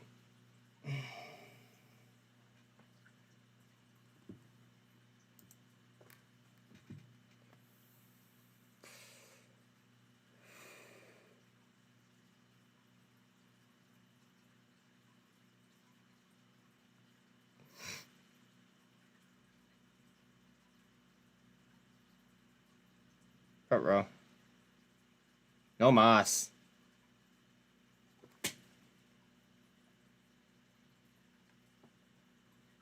France's Finance Minister Le Maire says we need China engagement to reform international financial system.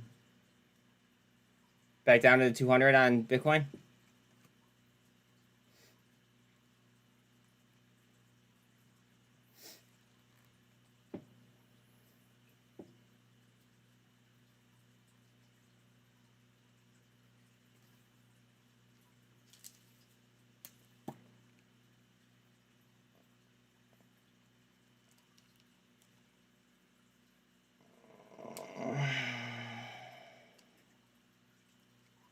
Bear with me.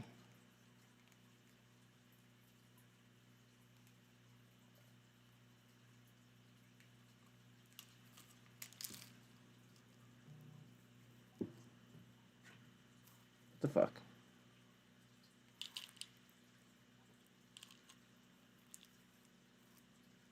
Hold on. Where are you? The fuck?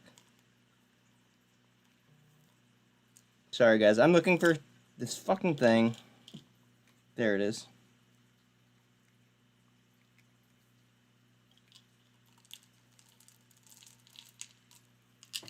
Couldn't find it. Mullen up and Tesla down. That's rare. Yeah.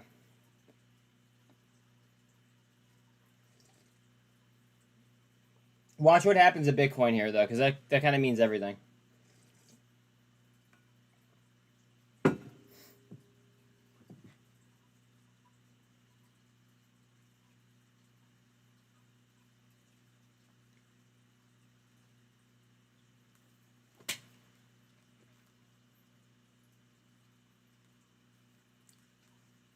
In 5 minutes' time now, we do get the Bank of Canada monetary policy deliberations.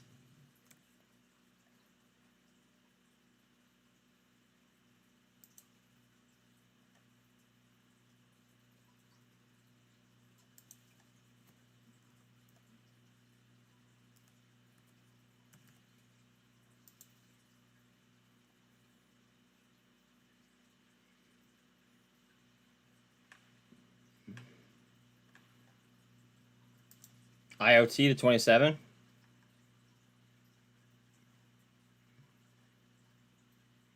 I don't know. I'm just feeling a reversal. Just feeling it.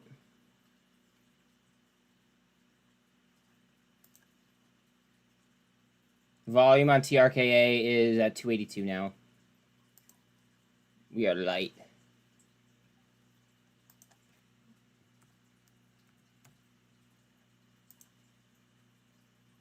Go EV.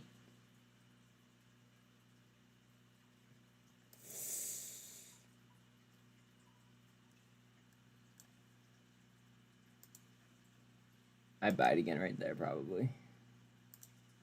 I'm already in Go EV, to be quite honest, so I'm just chilling, but I gotta practice my snipes.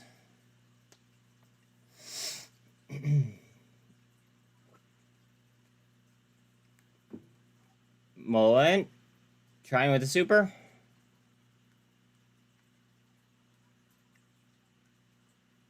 TRK is pissing me off. Ape down to 165. Paramount.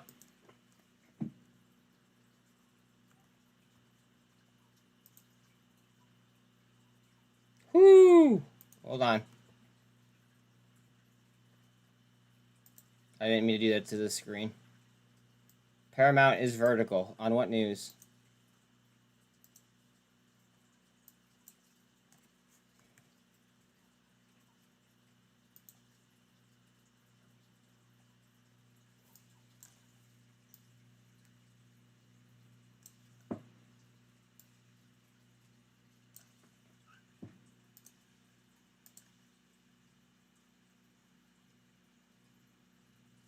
Yesterday, Investor Place said to sell Paramount. That's probably why it's moving up. As fucked up as that is.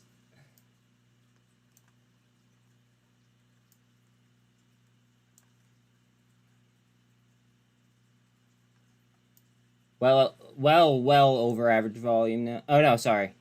Coming up on average volume now. My apologies.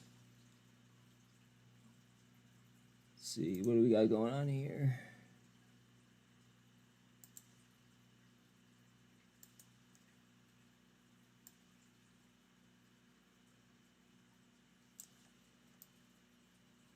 Paramount, still vertical.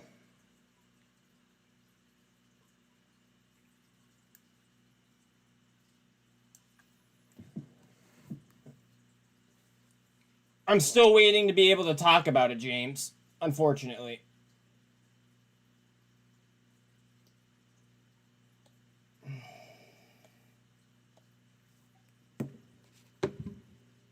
Here, let me message potential boss man here.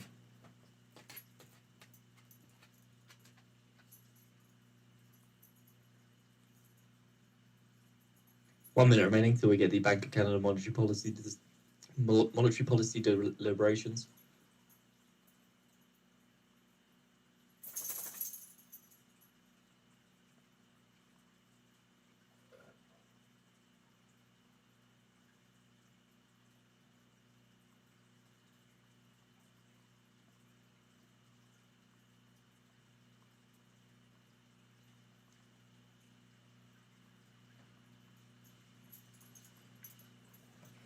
Hold on a second.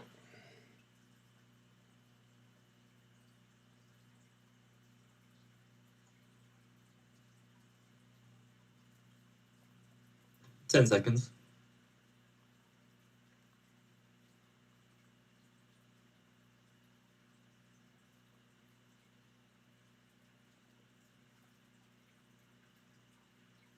So the Bank of Canada meeting minutes says the Governing Council felt more recent data suggested additional momentum in household sector demand and housing resale prices had increased for 3 consecutive months.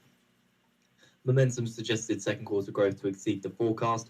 Bank of Canada Governing Council agreed to assess the need for future rate hikes based on data after deciding to increase rates on June 7th. Bank of Canada meeting minutes says ahead of the June 7th decision, the Governing Council debated whether to keep rates on hold and signal a hike was likely in July. And the Governing Council felt the second quarter growth was likely to be stronger than forecast in April. The Governing Council is increasingly concerned that the disinflationary momentum needed to bring inflation back down to 2% could be warning. The Governing Council felt enough data had accumulated to convince them that a more restrictive monetary policy was needed. Data available since April's decision tipped the balance of risks to the inflation outlook to the upside. The Governing Council was concerned the 3-month measures of core inflation were not showing a downward trend. The Governing Council agreed The economy remained clearly in excess demand. Rebalancing of supply and demand was likely to take longer than previously expected, and the Bank of Canada meeting minutes says sufficient evidence to end rate pause. And GDP, inflation, and housing data convinced the Bank of Canada a hike was needed. Short-term CPI gauges were not signaling a downward trend, just to repeat some earlier headlines there. Boyle now just lost 6%. Mullen trying to hold on to a resistance line. We'll see. I doubt it. Just because it's Mullen. Like, subscribe, share. Thank you very much, Mark. They're dragging that out for me. Yeah, I think it'll be worth it, though. It's always better to, to cross your T's and dot your I's and everything. You know what I mean?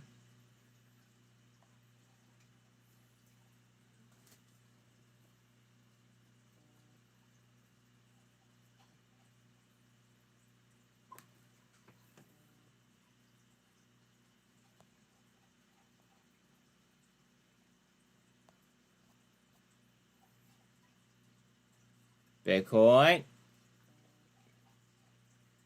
Towards the 24.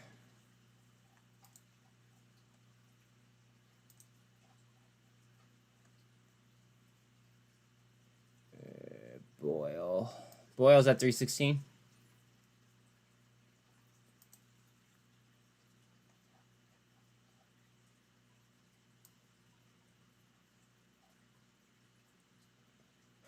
The split is this weekend, isn't it? I'm pretty sure it is, right? So the Canadian dollar steadies a near 9-month high of 1.3162 per US dollar after the Bank of Canada minutes, up 5% on the day.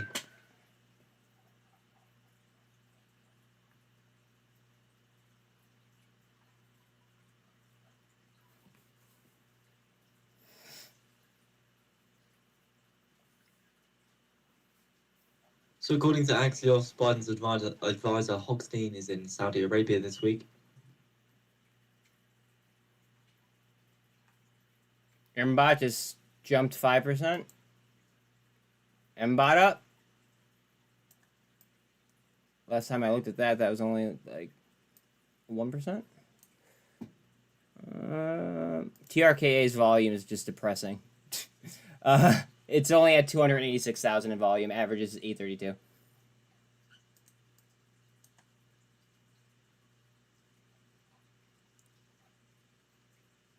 Coinbase 1% up, 5770.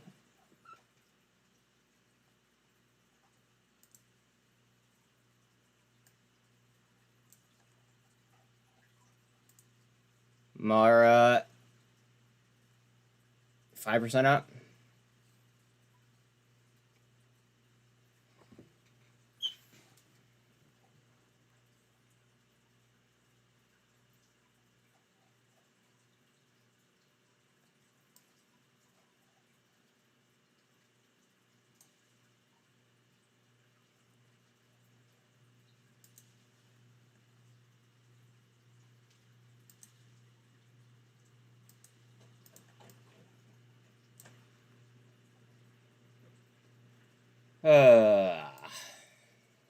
I'm ready for Bitcoin to go.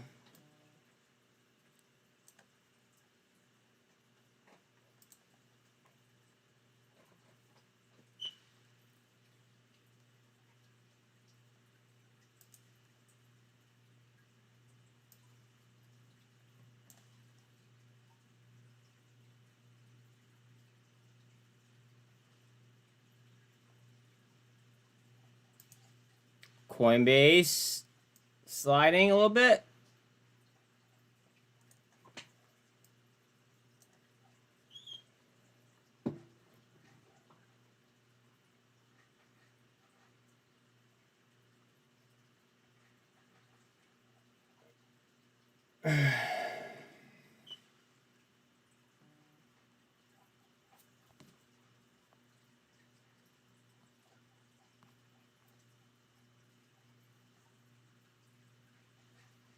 Here we go. Come on. SPY to 435. Just underneath VWAP and the 48.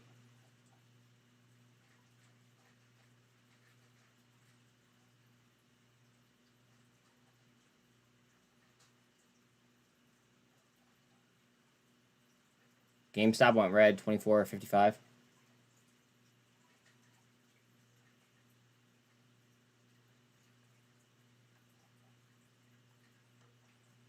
Bitcoin just underneath the 24. In between the 13 and 24 now.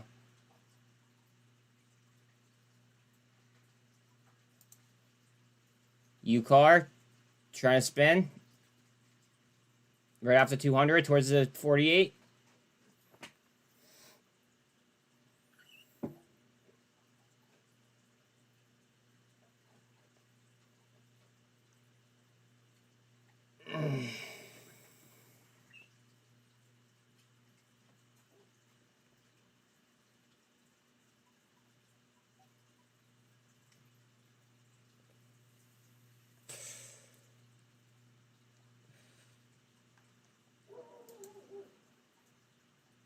VRM's got a nice candle. Right up to my alert.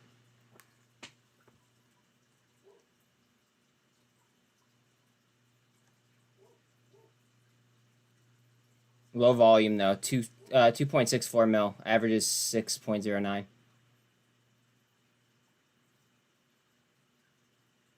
Yep. Yes, sir, Sean. Sir. We need Bitcoin to claim this level up here, though. 30,600 and something.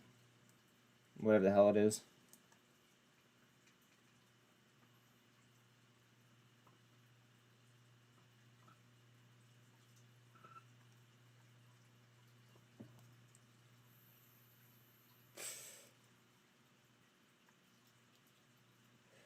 Sean, you don't have the VRM fibs handy by chance, do you, brother?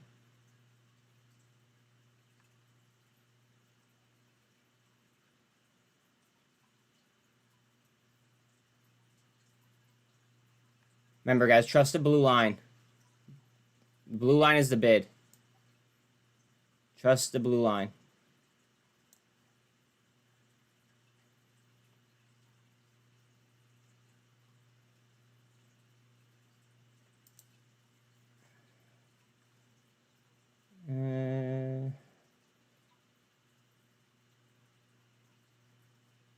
Can somebody let me know if TRKA does anything?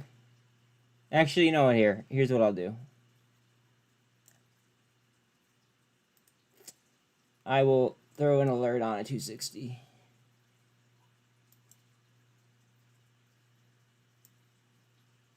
Good enough. I don't, not at my desk. Okay, don't even worry about it. No big deal.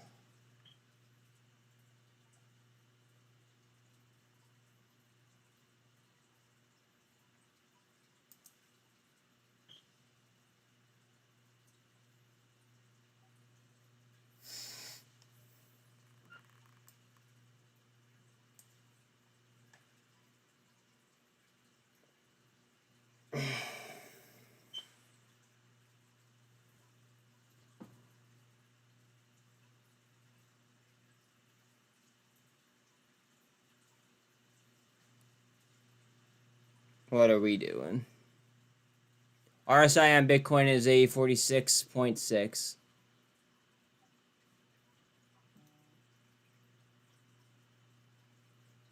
And I'm pulling up futures right now as well. Dow is down 0.1, S&P is down 0.4, and NASDAQ is down 1.05.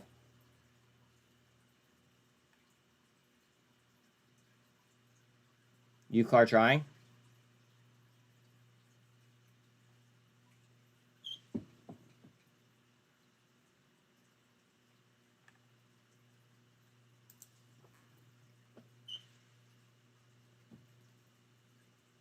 Well, ARC now down 13%.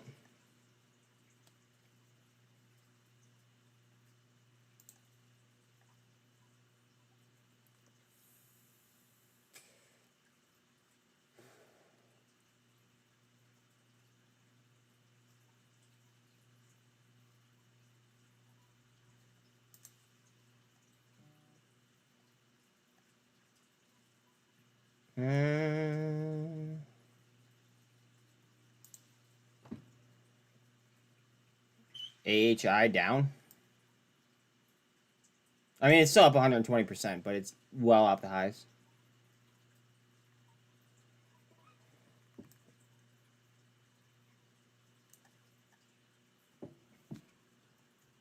VIX.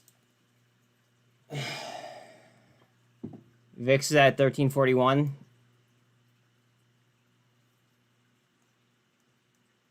So she's coming down a little bit. We have the 13 over the 48 to the downside on VIX.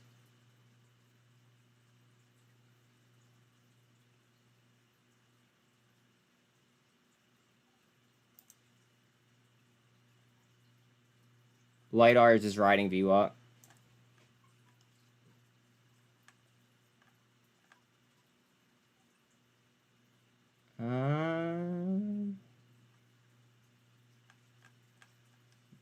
UCAR is trying to get a super trend there. ARBK worked its way back down.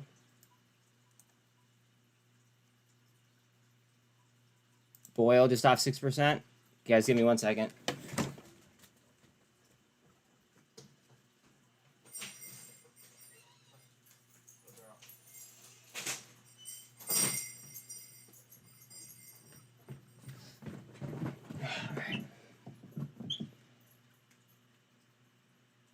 Watch Mullen off that resistance support line. Down towards the 200 here on Bitcoin, just off.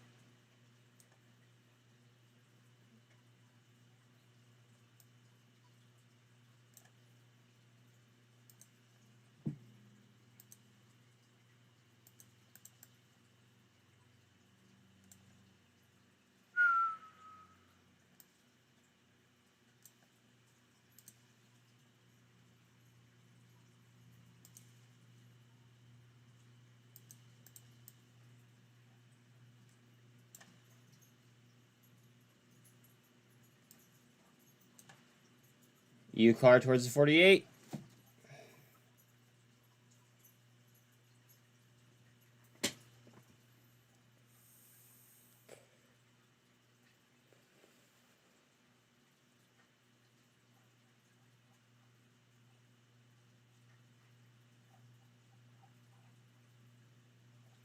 Mullen at 24.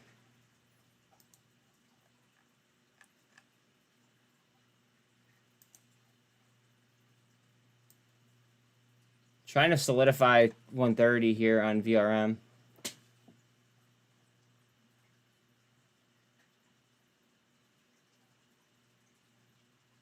Where's Carvana at? If VRM is doing what it's doing. Carvana up as well. Carvana is only up 1.5 though. 1.5%. Mullen trying on a super. They're trying to push Bitcoin down, but I think that it's going to catch support off this right here where it dipped below it earlier. UCAR up.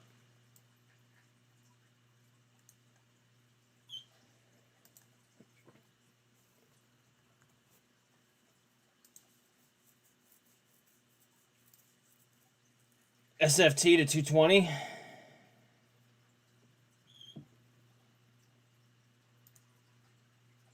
T2 back down.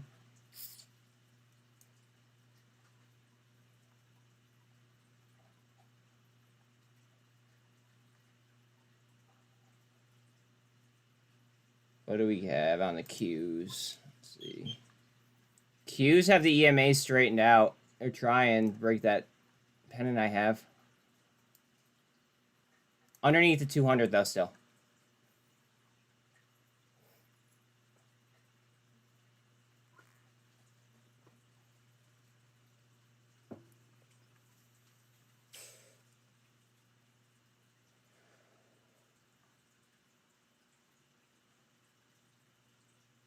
Bitcoin, get off that 200.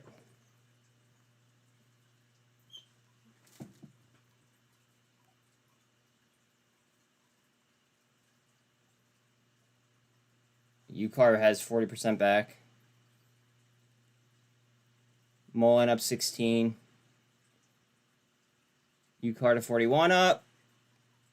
Q's lifting, or at least trying to.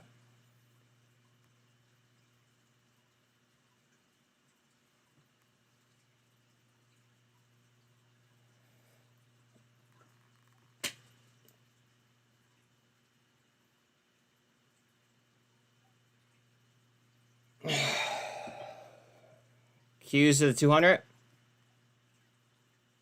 on the 1 minute.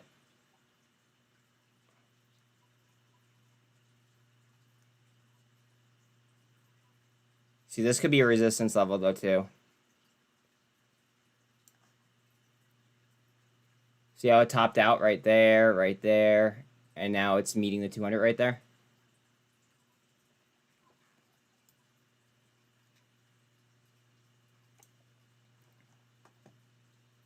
Open at 305.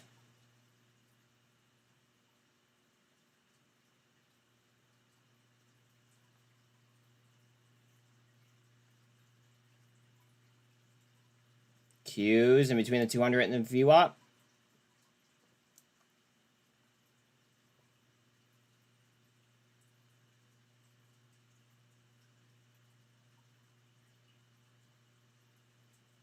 Q's.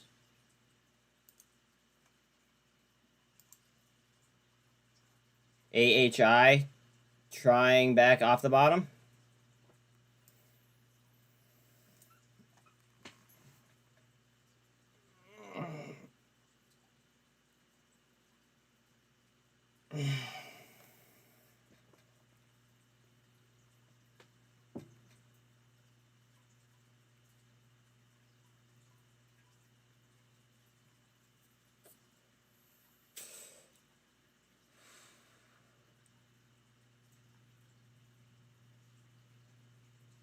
What does this company even do? I think that would be a good place to start.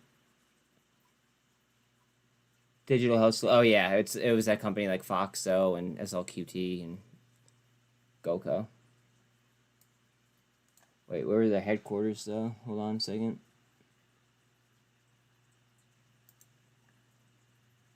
Okay, they're headquartered in Australia. I have no hate against that.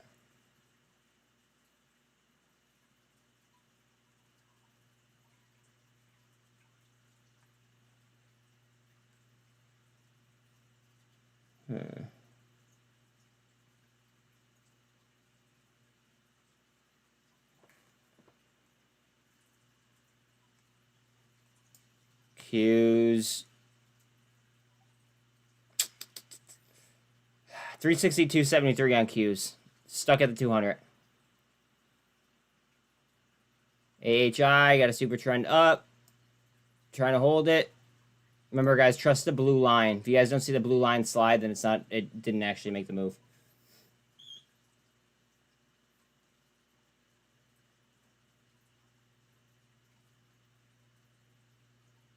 It is trying back up towards the Sonic R, though.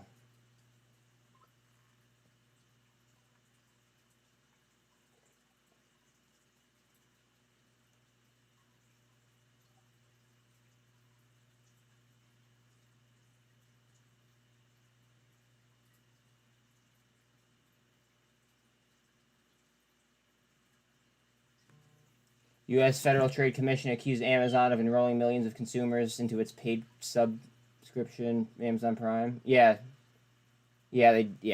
saw that.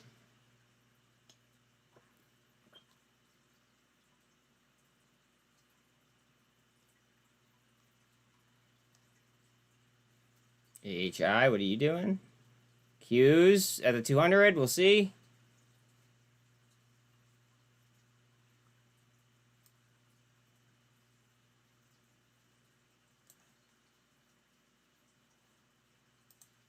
Mullen is up 15% still, off the high, well off the highs. Well off the highs. VRM's just moving sideways.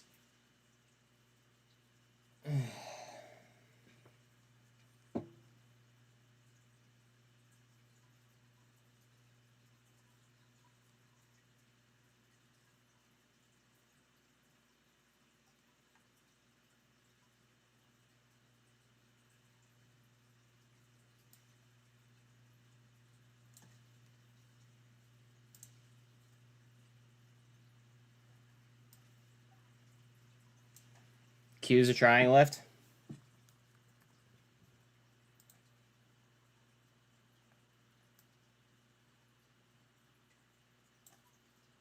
Go EVs at VWAP as well.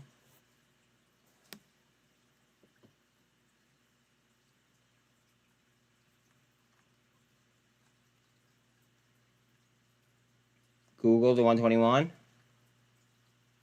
PGY 119.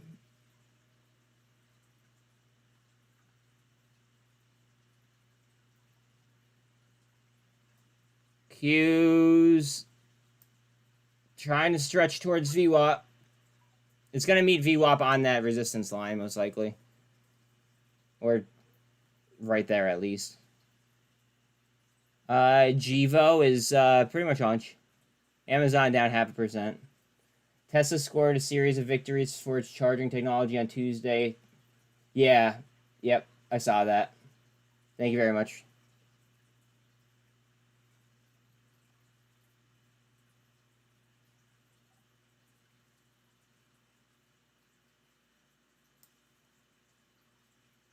Bitcoin towards 48.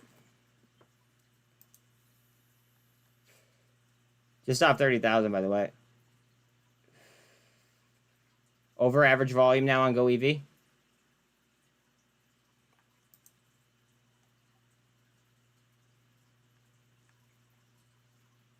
I want to see what TRKA volume is now.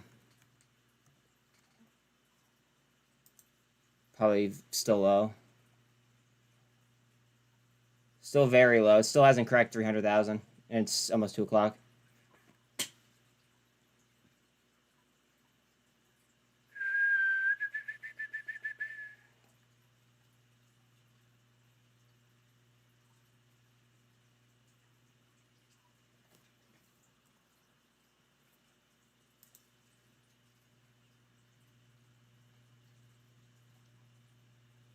Ooh, GNS.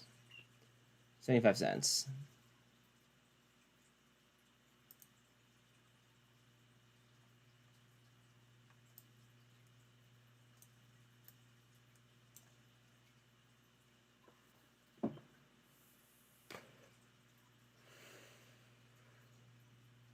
Coinbase trying to spin through the 48 there. We still have to go through the 200 in the VWAP.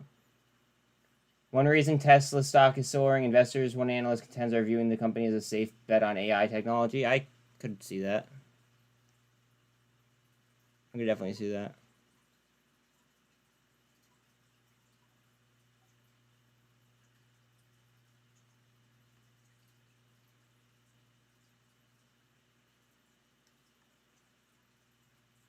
Bitcoin, big cup. We're back. We're into the cloud, though. We are into the cloud. For years, Tesla and its CEO, Elon, have said AI, which is at the center of the firm's self-driving software tech, is one big reason to pay attention to the EV company. Yeah, I happen to agree.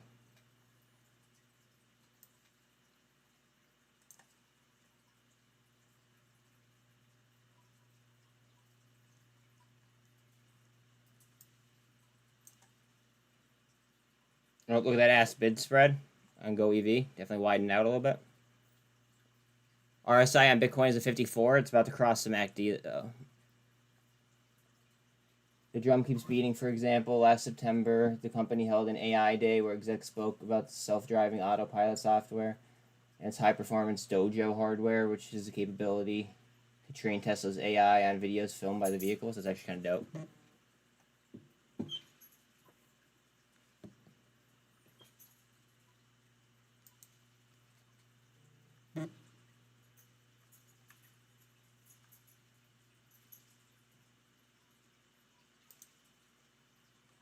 Advanced Health spinning back.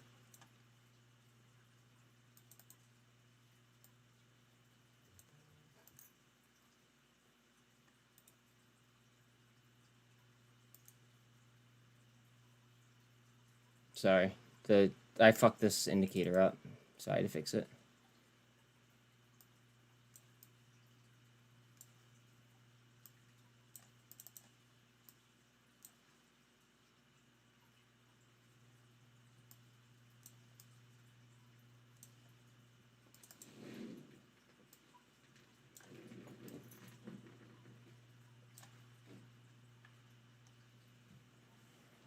Oh, go EV. Let's go.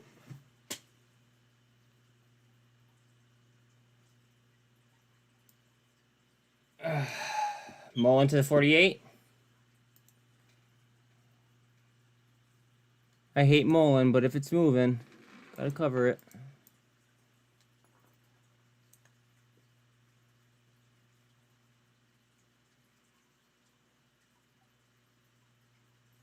Remember, trust the blue line, guys. Blue line is bid.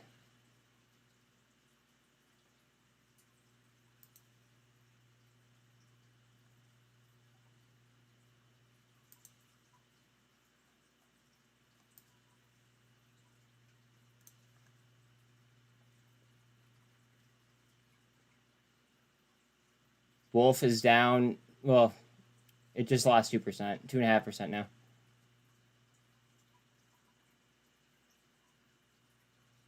Cosm's still at above 310. Mullen trying in between the 48 and the 200.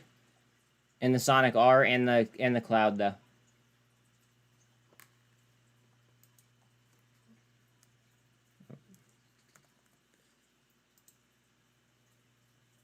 Q's up.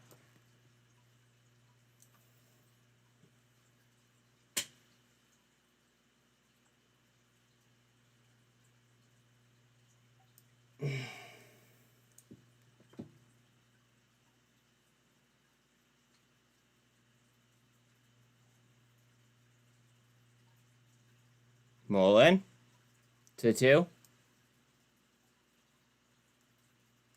Q's trying to lift as well. We have the 13 over the 200 right there. Bitcoin also trying to lift. I want to clear right about here. 30,100.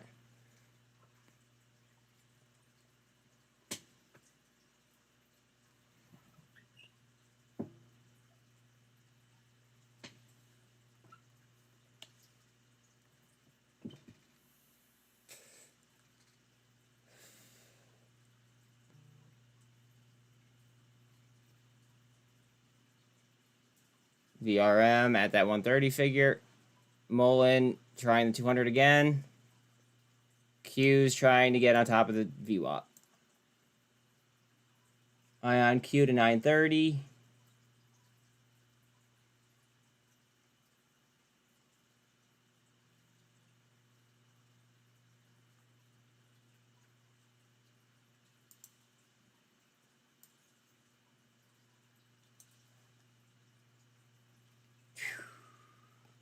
Sid.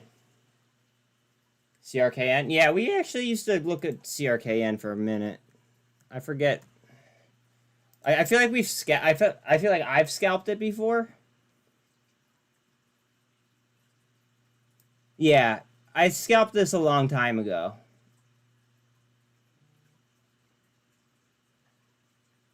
I scalped it for a long time ago. What, I forget what they even do.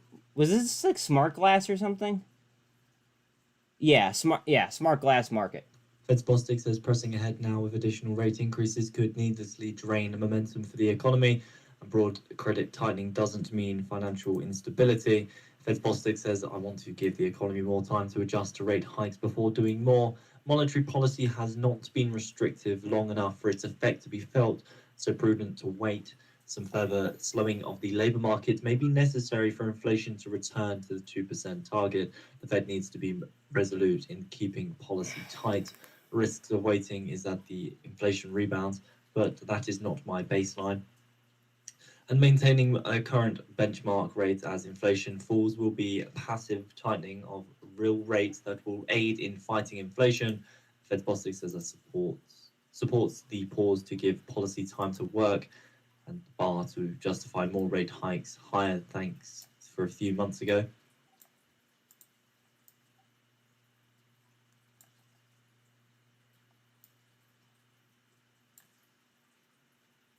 I mean, you need to catch yourself on the 4-hour. I mean, you have these. Bostic says the Fed has a ways to go on inflation. That's double the target. You just want to make sure you catch on that 4-hour. That's all I would say about it, really.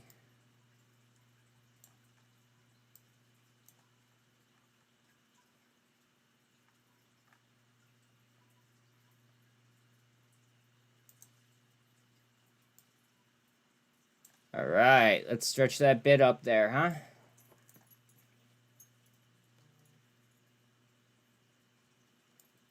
New high of the day on VRM.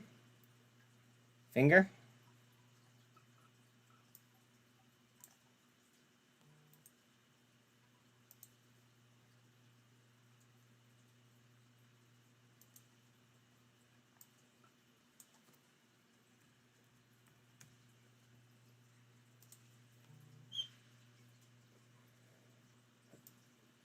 Yep, fingers lifting.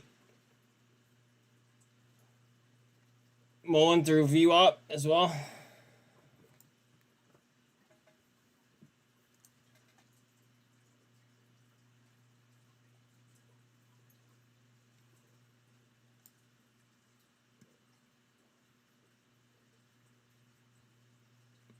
Watch out on Mullen.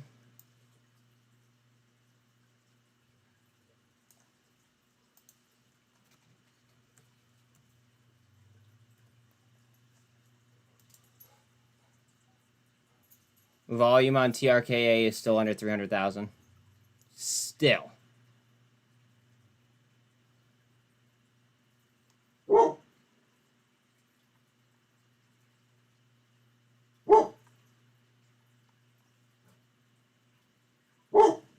Bro, it's okay, babe.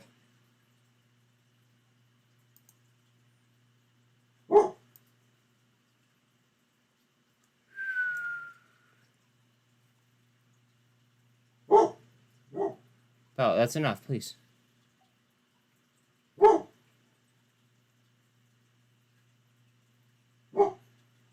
GWH to 126. GameStop pretty much on. HKD to 650. Bro, that's enough, please. Cosm 315. Low volume, though. That's typical. Lots of gaps there. Mullen's still trying to move up. Bitcoin and trying to make it through the cloud as well.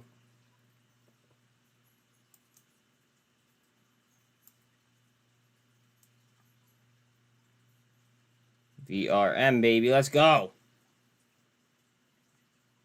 Let's go.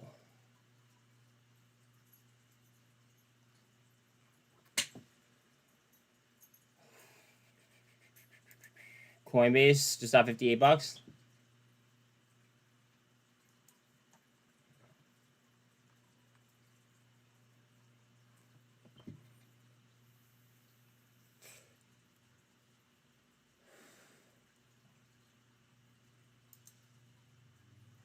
Look at SPY. Look at SPY.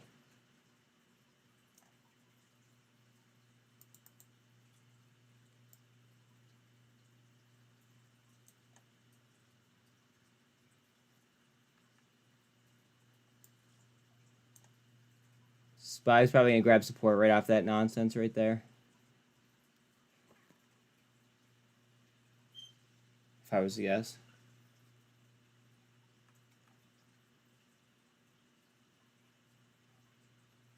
Don't be afraid to yell shit out to me, guys. Carvana now up 3.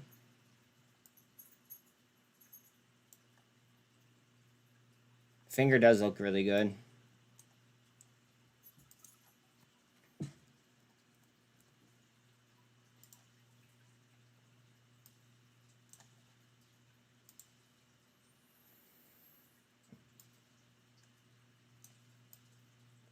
There's your 30-minute, though, so you just want to make sure that you're clearing these highs.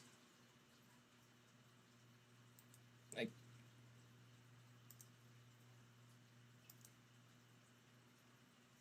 that would be huge.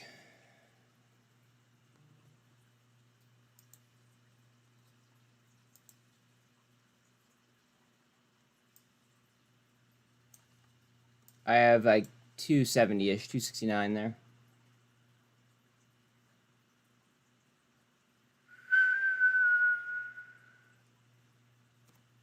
Q's going to be coming up for Gold Cross. Just on top of VWAP.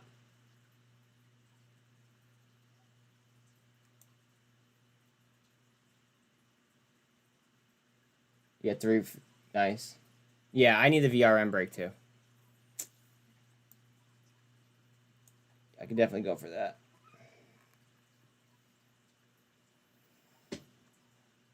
Q's into the Sonic R. Bitcoin almost out of the cloud.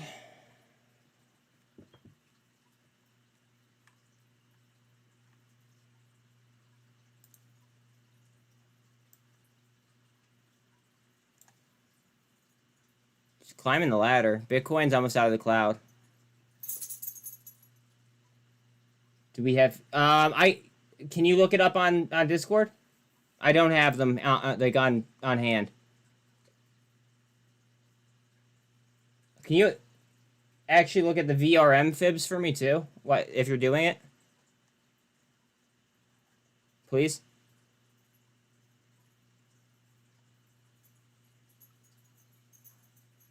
Bitcoin through the cloud. Come on.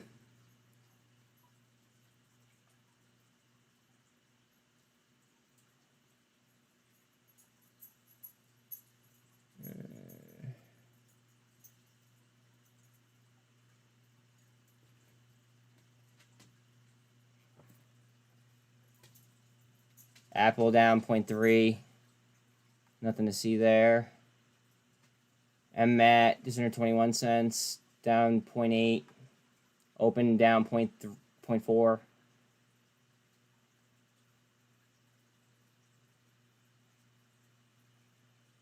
Netflix is down 2%, but all the way up to 425. When are their earnings? When the fuck are Netflix earnings? Didn't they already just happen?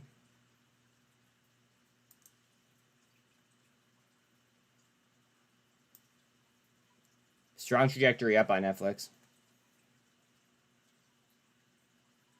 Next one estimated July 19th. Okay.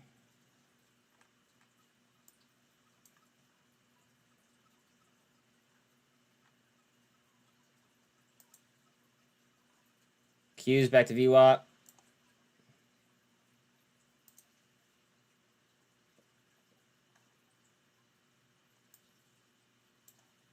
And Matt is just barcoding sideways here. Excuse me.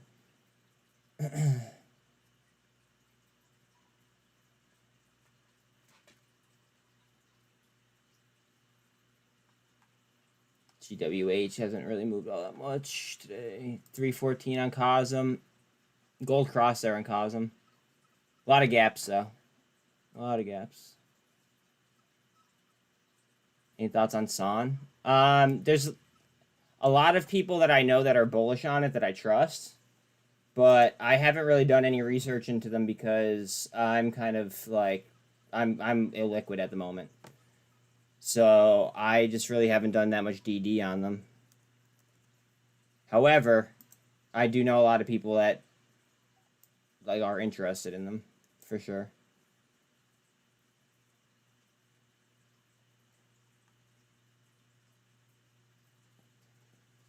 I just don't... I feel really weird with the clinical stage bio stuff. You know? I mean, that's promising, though. 2 beats in a row on Son. It's definitely promising. Like, I just don't know all the details that I should know on Son before I give, like, an opinion. You know what I mean? I got you, fam.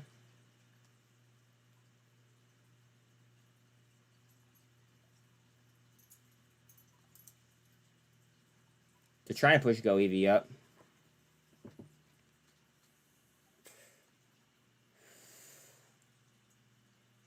So Bitcoin is out of the cloud. Mullen trying to get a push. They're trying to push Go EV.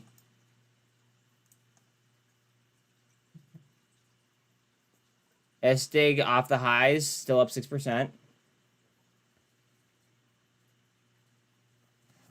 I just found a ticker.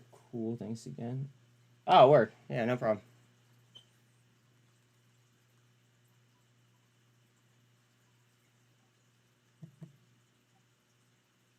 7% on Boyle. Congrats if you guys hit that early. I just got a notification. What is this?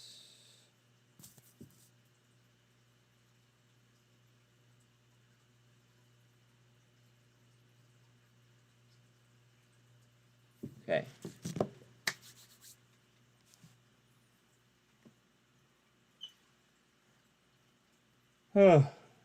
Boyle reverse split Friday. Remember? Yeah, that I had a feeling it was Friday. I knew it was. Yeah, and Vixie. Yeah, Boyle, UVXY, and Vixie are going to be doing a split. Reverse split on Friday. I believe it's after hours, but I'm not positive, so don't quote me on that.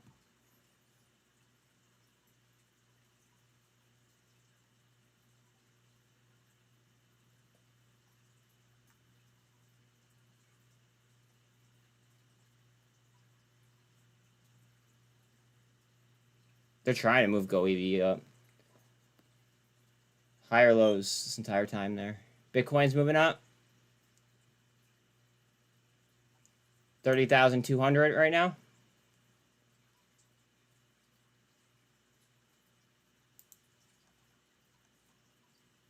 We're about half average volume on VRM.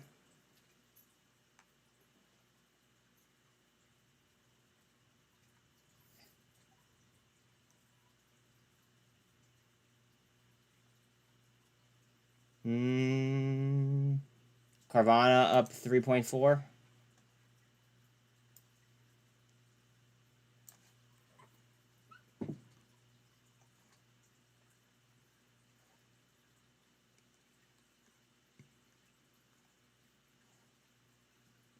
They're trying to push Bitcoin. Trying. 436 on SPY.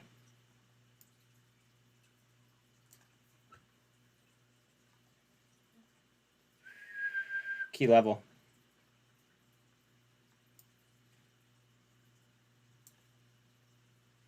Finger again? Okay. FNGR. Thank you, sir. Finger. She's a blasting. Finger blasting, baby.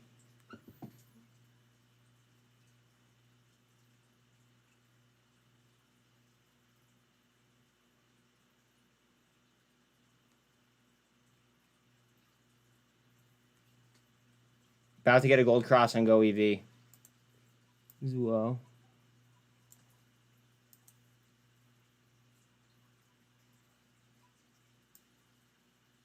On a 3-minute, the 24 is going over the 48 on GoEV as well.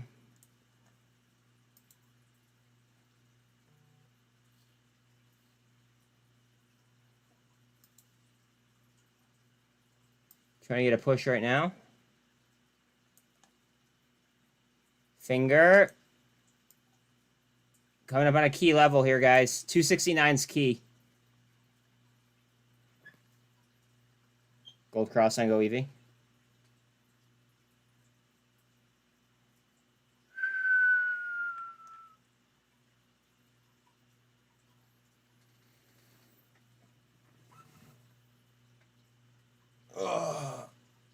Push.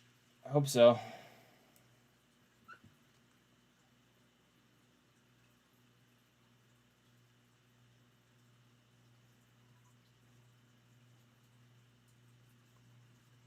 We've just been chilling at 120 up on AHI for a while. If I could catch this finger run again, well, good luck. I honestly just want to see VRM go through the roof. Remember before we knew it was a manipulation play? Yeah,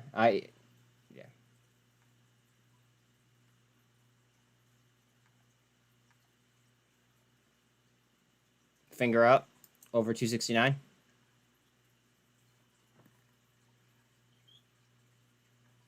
Finger. Watch out on finger. If it runs to $2, I'll make 2K. Word. That a boy?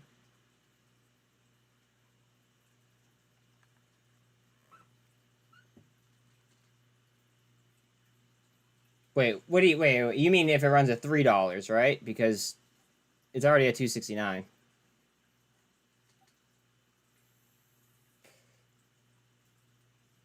Right?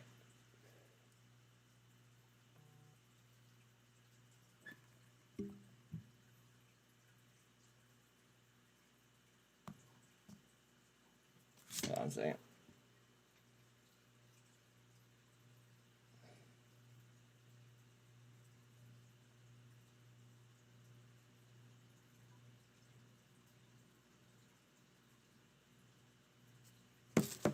Finger. 277?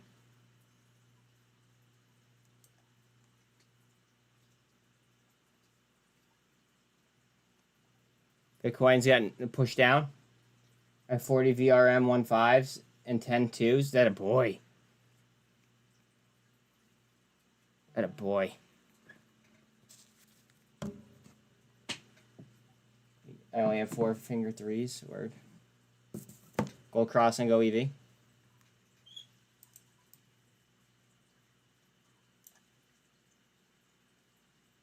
Go EV is now 5 million, almost 6 million in over average volume.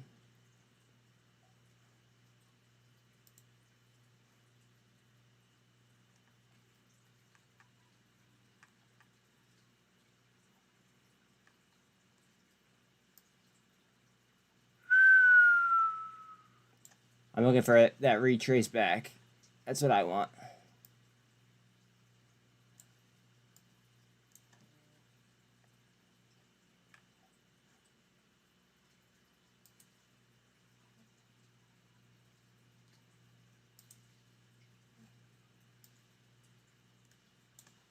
On a 5-minute go EVs on top of the VWAP, and the 48 is on top as well. 13s to the 24 on the 5.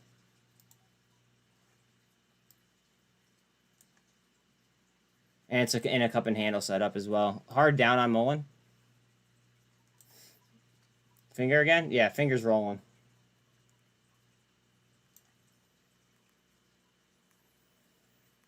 That a boy. The VRM play is full profits. IV spiking. Let's go.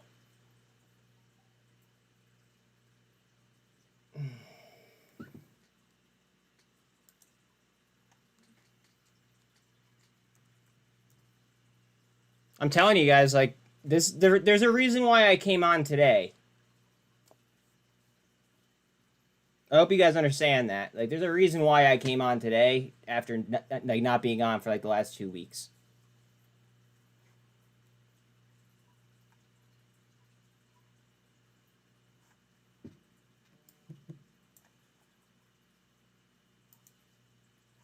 UCAR going vertical.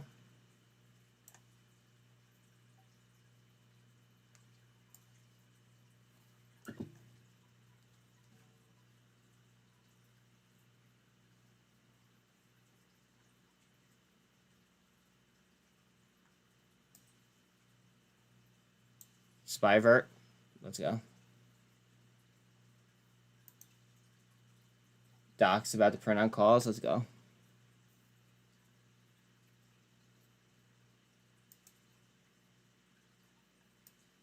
Well, welcome back. Better than later. Yeah.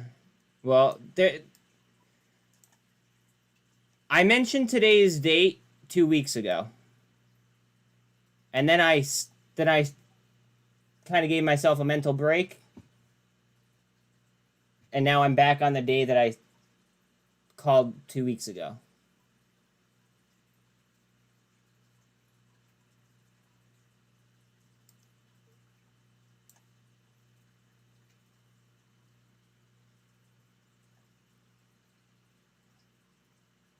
Go ahead.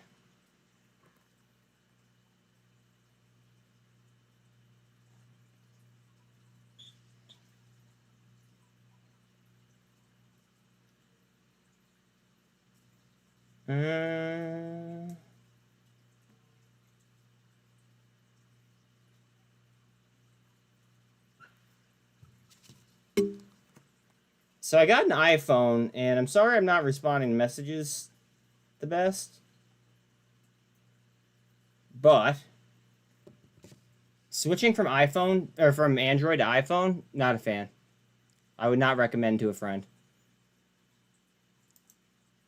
Just saying. Look at Carvana's trend line.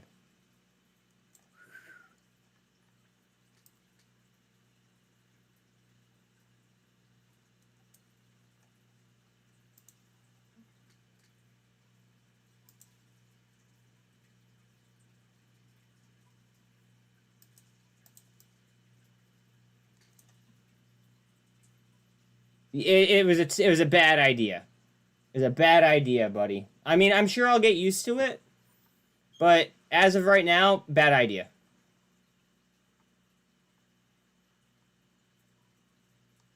Unless you're in the universe with a MacBook and watch, just switching to the phone and so. Well, so the reason why I switch. Well, wait. Hold on a second. The reason why I switched is because the new iPhone is going to be coming out in about 4 months approximately, maybe 5, right? So I want to know if I like iPhone before the new ones come out, because if I like it, like if I'm going to give it some time, and if I like it, then I'll just pre-order the new one. You know what I mean? But what I did was I didn't buy like a top of the line iPhone 14 like Pro Max or anything. I just bought an iPhone 13. And what I'll do is I'll just trade it in 5 months, because I didn't need a top-of-the-line phone to see if I like it or not, you know what I mean? If not, then I'll just switch back to Samsung, if I still don't like it by then.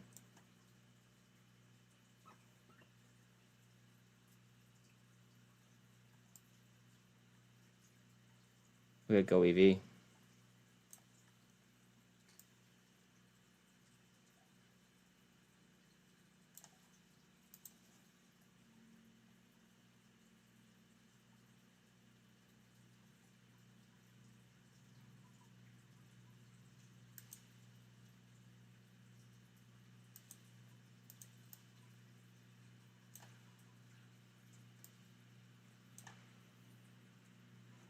Bitcoin trying higher?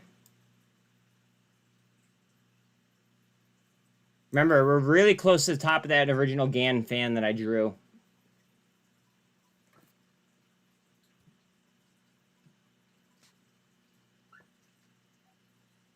It's 30,600, I believe. Yeah, 30,583 is what we want, at least.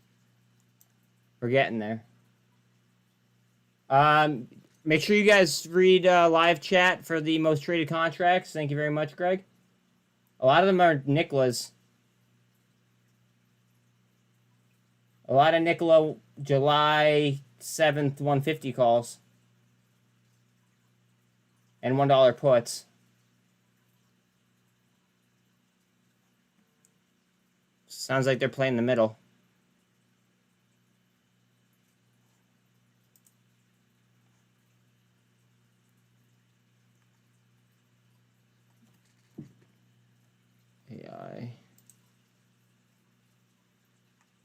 AI coming back as well. Still down 9%. On just on VWAP, I should say. With the gold cross.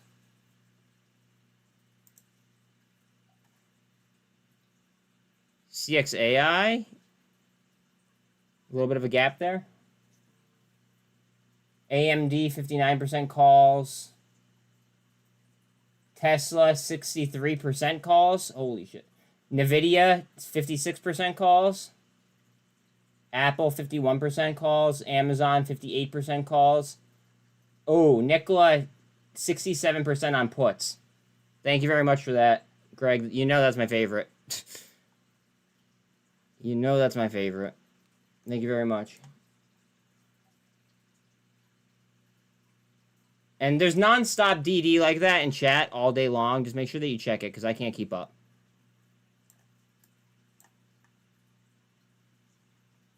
Ape is at the 200.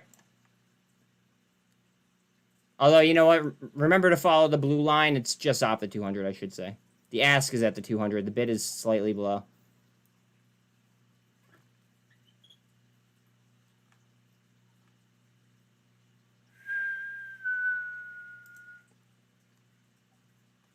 IDAI gaps all over. AMC to 457. That's funny. TRKA, volume's probably still in the gutter. Let's see. Volume finally cracked 300,000.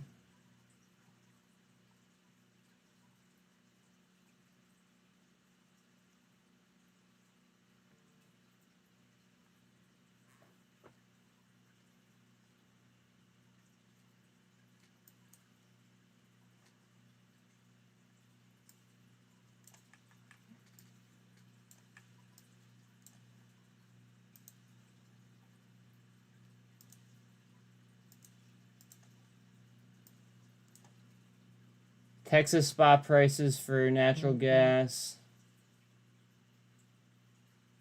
jumped to a 3-month high as temperatures above 100. Word. Thank you. Thank you, Sean.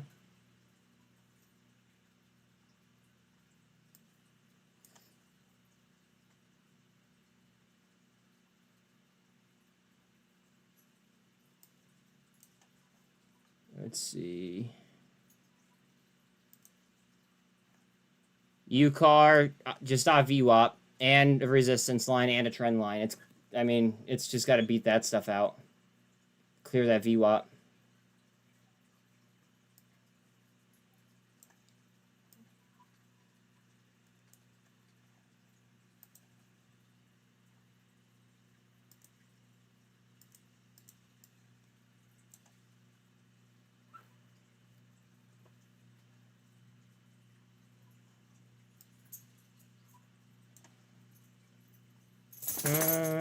SDIG 7.77 up.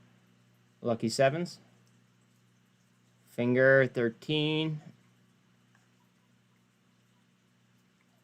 It's gonna go or what? Bitcoin has like a cup formed, and I don't know if it's gonna form another cup. I don't know if we're gonna take a hit. To me, I mean, it looks like it wants to move up. Just looking at the overall market.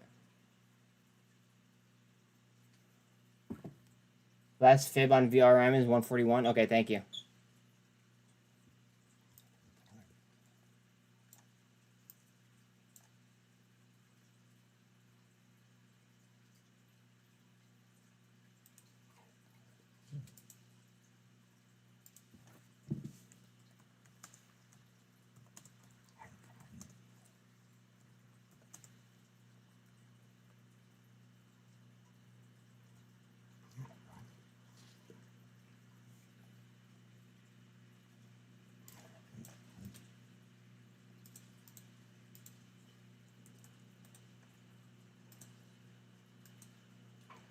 There. Bro, that's enough, please. I'll let you out in a second.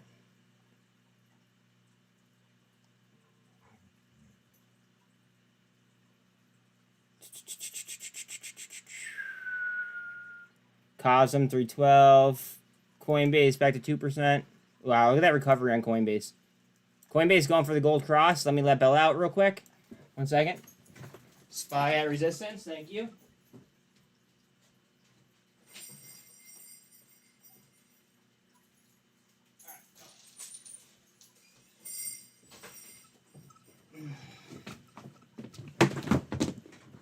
$437.05 is next resistance, or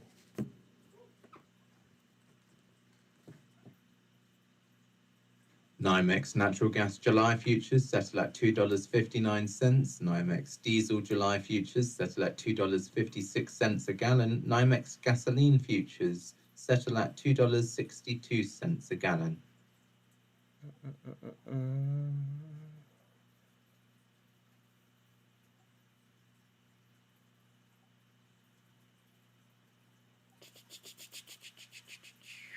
Coinbase trying at VWAP. WTI crude August futures settled at $72.53 a barrel, up $1.34 or 1.88%.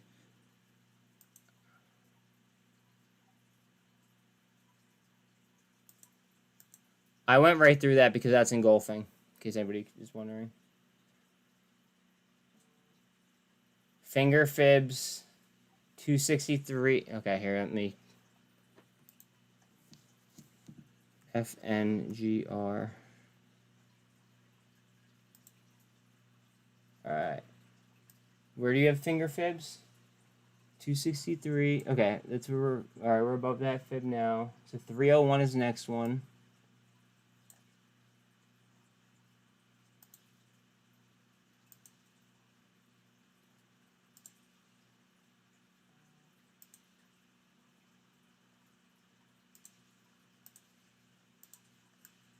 $301, $311,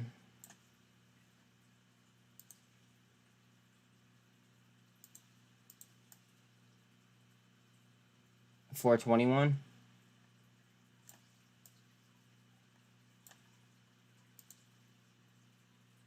Thank you, Sean.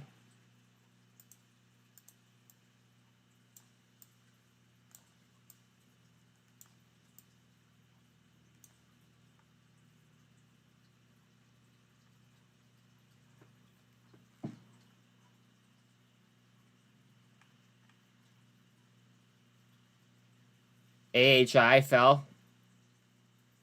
That was up like 180% at one point today. Now we're at 100. Bitcoin trying to break the drawing. We're going to be coming up to resistance on it though. GoEV has the gold cross on top of the MACD. RSI is at 52.5. Yeah, it looks like it wants to spin on the... Yeah, see how the blue line looks like it's trying to curl? It's trying to curl back through that signal. Thanks for the fibs, Sean, says Mark. Yes, thank you very much for the fibs.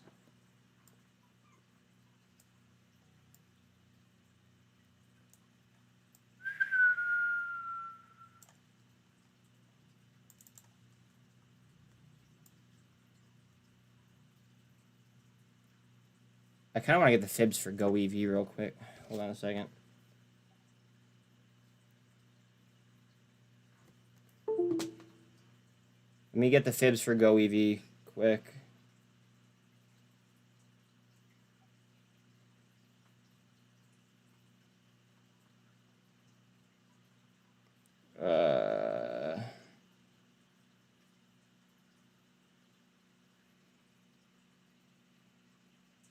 Fib.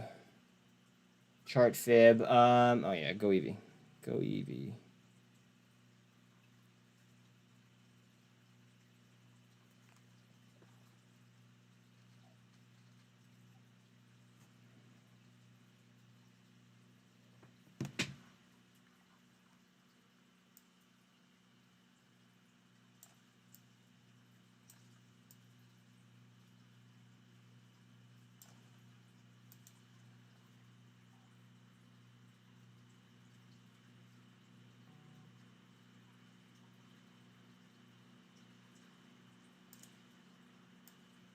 $0.52, 72 cents. UCAR's trying to move too. Sorry guys, I'm just laying fibs down.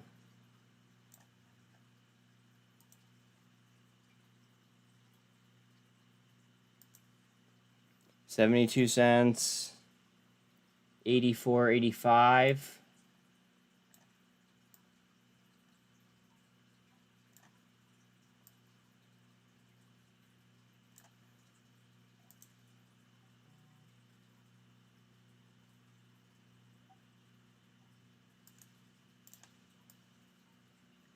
$84.85, 95 cents. Again, guys, sorry, I'm just laying fibs down. 95, 105.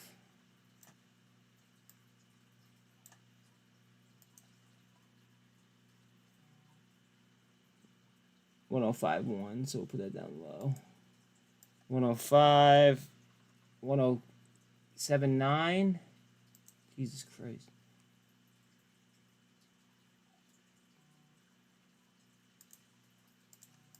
$107.9. Last one, 138. Okay.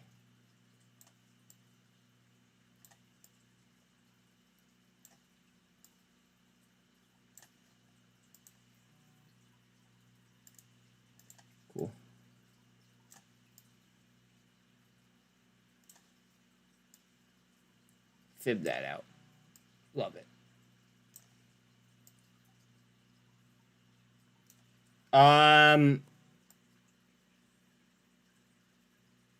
Yes and no, M.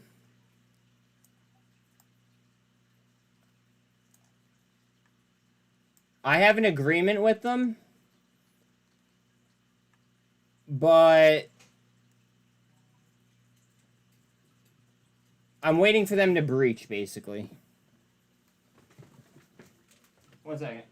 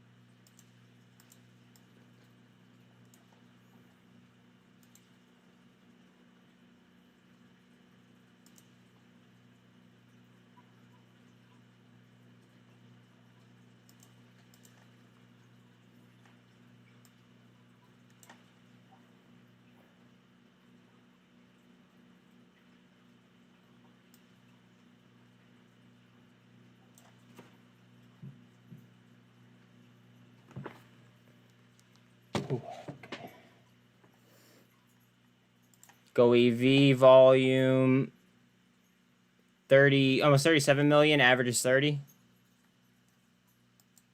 UCAR 33 million in volume, average is 4.5 mil.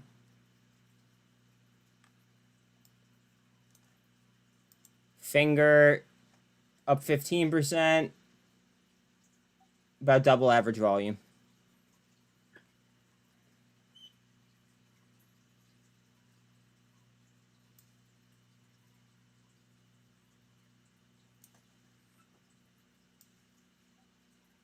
I kind of want to try something real quick. I don't know if this is going to be a good idea or not. No, okay. I can't do that.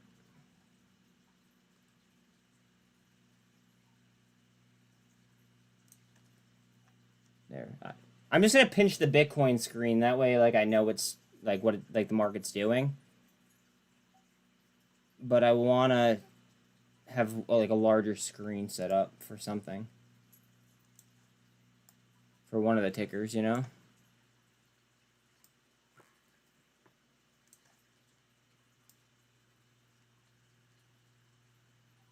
UCAR is trying to stay in the drawing there.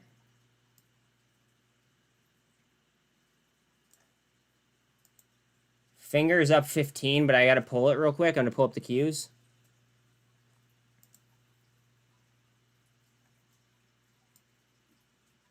Qs at 364.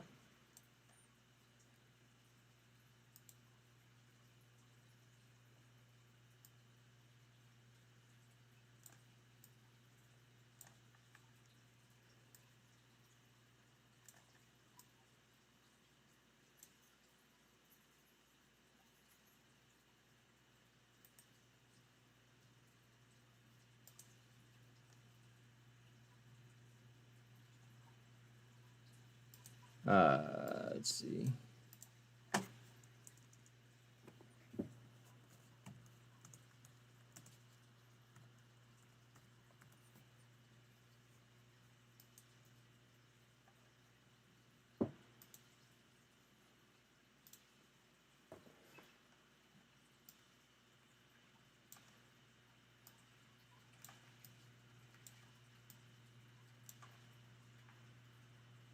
UCAR.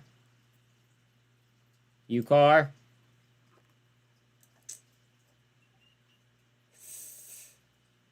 Go EV, also trying.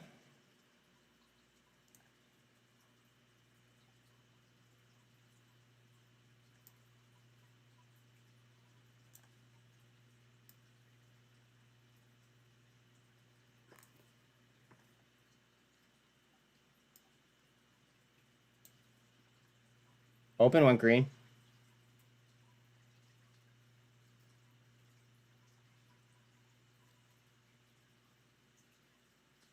Sticks is up 5%. Finger now up 18%.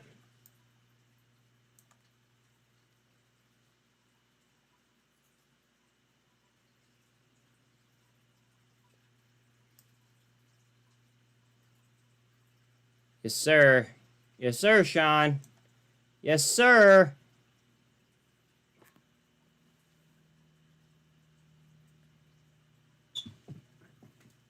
Yes, sir, Mark.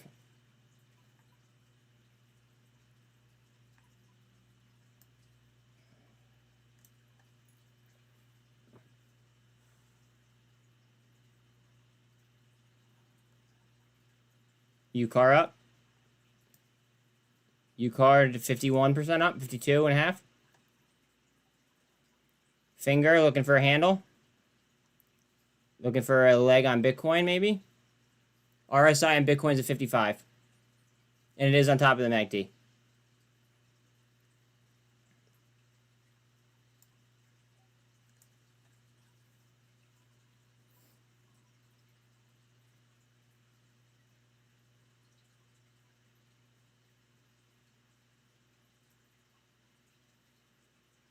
Fingers in motion.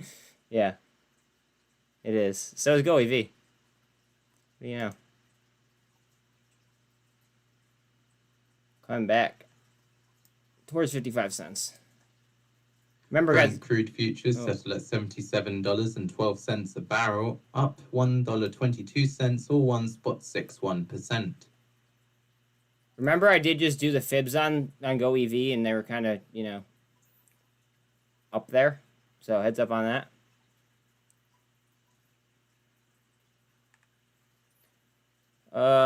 Bitcoin RSI is at 57. VRM still has 11.5 up. AHI now down to 90%. So lost another 10%.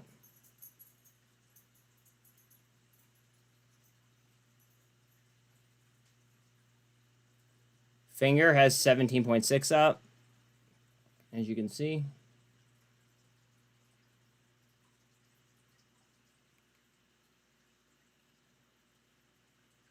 Coinbase back to 2.5% up. Finger trying. Remember, guys, trust the blue line. Trust in the blue line.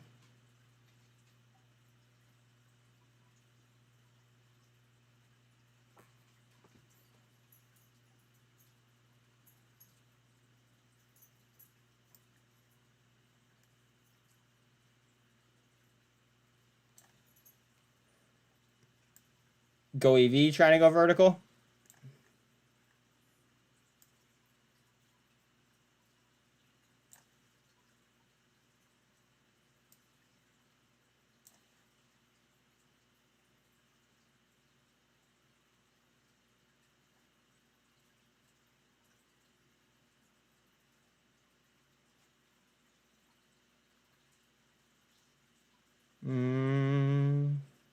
Fingers now showing 20% up. UCAR's at 55.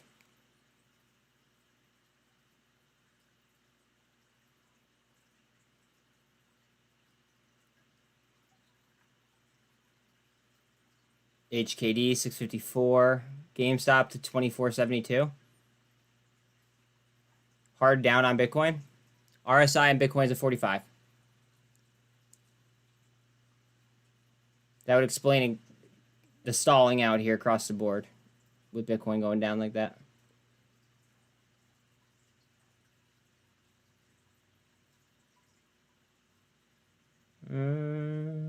Short sellers are ramping up bets against U.S. stocks even as paper losses on the position surpass $100 billion. I bet you that I could stay long longer than they could stay short. And to me, that's all it comes down to.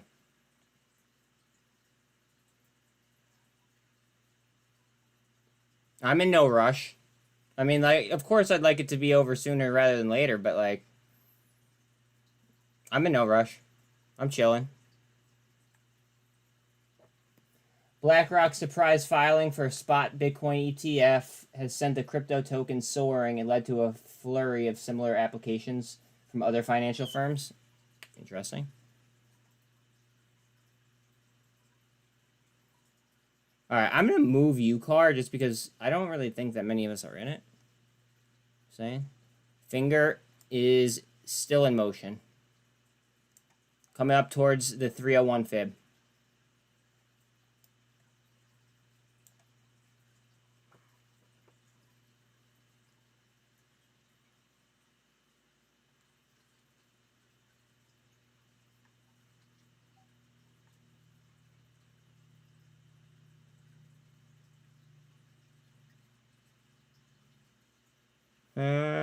Carvana just grabbed 3%. Coinbase 1.7. SoFi about 1% up. SPY to 436.5.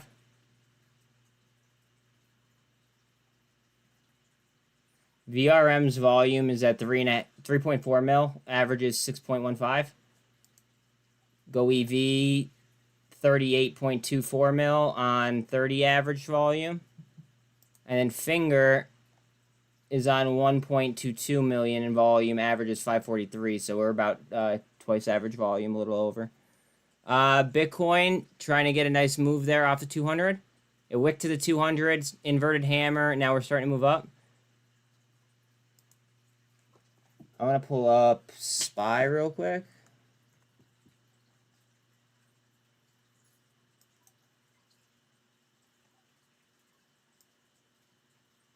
Okay, we definitely want to bounce off this 200. Or this 48, excuse me. Definitely, definitely, definitely.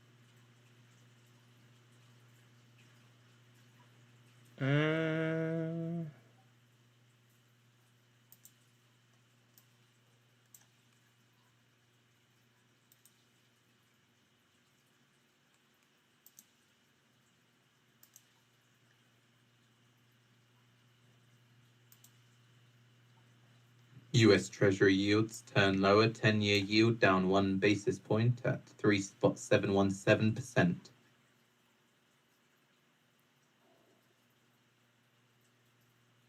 Boyle's now up 7.4%. Good luck to you, Sean. Later, buddy.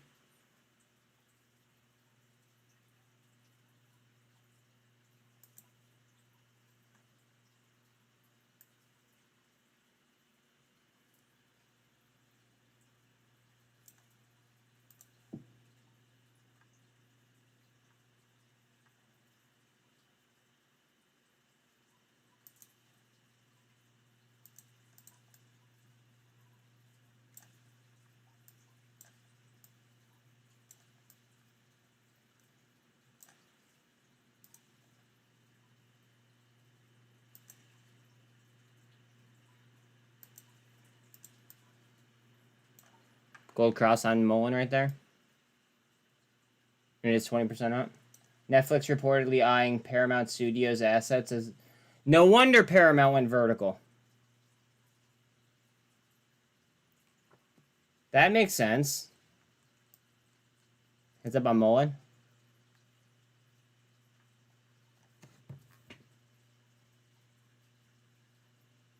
Market lift. Higher lows right there. See? Higher lows. 48 on SPY. Bouncing off.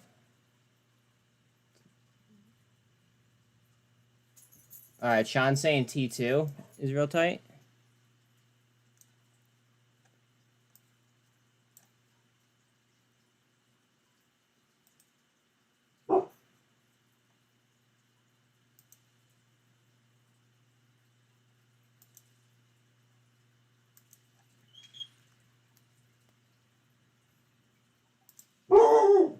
All right, pal. Please. T2 is very, very tight.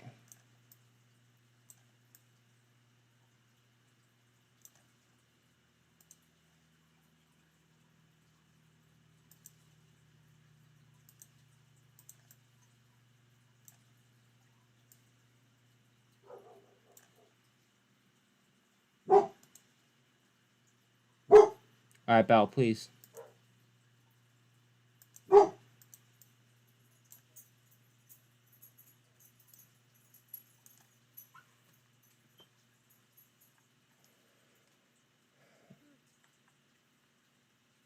Gold cross on Mullen right there. Spy, look at that. Trying to go vertical. Go ahead, Spy. Pretty lovely. Givo just went unch.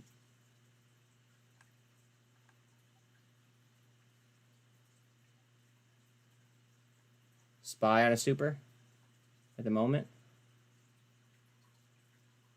S-Dig back at 10% up. VRM up 12.7. And pull it real quick. Alright, I have to let Lucky in real quick, guys. Give me a sec.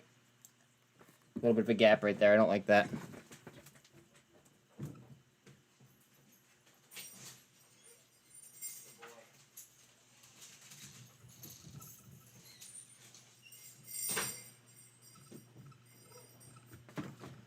Oh, my bad.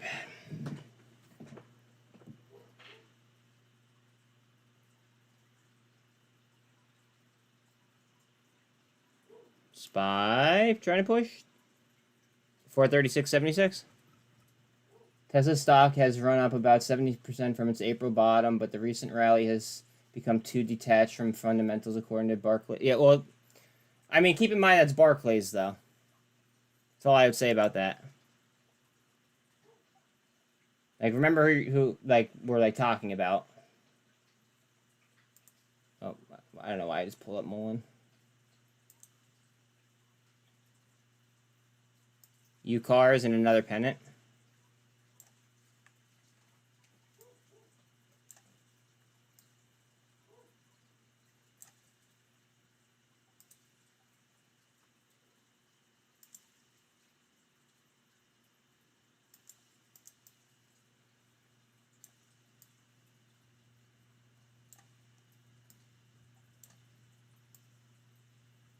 $13% on VRM. Should be the high of the day. A little bit of a gap there, though, looks like.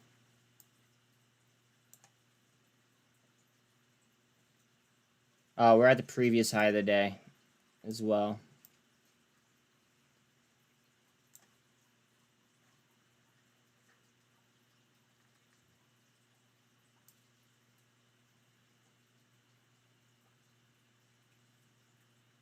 RSI on Bitcoin is at 43.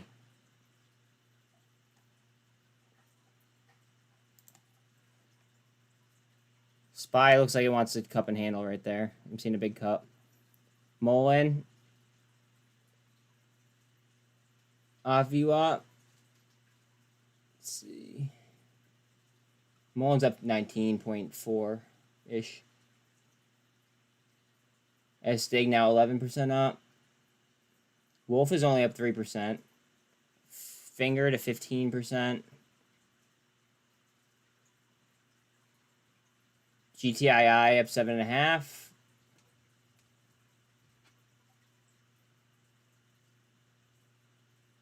GWH up 1.6 only.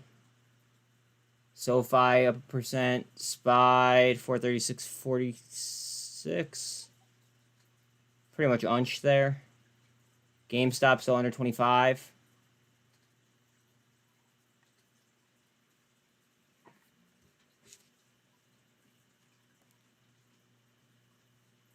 Hard down on SPY to the 48.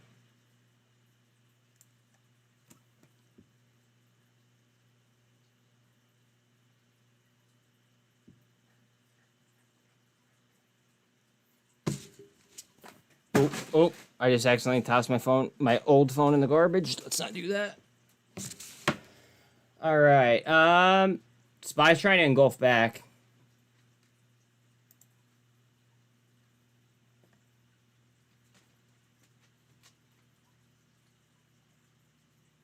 ARBK is holding 20%. SDIG starting to move now. Trying to go vertical.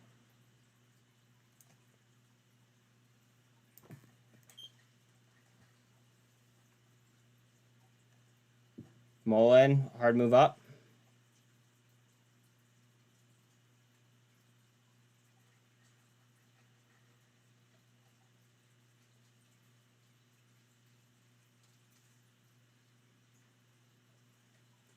Mullen, nice move up.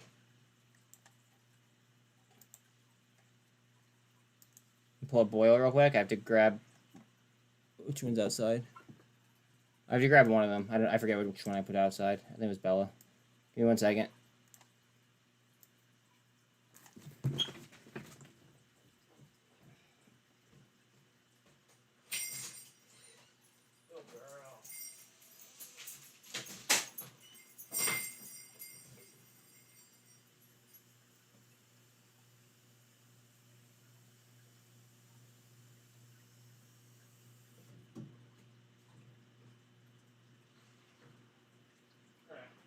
There's some fresh water for you guys. Go ahead. My bad. All right.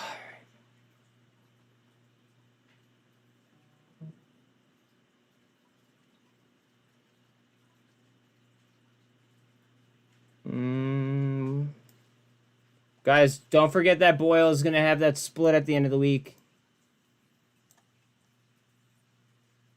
That, UVXY, and then VIXY.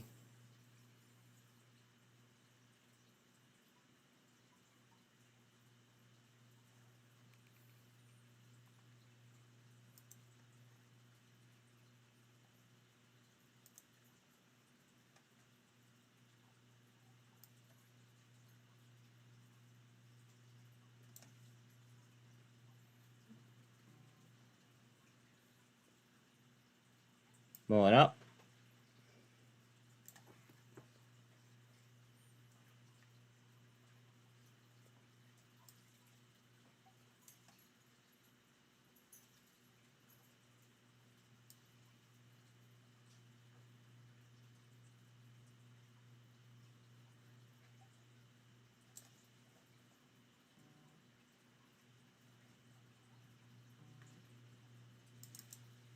RSI, I'm mulling to 71.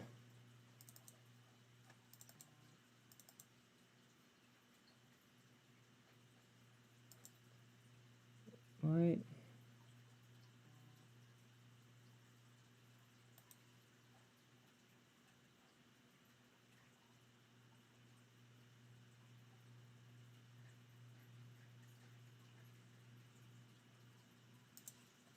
Why is that cloud not...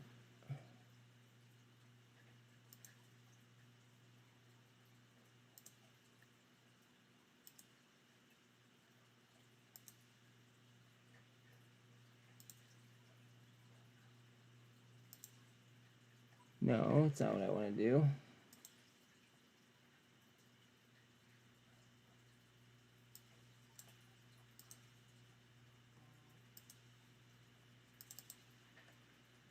Sorry. I don't know why it's making me do that over and over and over again.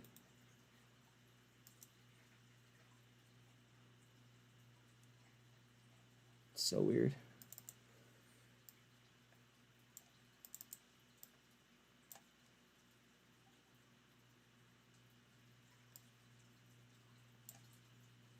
SPY towards the 200.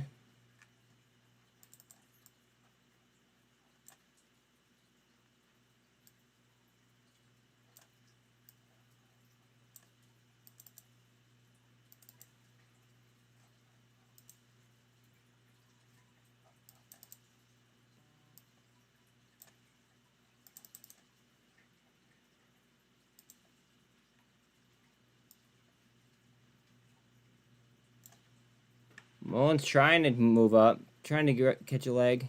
Bitcoin coming down for a double bottom potentially here off the 200.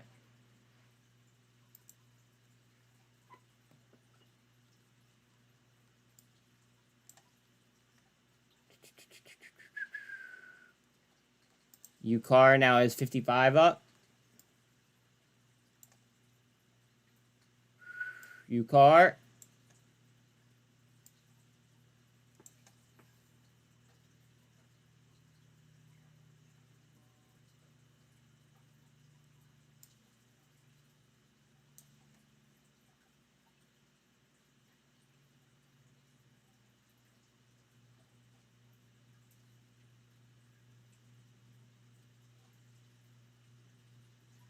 Finger has 18 up.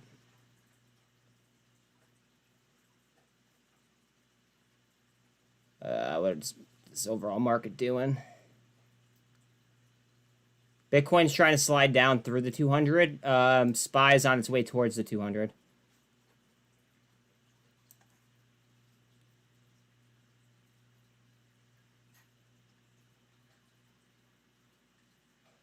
Q's to 363.5. Down almost a full percent.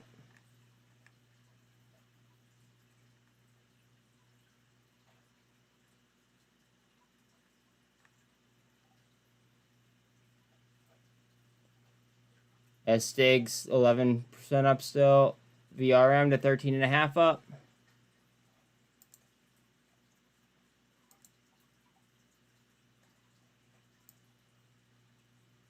Okay. Not bad. Oops. Okay. Hammer on SPY. After an inverted hammer, usually a sign of a reversal.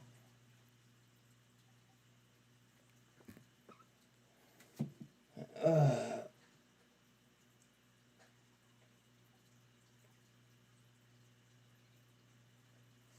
actually want to look at the volume on something real quick.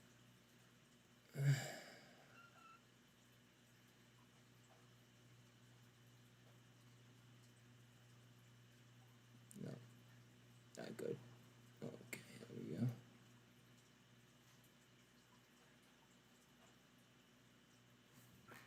My bad. Let's see what this overall market's going to do for us.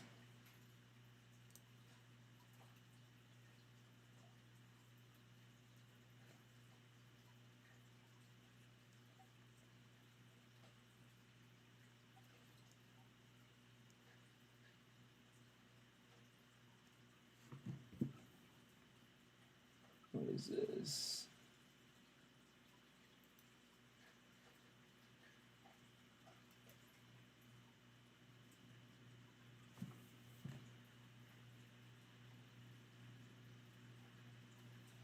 Okay.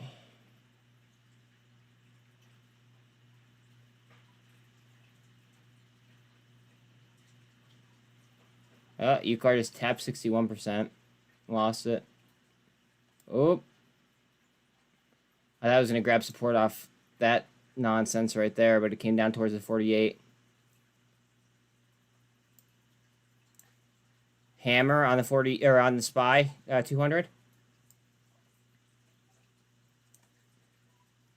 Mullen getting a little bit of a push.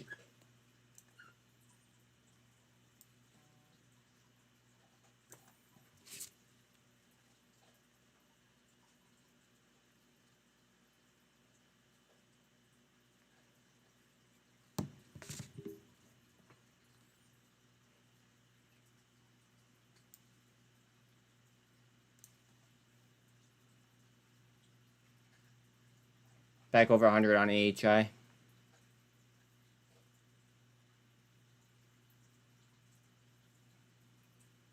Mullen's RSI is a 60. Higher lows there in Bitcoin. Looks like we're trying to move up. Hammer followed by that inverted hammer right there on SPY.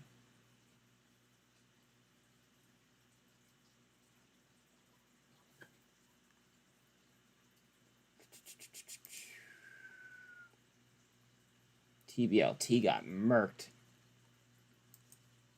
So did Hub C.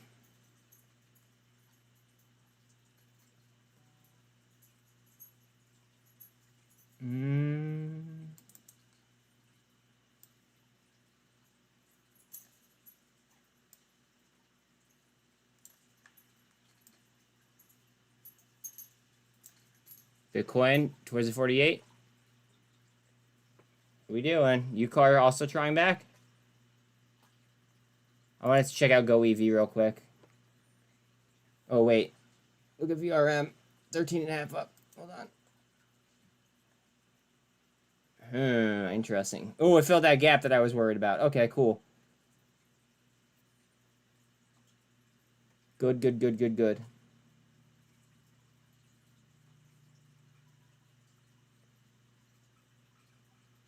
Mara up 5.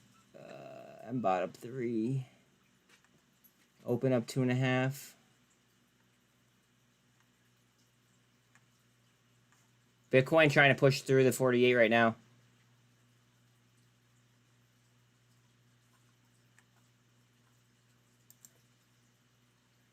Coinbase at the 200. Trying to fend off a death cross.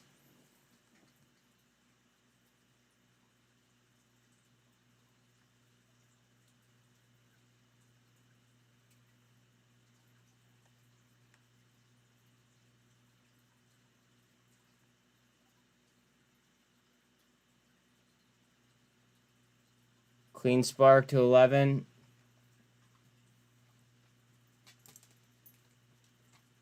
VRM still just chilling at about 13%.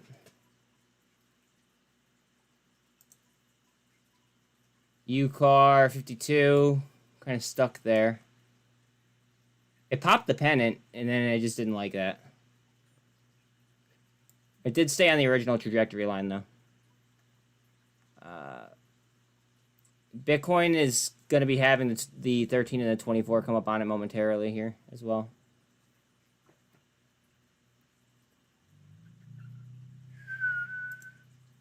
Haven't looked at Ocean in a minute. Let's see. Ocean, nice recovery. Okay. Very quick recovery.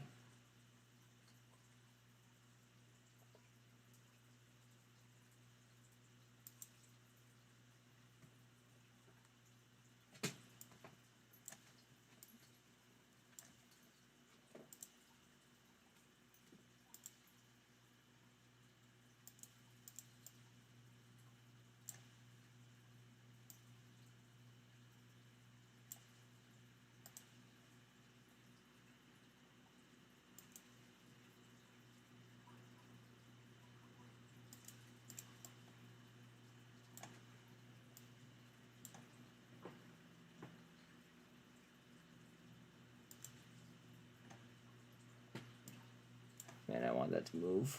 Let's see.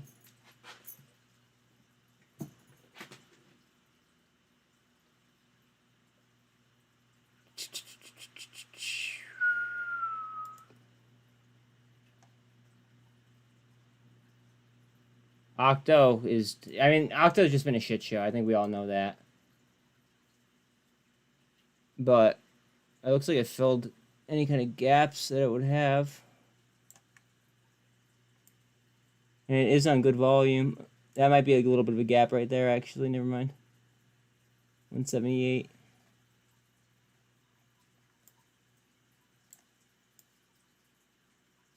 Yeah, it is.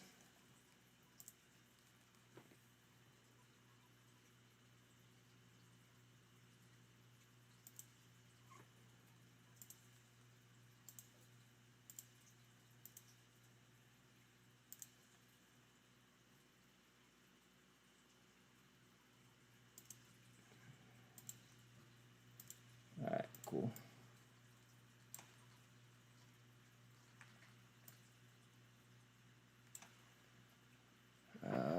Spy trying towards the 48. I want to follow it up with another one.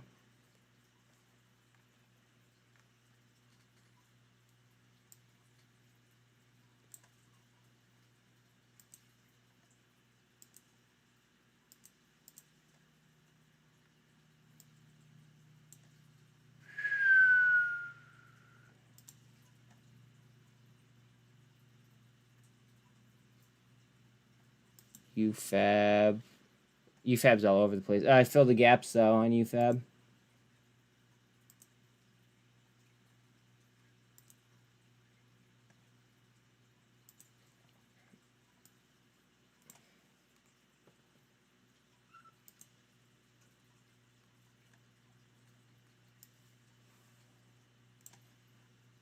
Mullen trying. Super trend on SPY as well.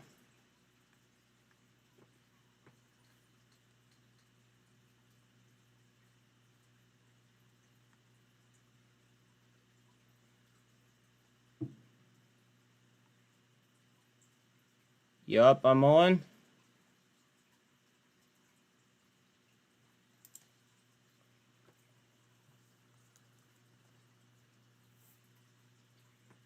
I didn't miss anything. I did not miss anything. Sometimes it's just more peaceful to, like, don't take this. Okay, don't ever call me daddy. Don't ever call me daddy. Sometimes it's just like more beneficial for me to trade without you guys. No offense. Like I feel like I could trade at like full, like, you know, full throttle. Sometimes when I'm on stream, I can't execute to the best of my abilities, and that's not okay.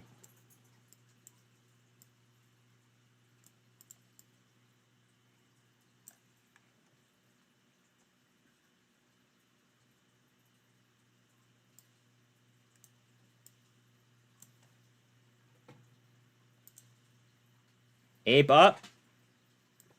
Ape, ape, ape, ape, ape.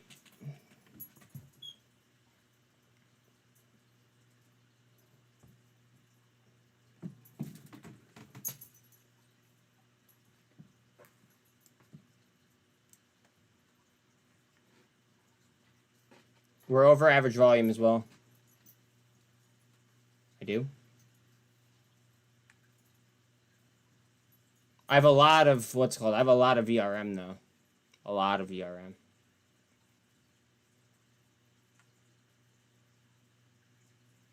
I've been in and out of Carvana, but at the moment I do. I've been in and out though since like about like $4. Whenever everybody was saying it was going out of business, that's when I was buying it. So, I think it was like 368 or some shit like that. I've been in and out since. Maybe it was like low fours.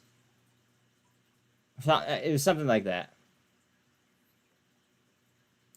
But, yeah. I buy fear. That's what I do. I buy from people who are scared.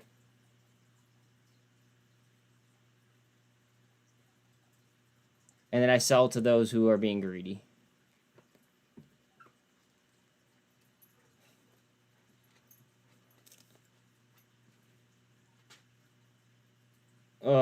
Mullen, what are you doing?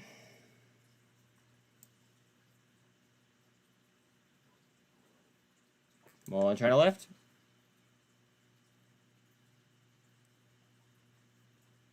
SPY at the 48.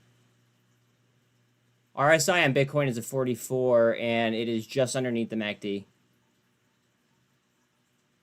And just above the 200 EMA. Mullen trying to push?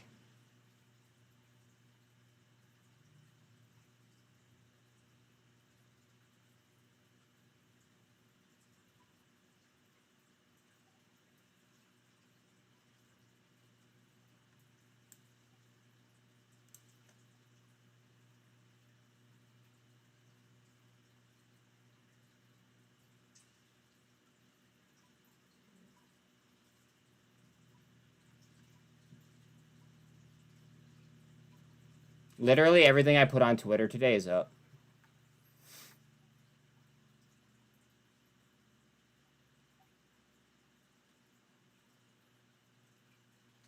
Just saying.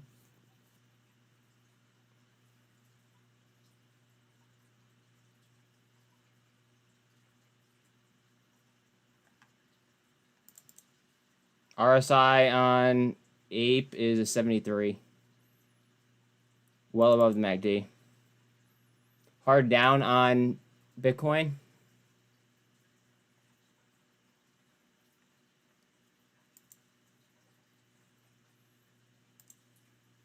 Dollar strength dropping.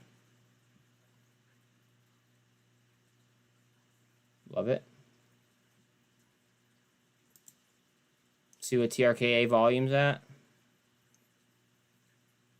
323,000 only.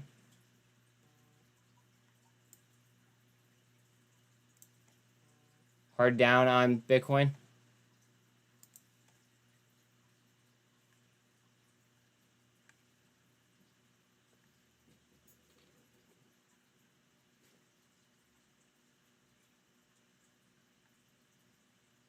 It's moving up, but there's just a lot of gaps there. I don't like that.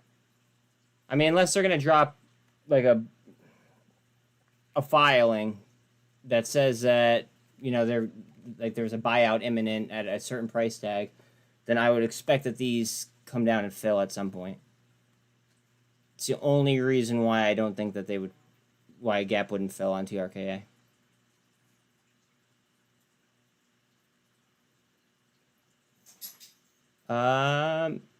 UCAR now at 52%.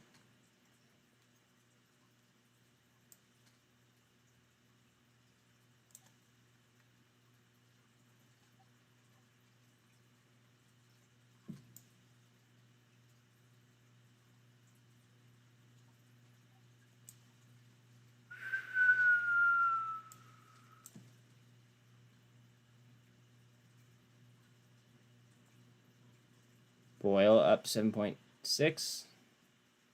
Clean Spark up 10%. VRM up 11.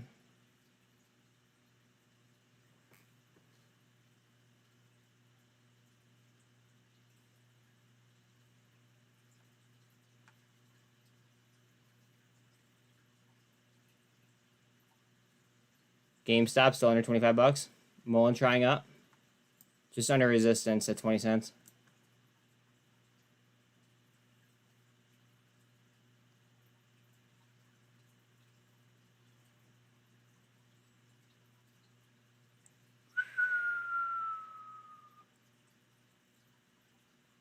Bitcoin's fighting for 30,000 on price, so we're just kind of dealing with that while it cranks out 30.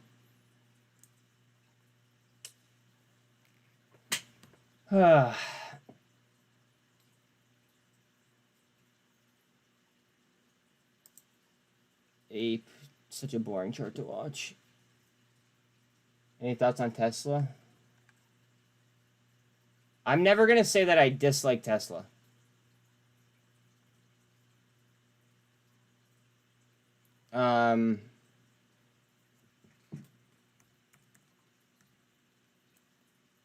Just so you know, Mark. Like, you'll never hear me say that I dislike Tesla.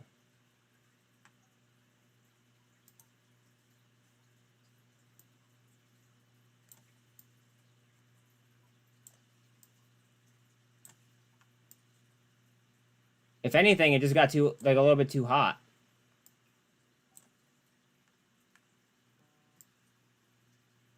I don't know. That's what the 4 hour just tells me that it got too hot. RSI is 56. It's on top of the MACD. I mean, I like it on the swing back, but I'm not a financial advisor, yada, yada, yada, yada, yada. You guys get the point. It just, when is going to be, like, I mean, you're just trying to time the bottom, though. I don't do price targets, you know that. I don't do price targets.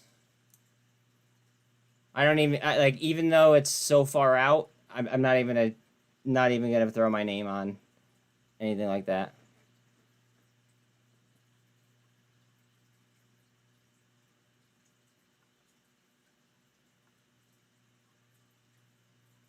Now, if you ask me something more generic, like in 10 or by 2030, do I think that ETH will be worth more than Bitcoin? Yes, I do. Not financial advice, of course.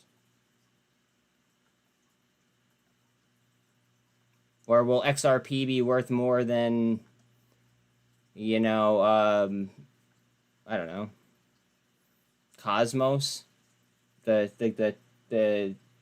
crypto? Probably, in my opinion. But I don't know.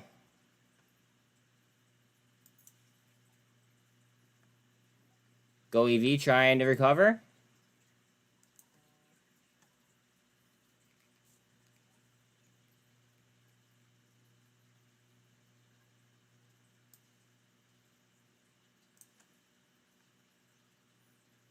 Here, you know what? I'll make a bold prediction for you. And it's not even a prediction, it's an opinion.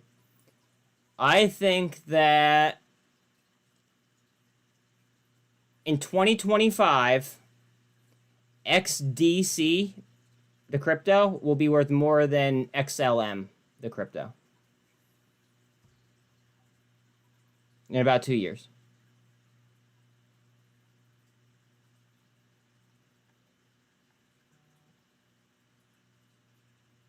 I think Quant will be up there with Bitcoin as well.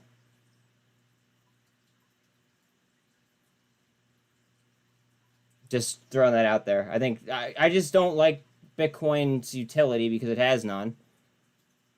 Carvana is now up 4.5, or sorry, 4.2. Mullen moving. Some cryptos just have use cases and some don't. Bitcoin happens to be one that doesn't. So then when it loses its market share, chances are that money's going to go into a different type of crypto with a utility. And yeah, I mean, I guess I'm making bold statements about crypto. Those are the ones I like. Remember, guys, trust in the blue line. Follow the blue line here. Blue line is all that matters. We have 3 little soldiers there on Bitcoin as well. See, blue line, right back down. Nothing else matters besides the blue line.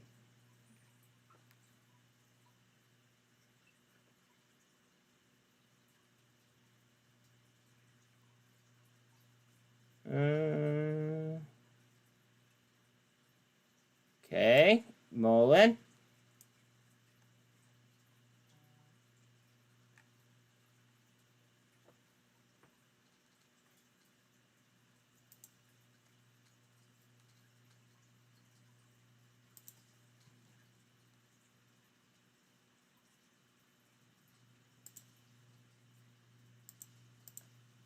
We're popping a pennant right here on Euclar. Or at least about to.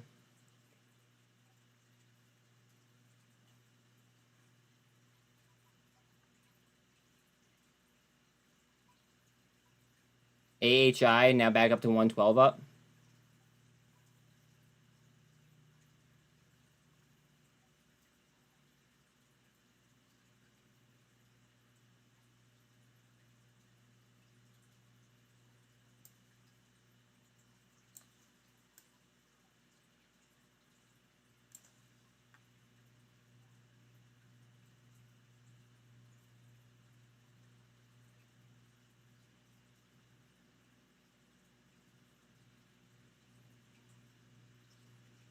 Sorry, guys, reading this quick. They need to get their headquarters out of California. Ugh. Too expensive. California, New Jersey, New York, Massachusetts, they seem uninvestable. Just because of like the way that the taxes are.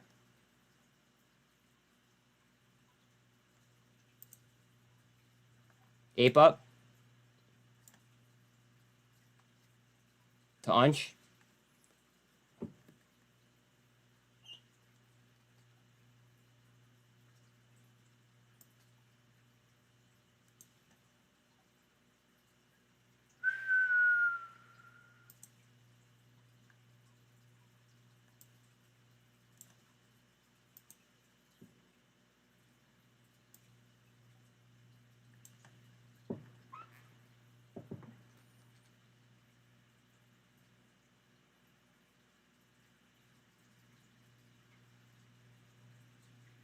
It's just getting tighter and tighter here on UCAR.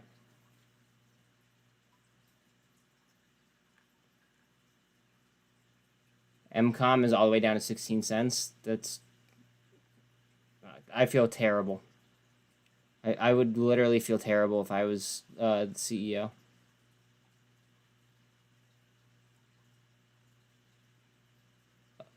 There's got to be some kind of I don't know, some kind of mechanism that he's allowing in order to go ahead and allow it to happen continuously. I wonder if he has his shares available to borrow. Because then he would be letting, because remember how he was making all of those purchases, which is why I liked them originally? He kept buying more and more of his own company. What if he just is lending those out? And then, obviously, buying more when it's cheap. And then collecting the interest from the loaned out shares. That would make sense, right? I mean, it'd be fucked up, but, it would make sense. Opens up 4%. Or 3%, excuse me.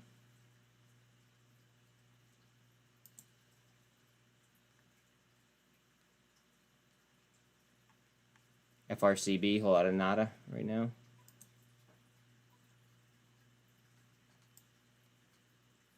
Good afternoon, Steve. Yeah, it's been a minute. I just needed a mental break. That's all. Happy early 420. Happy early 420 to you, too.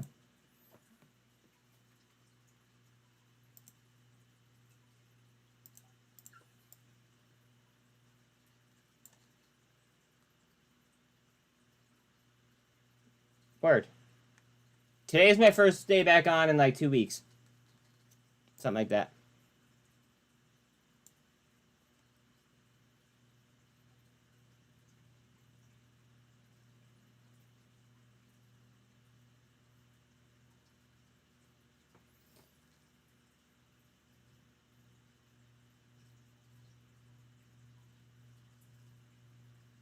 Well, welcome back for you as well.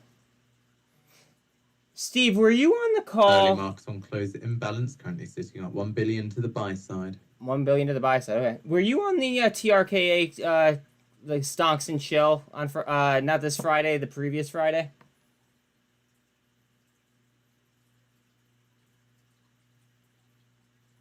I know Chad was. I don't know if you were though. I could have swore I saw your name.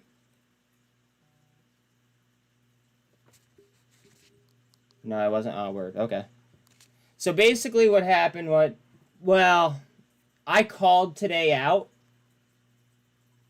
in specific, and I said that it was going to be a bullish day, in my opinion, even though Powell was scheduled to testify and all that stuff.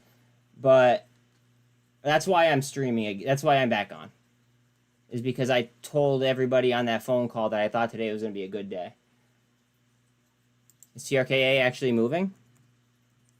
It should. Watch them drop something for a press release in after hours. I wouldn't be surprised.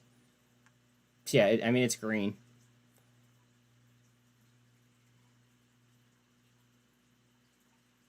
With gaps.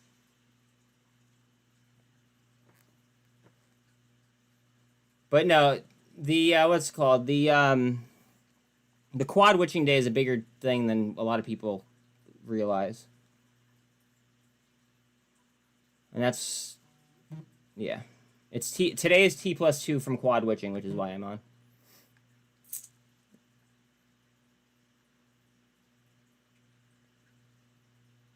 GTII is up 10.5 for those that are in it. VRM back in double digits up after the slide down. No.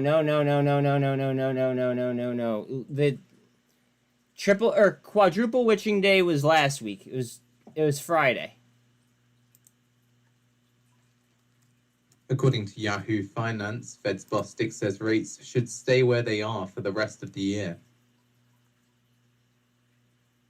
Kind of contrary to what Powell said today. Almost 8% on Boyle.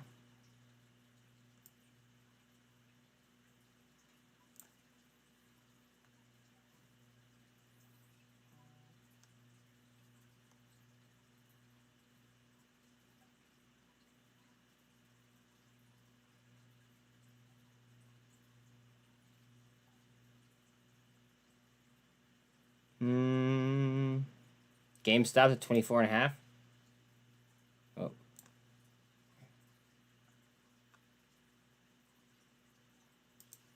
TRKA, TRKA, TRKA. Remember, follow the blue line. Nobody cares about the red line.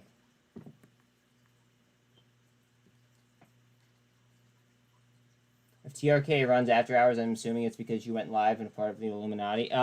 No, it would just be, it would be the fact that I know what Quadruple Witching Day is. And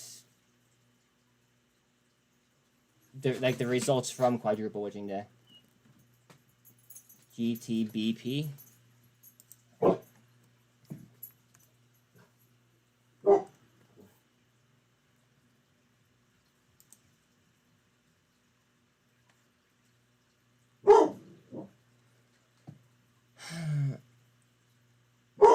Bella, that's enough, please.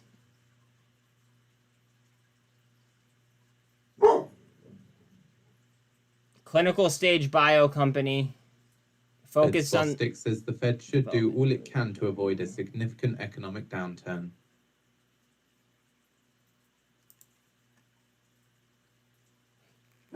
Can you do me 1 second, one favor though, Devin?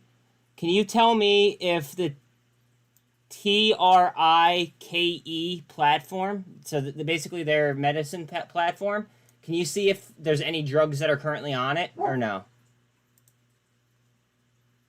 Because that's gonna tell me if I like the company or not.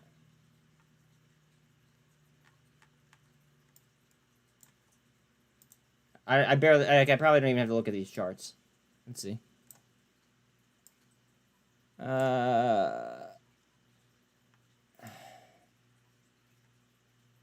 Yeah, I would want to know if any drugs are on their platform at the moment. That's what comes to mind by looking at them. Fed's Bostic says if the economy does not slow down, we will have to reconsider our position on rates. Wow, GameStop hard down.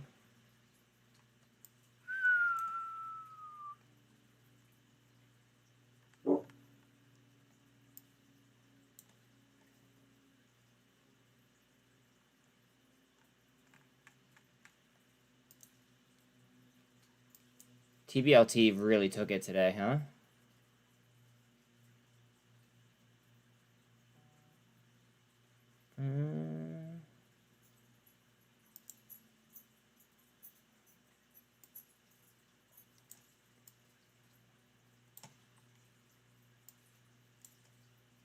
TRKA. All right, now we have a gap on TRKA. Hopefully that fills. It should. UCAR hard down. Let's see, is that going to come back or no?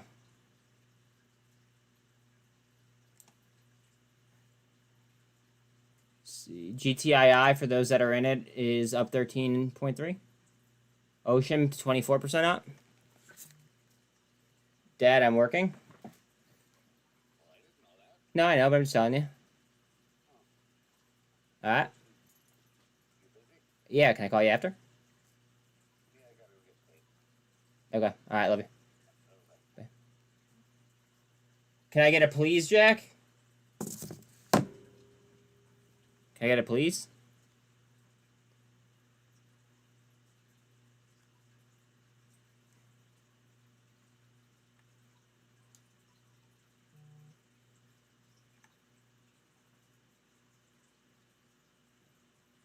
ARBK up 21.5.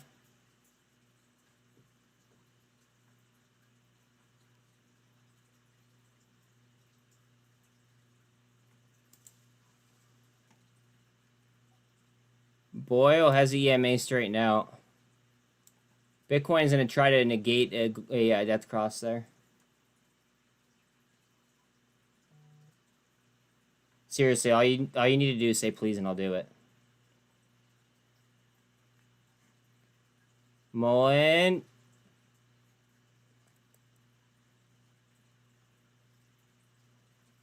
Finger now is 20% up.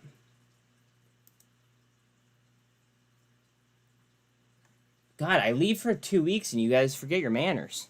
Jesus.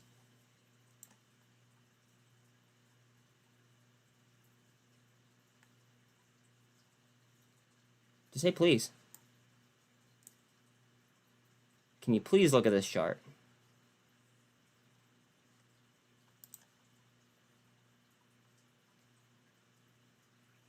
Uh, 357,000 in volume on TRKA.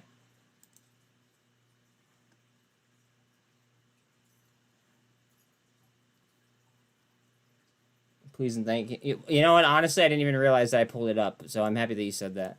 I'll still pull it up for Jack, but, you know, it'd be nice to have you guys go back to the whole please and thank you thing. Yeah, that's some strong growth, buddy. For sure.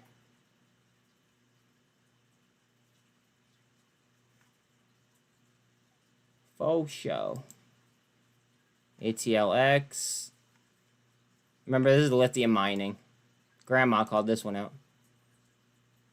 Nah, you're good, dog. You're good. I'm just busting balls. Just busting balls a little bit.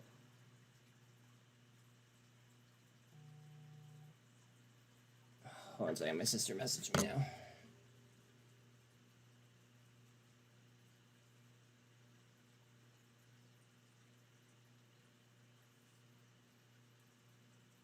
Fed's Bostic says, I don't see a rate cut for most of 2024.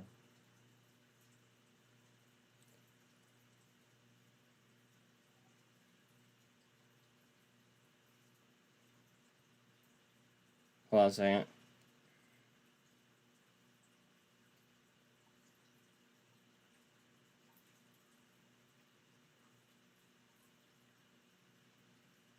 Early marks on close imbalance, sitting at 971 million to the buy side.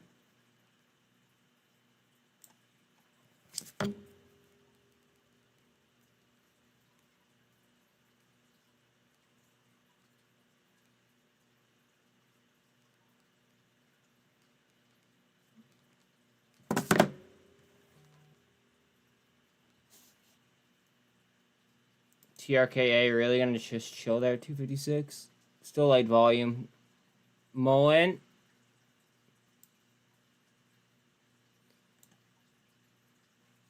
VRM. Well up the highs. 8.9 up though. Down through the 200. Ouch.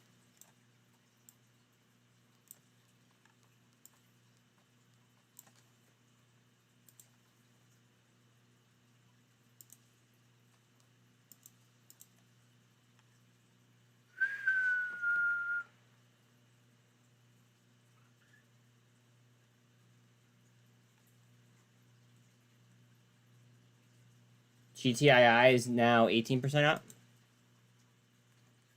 Look at her. She wants to go per. Ocean back up 25%. That's quick recovery. Ocean.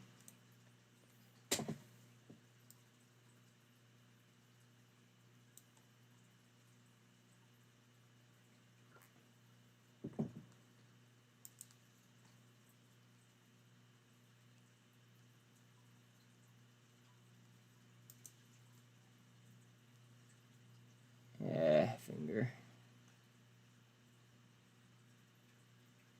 Stick says 9% up. Light volume though, as per usual.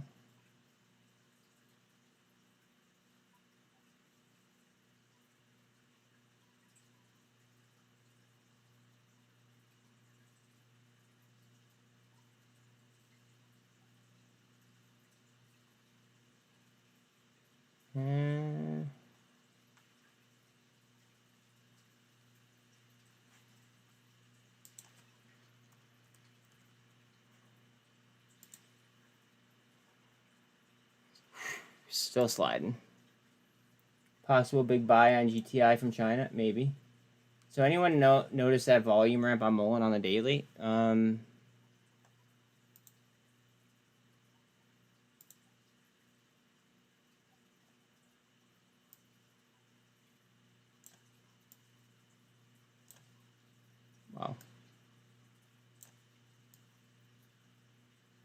I don't even want to look at that fucking chart.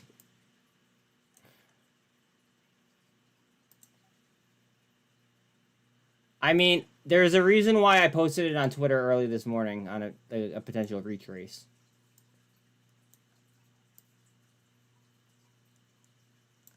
It just seemed like it was a technical move that it could make, per se.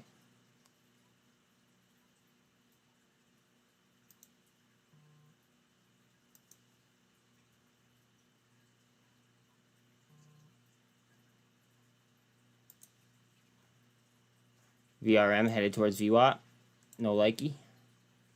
Bitcoin coming up towards trend. Same buy group could be affecting finger too. Yeah, I mean,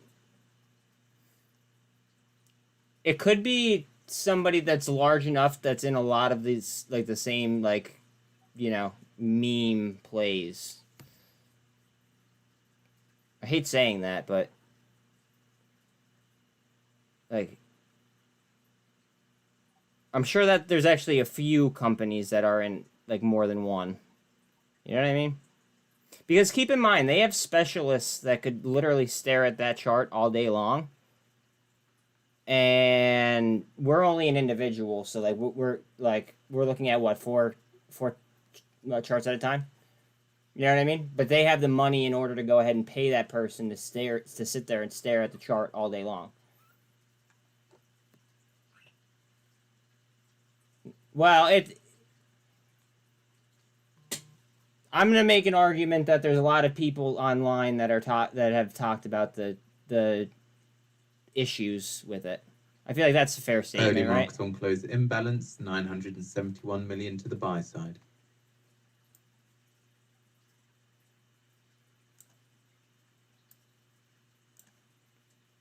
$13 and the 24 are through the 200 on Bitcoin. We're going to be coming up on the 1348 here momentarily. Hopefully that pops that earlier bull flag.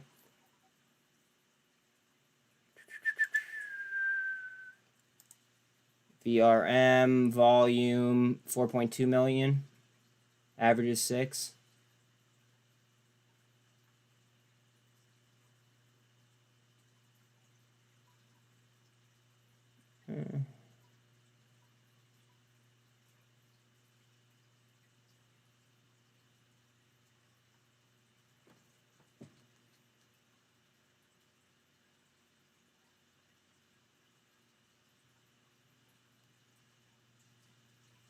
Stick around as the after hours could be hot. Yeah, I am going to stick around in after hours. That's actually a good point. The reason why I'm going to stick around is because of the whole T+2 situation.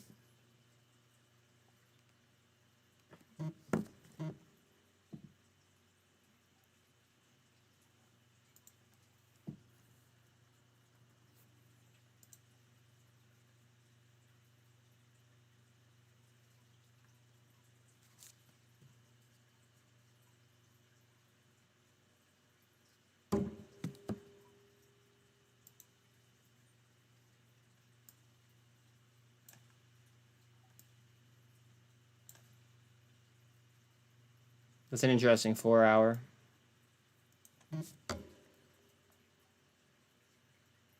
I'd have to DD it in after hours. I can't make a trade on it with 13 minutes left. I don't know enough about it, you know.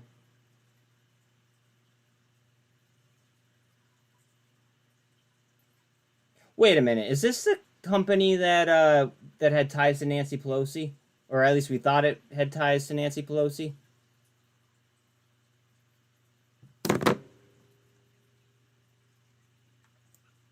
PDT 12 minutes. Yeah, thank you for that warning.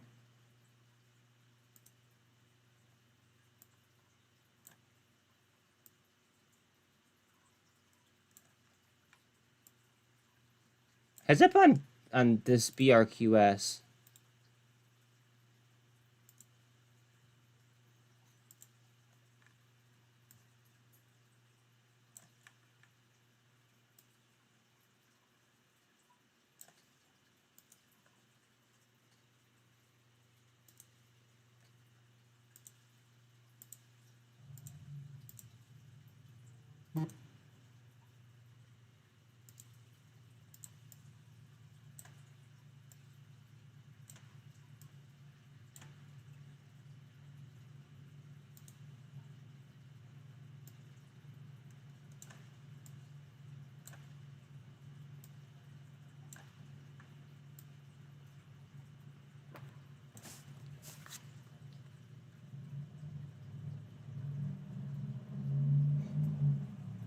Yo, this actually might be a really good play, guys. Sean just mentioned it, and we already DD'd it.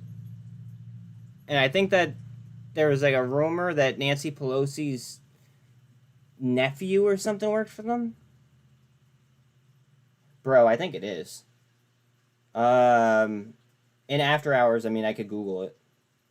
But I'm pretty sure that this is a company.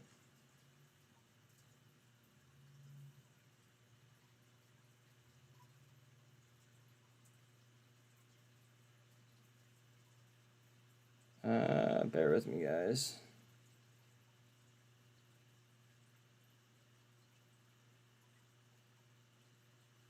Sorry. Mullet. Up 24% on the day. Ooh, TBLT slid even more. Son of a gun.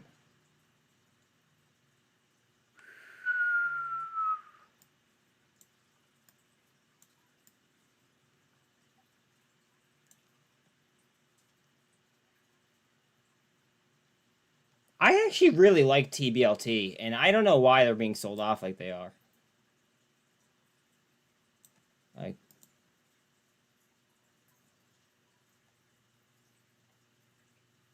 Market on close imbalance. Public Currently offering, sits 6 hours increased, ago. got 1 billion to the buy side. Just waiting for the final orders before we call it.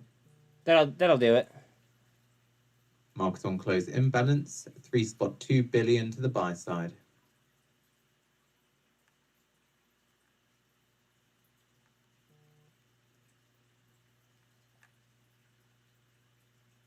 US Treasury 2-year and 10-year yield curve deepens inversion to a minus 99.6 basis points, the most inverted since March.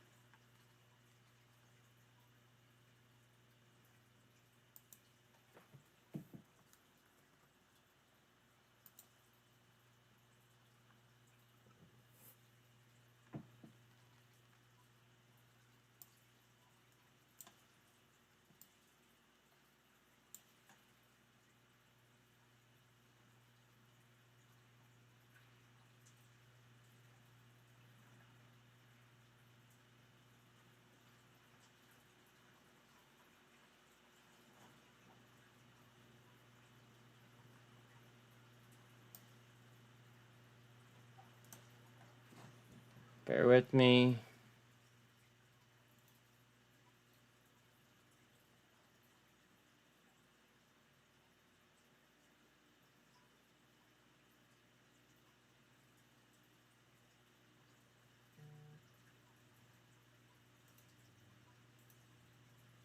Wrong button. Come on, Bitcoin. Run it up. Run it up.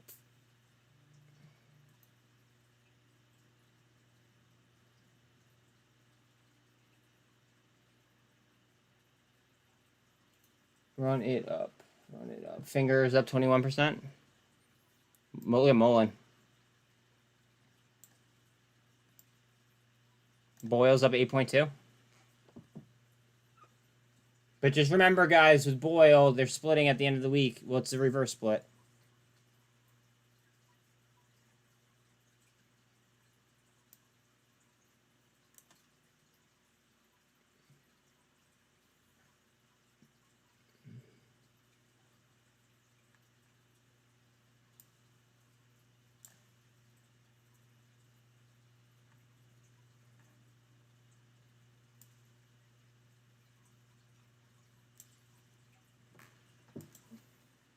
Volume on TRKA right now is at 370. I am going to stay on for after hours, though, just because of the whole T+2 situation.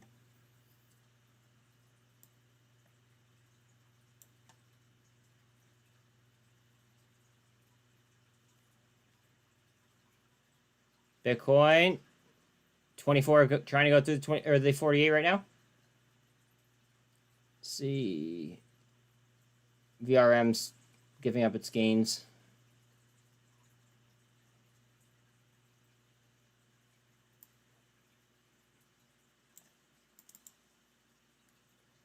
RSI on GoEV is at 52.5, and it is on top of the MACD.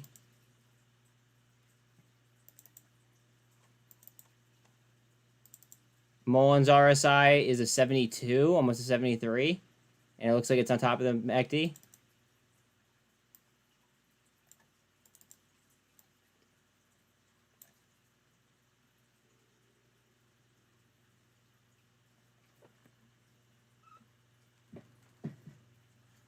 Bitcoin? Come on, babe.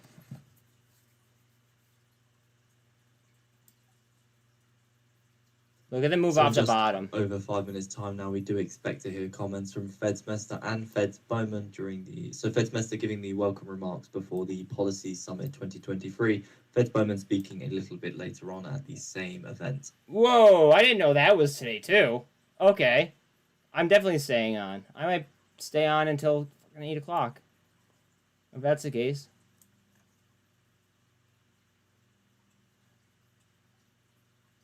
No shit. Octo's up 4.7. FOA is up about 8%. Finger 23% up. Let's see what VIX was at. Wait, I just saw it. Where the hell did it go? VIX is all the way down to a 13-14. I smell blood in the water.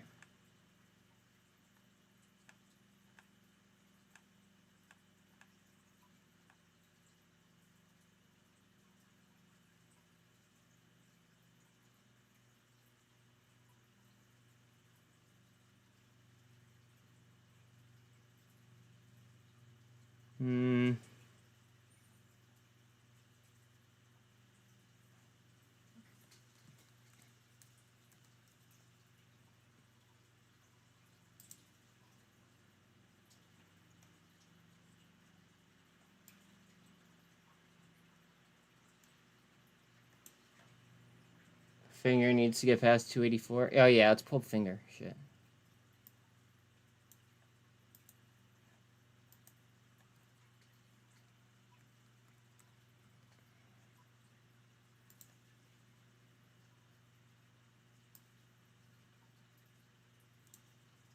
If you guys are dealing with PDT, you have 4 minutes.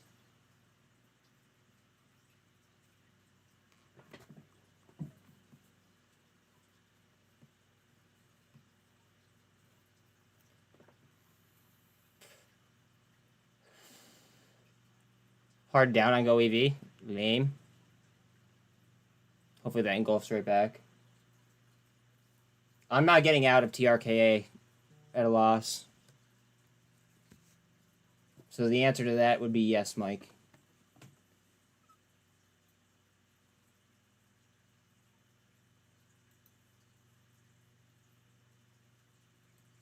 The answer to that would be yes.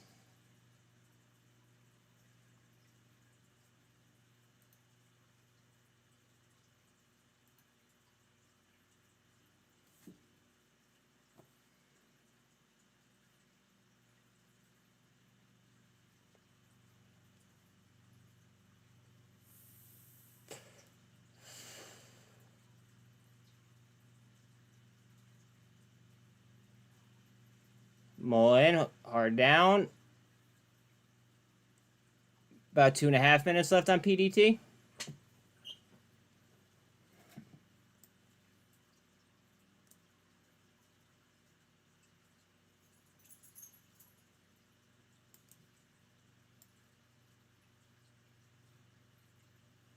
Coming back down towards the fib line. Don't be surprised if it bounces off that fib.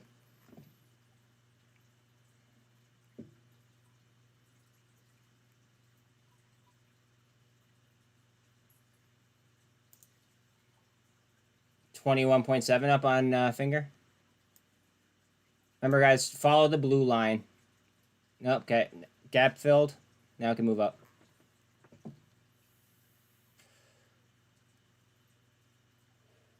Strap in. Oh, I'm strapped, bud. I do have to go take a piss, though, momentarily.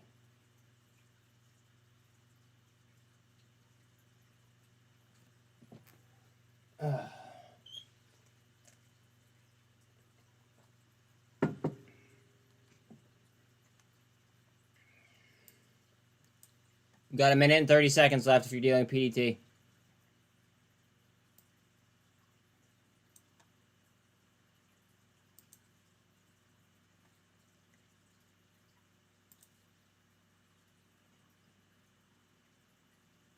So again, surely expecting comments from Feds Mester and Feds Bowman.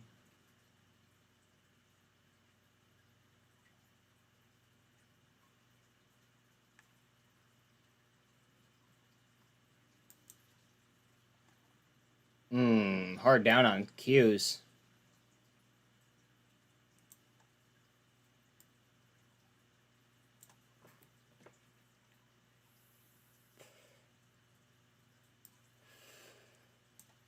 Last minute. Again, I'm not getting off immediately. I might have to go to the bathroom real quick, but like I'm gonna be on here.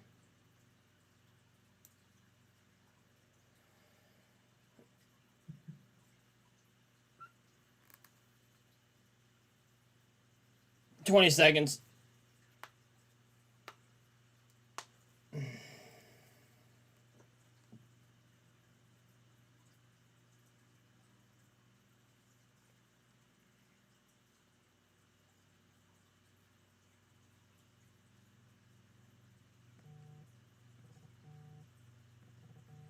Holy Twitter notifications. Jesus. Good day. Good day. Let's see what After Hours has to show us.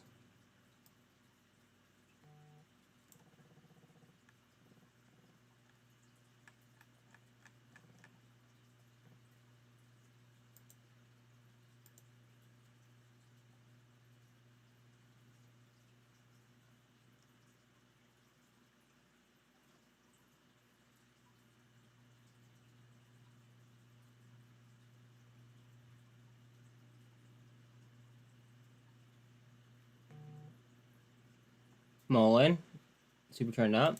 How bad was AI's ass beating today? Oof. 9.6 down. Lame. Welcome back, Mark. It's not that I necessarily went anywhere, it's just that I didn't go live. You know?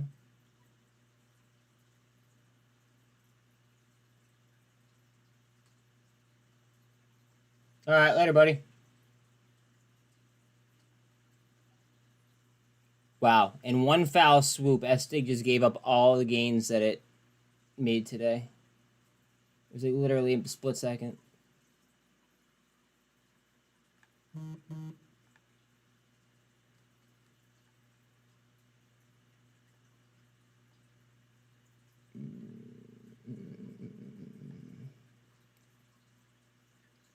So Mullen's already up 2%.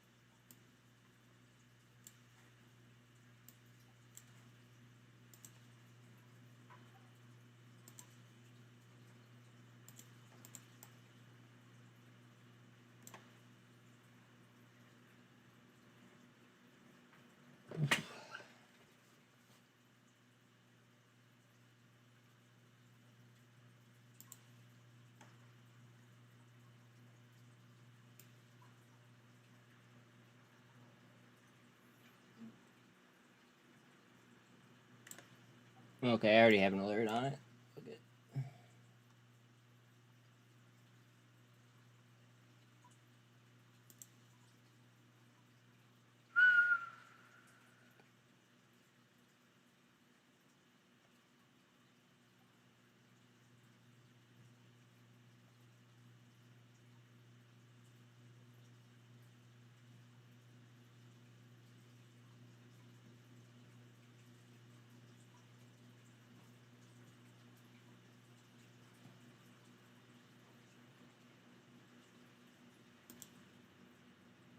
Wow. Ugly. Oh, right down to a GAN fan level, too. That's funny. That's funny. I'm sorry.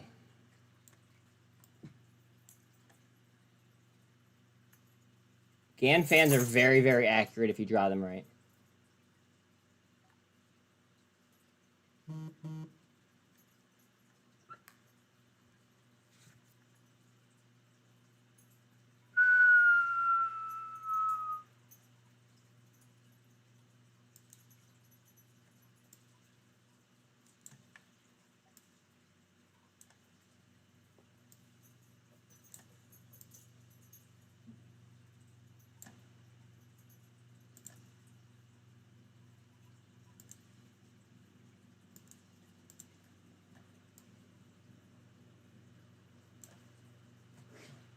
Give me 1 second.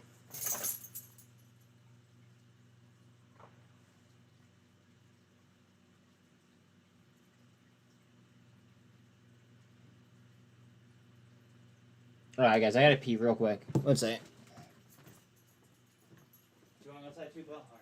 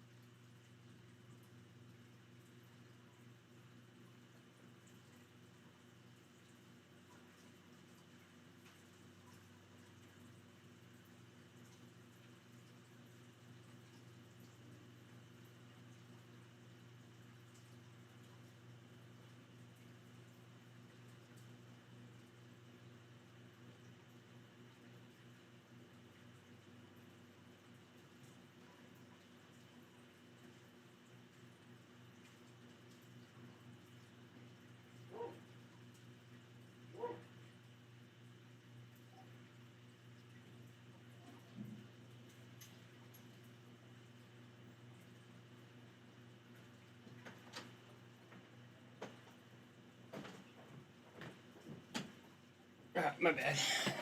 Oh. What are we doing, Mullen? How about you, Finger? VRM? Anywhere?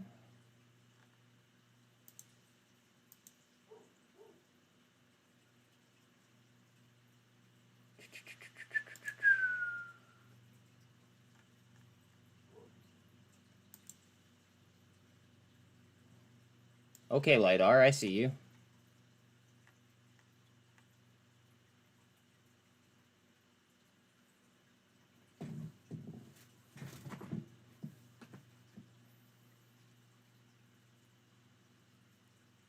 NXU up 4%.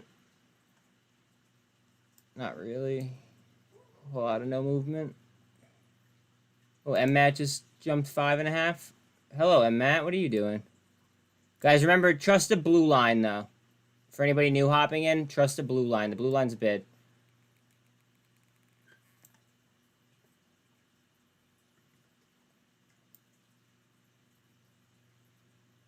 And it appears as if there's a gap right there, too.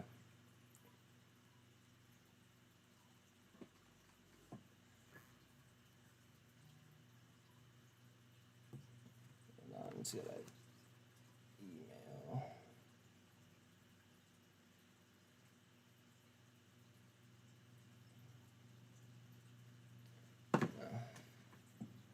Okay.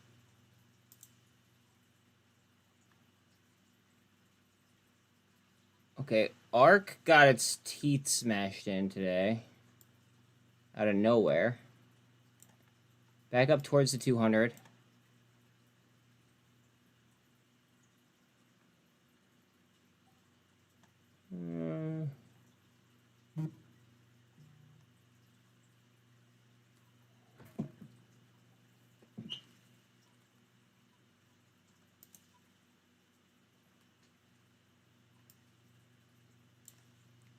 If TBLT recovers, it'll be such an epic recovery. I really wouldn't be surprised either. Although I also wouldn't be surprised if they forced them into a reverse split.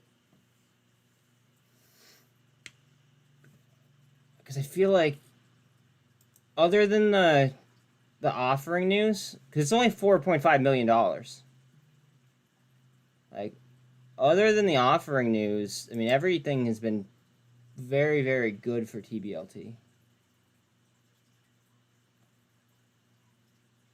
Right? Like, TBLT.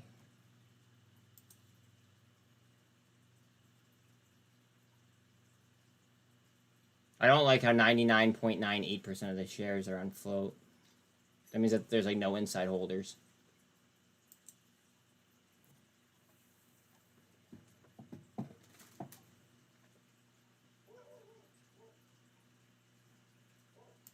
Oh, wait a minute, why that loads.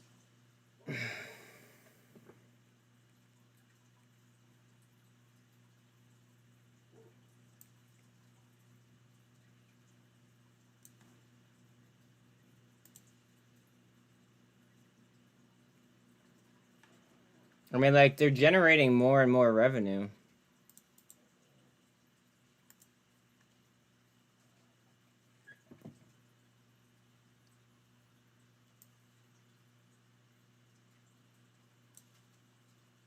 One second, I gotta switch pups here.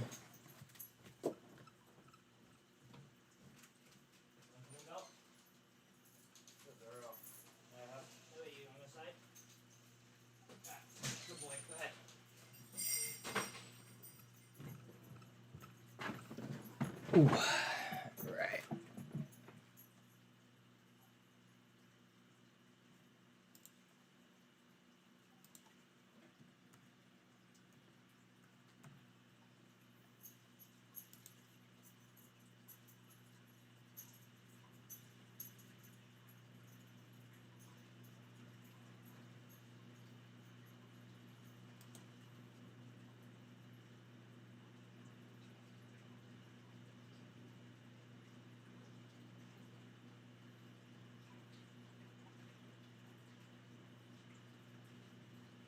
It's Chinese.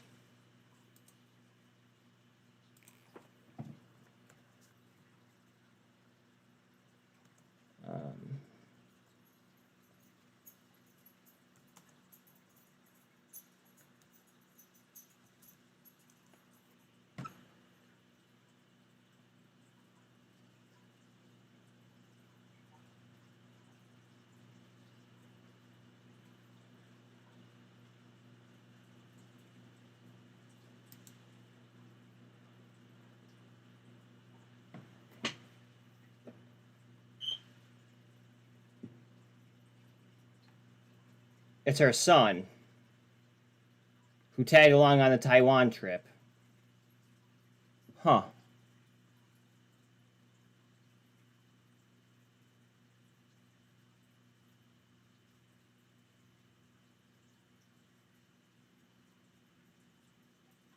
I don't know if I like that all that much.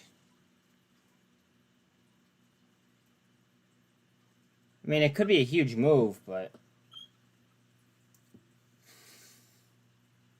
it's a dangerous game to play with those that are playing with, like mommy and daddy's money.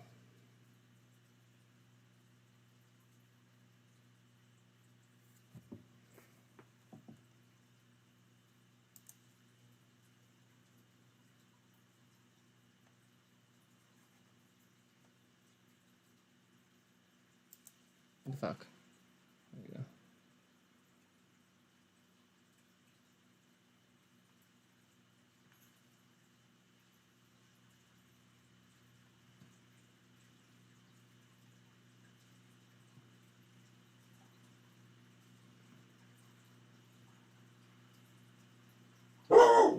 Bell, that's enough, please. Enough. Enough, enough, enough.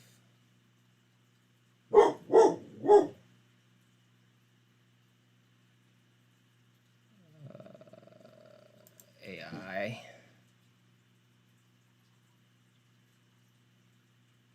Ouch.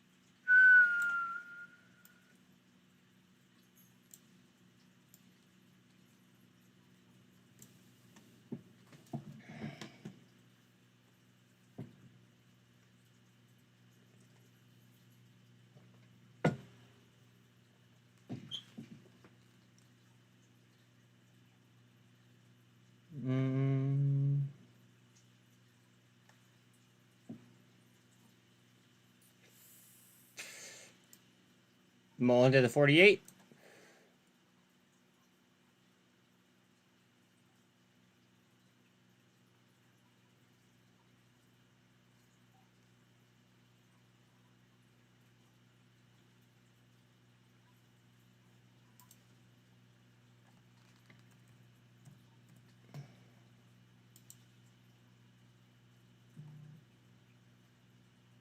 TRKA.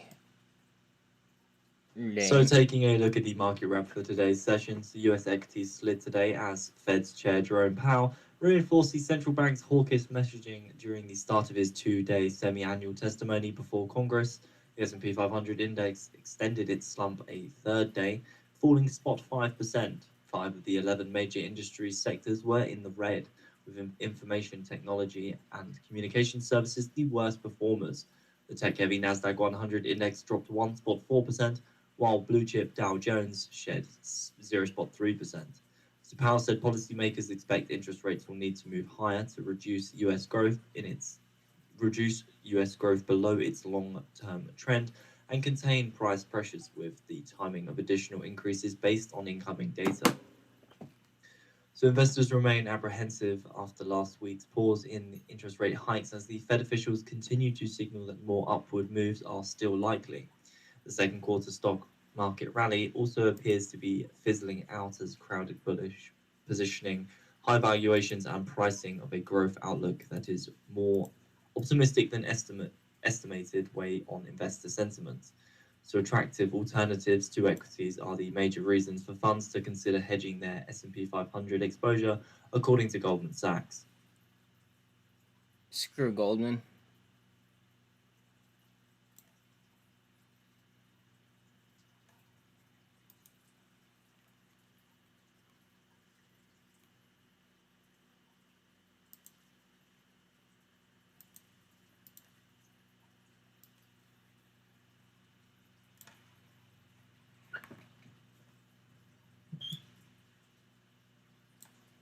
Look at that gap down. Lame.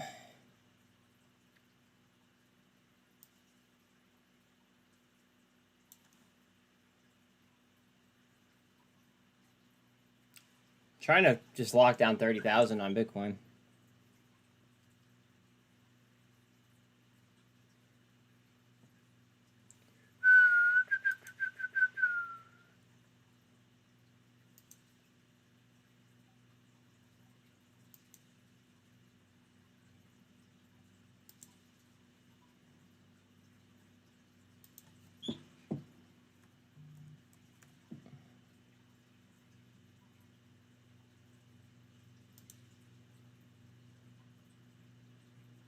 Finger going vertical. At least trying to.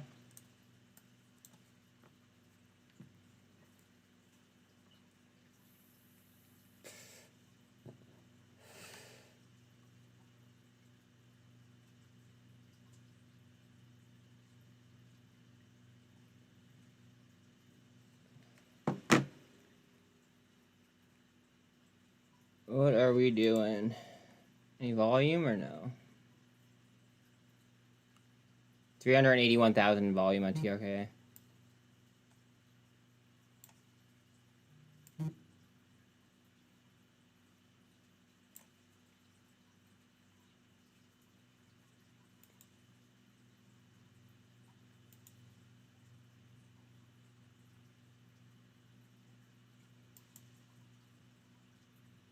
Come on. You can do it.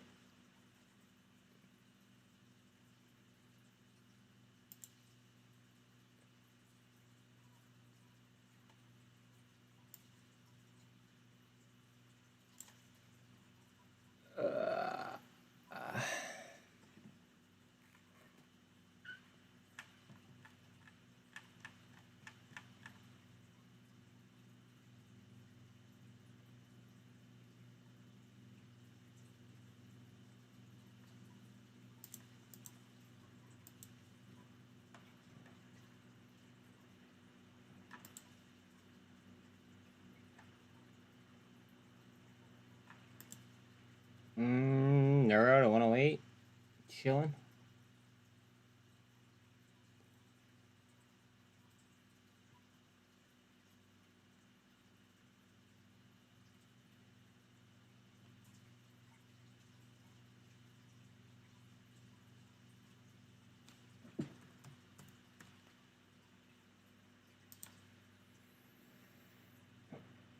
hard down on Carvana.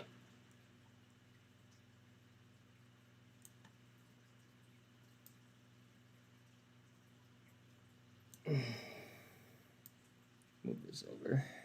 I don't know if I like that. At 4:30 p.m. Eastern Time, we get the weekly US API data. Crude oil stock change forecast minus 0.433 million on the prior 1.024 million. Cushing stock change prior 1.502 million. Distillate stock change prior 1.394 million. And gasoline stock change prior 2.075 million. Bear in mind, we do get this data from One public second, guys. sources. 1 second.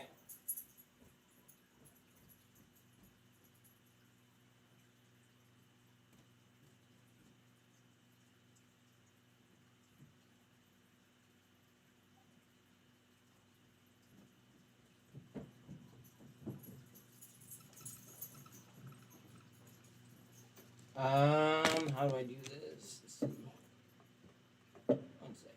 Uno momento. Uno momento. 1 second. Alright. You guys can't see me. Alright. 1 second.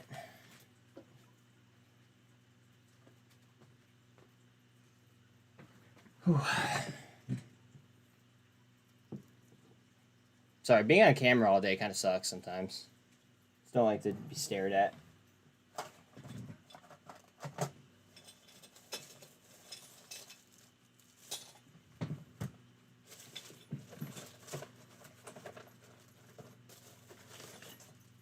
Oh, I forgot I did that. Son of a bitch. 1 second again.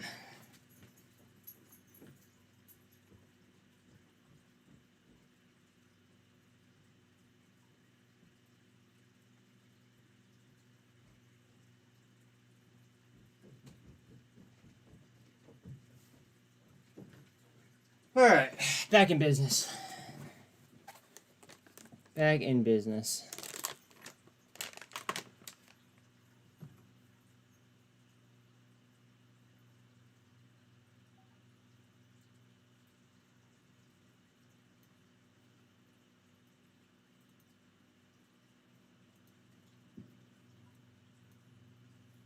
There we go. If you guys see anything moving, like where I need to pull it up, please yell it out, because I'm in the middle of something.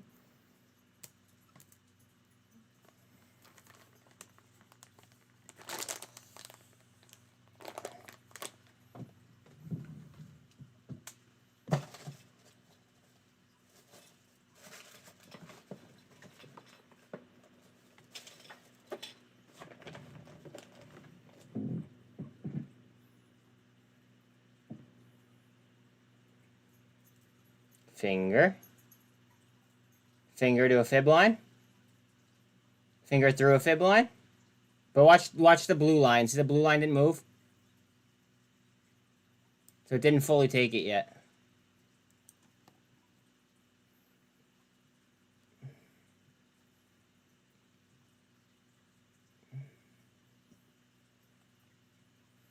Did not fully take it yet.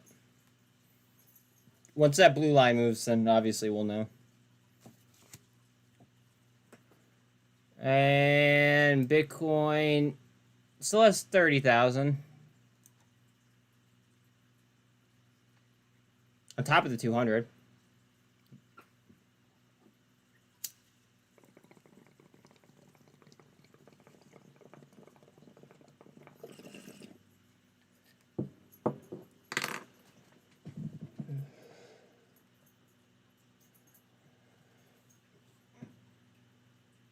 Oh, man.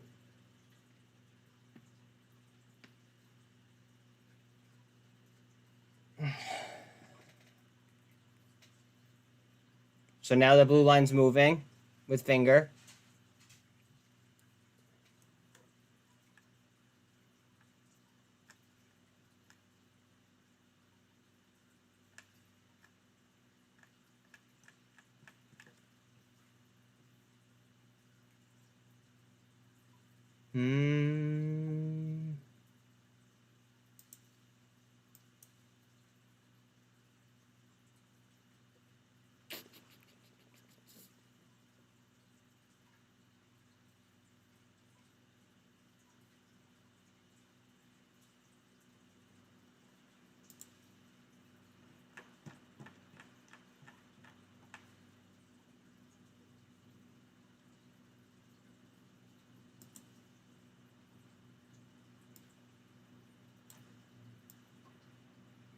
Okay, whole lot of nope.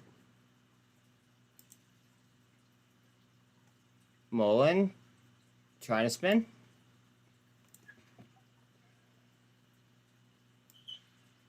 Fingers on fire. Hell yeah.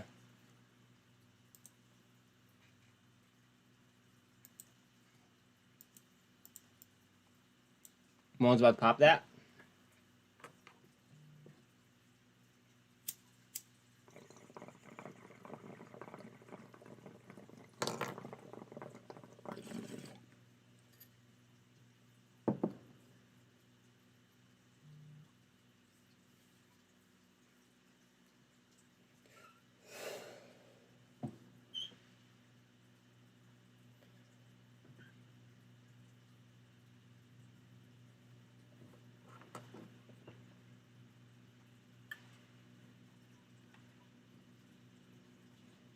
Finger in between the fibs.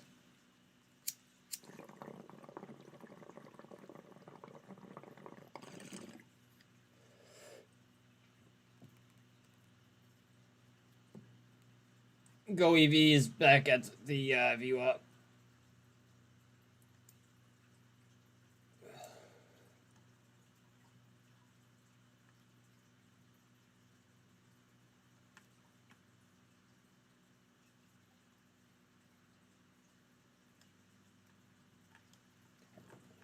Did they catch any news, like, at all At recently? 4:30 p.m. Eastern Time, we get the weekly US API data. Crude oil stock change forecast minus 0.433 million on the prior 1.024 million. Cushing stock change prior 1.502 million. Distillate stock change prior 1.394 million. And gasoline stock change prior 2.075 million. Bear in mind, we do get this data from public sources.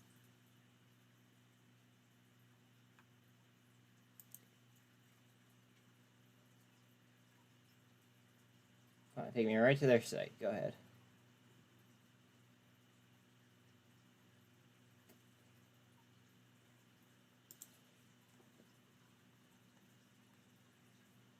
Battling with the 200 right there in Bitcoin.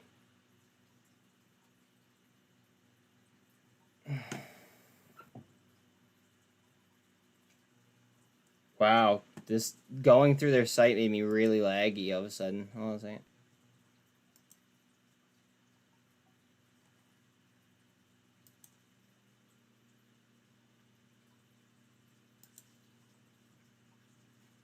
I don't know what's going on with the internet right now. Wild. I should have just went right to Google instead.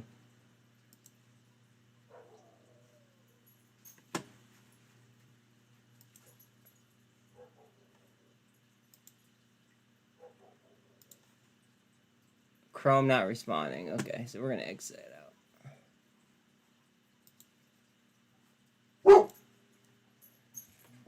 Bitcoin last up 6.25% at $30,084. Wild.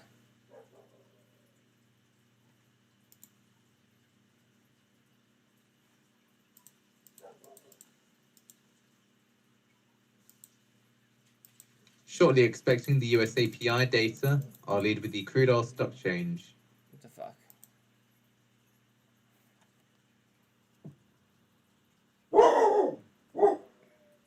Alright, Bill. Please.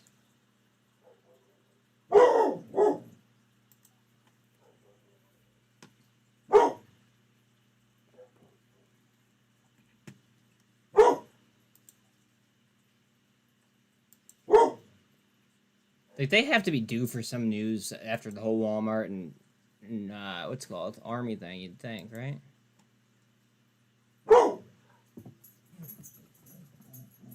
Fingers back down to that bottom fib.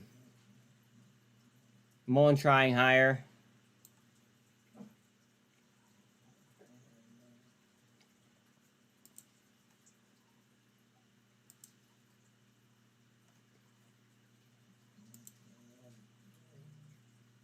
Use your stall.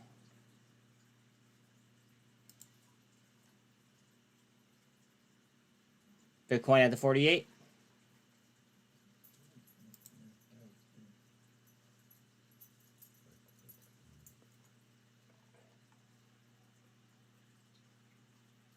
Yeah, the last the last press release was the 10th of April on Canoe. Interesting. Verb is now up 8%.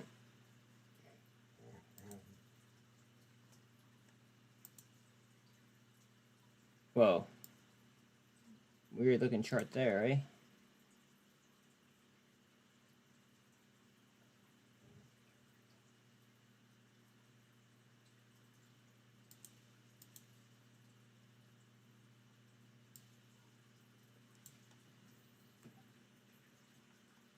Bitcoin with the super, if it'll hold.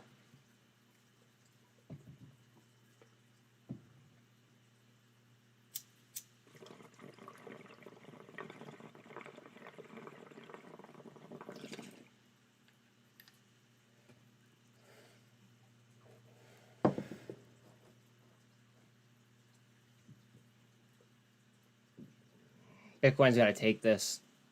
Maybe I can get that 13 and the 24 on top of that 48 ASAP.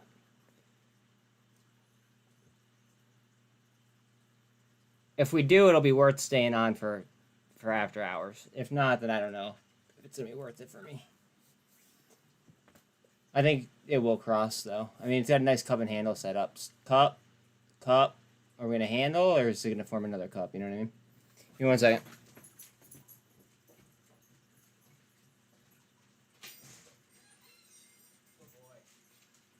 Crude coming in at -1.246 million, -1.246 million. That's a draw on the forecast of 0.433 million. Cushing 0.05 million, 0.05 million. Gasoline 2.935 million, 2.935 million. And distillate -0.301 million, -0.301 million.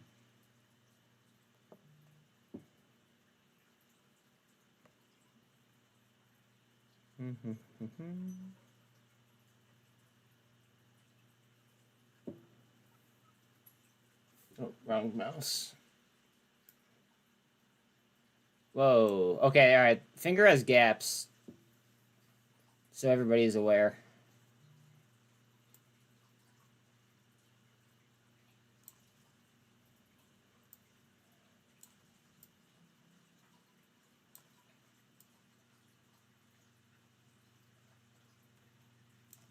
There's a gap there at 292 to 291.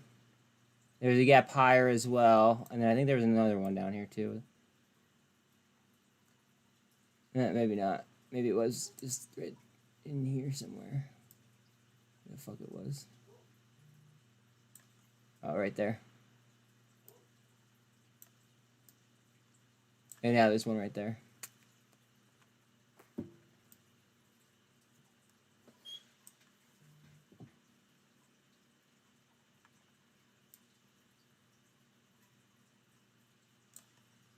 Bitcoin's in a descending channel?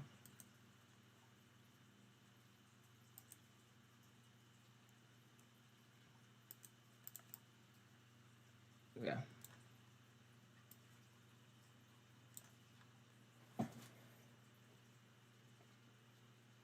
In a descending channel on a resistance at the 200.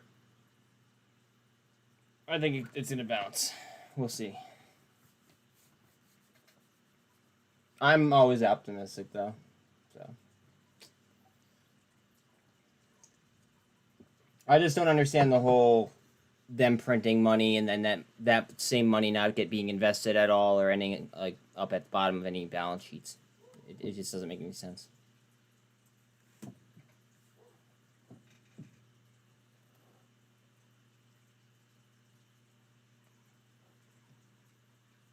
Finger's kind of just staying in between those two fibs now. Right around $3. I doubt that's going to come fill that gap, but it'd be nice.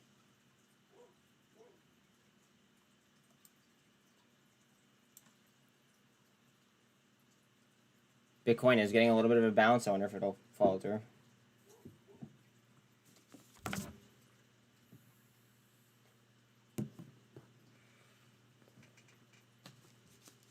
Where did I stick that?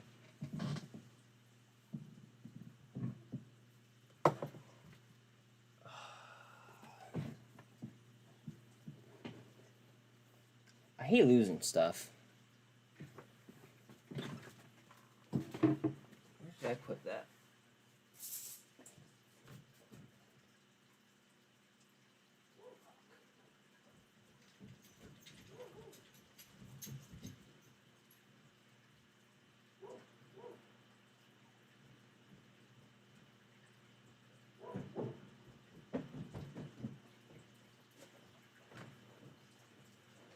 Oh, man.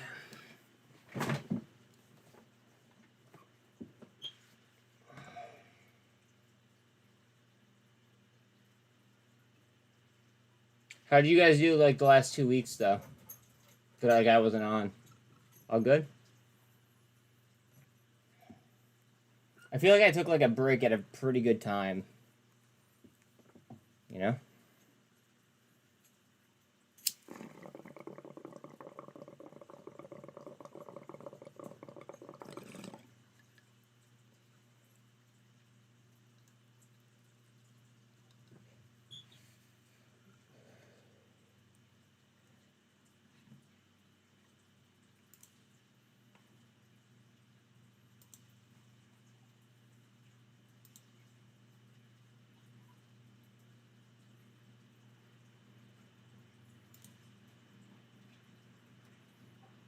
Mullen looks like it's gonna form a cup and handle.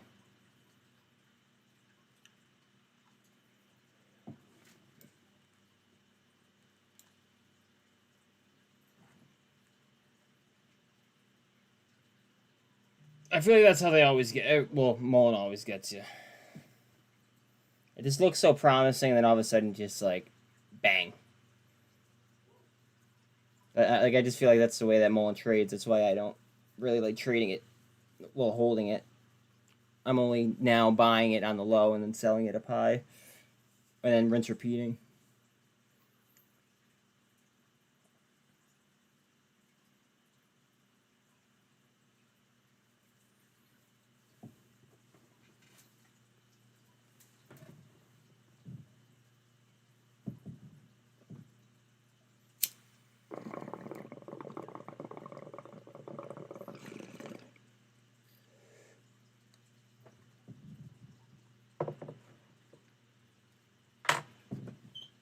Mullen.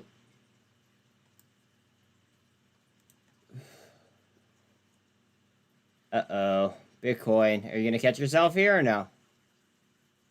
It might. If, like, these things are going to continue to move north. Let's see.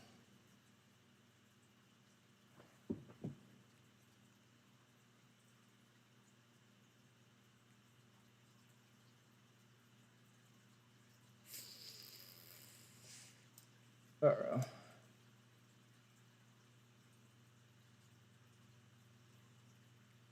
Wait. Are you talking about this song?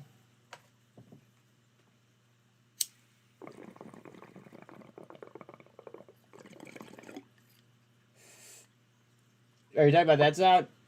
Does that remind you of a song?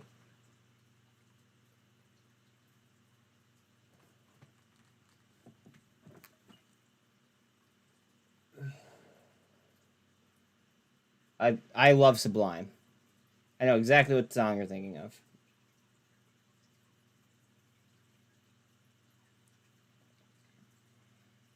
Love Sublime. Does anybody else find it weird that Powell today said that he liked the Grateful Dead? Did anyone like, I don't know, was anyone surprised by that or no? And then somebody else in Congress agreed with him that, like, about being a deadhead? Like, interesting. Very, very interesting.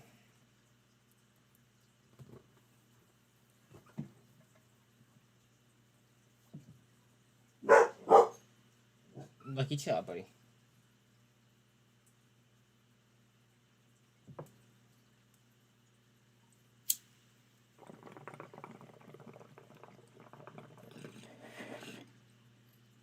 I mean, to have the Fed chair talk for more than 30 seconds about liking the Grateful Dead during like a a testimony, that's kind of fucking wild, don't you think? Like, I don't know. It just, it's odd. Remember, just a blue line.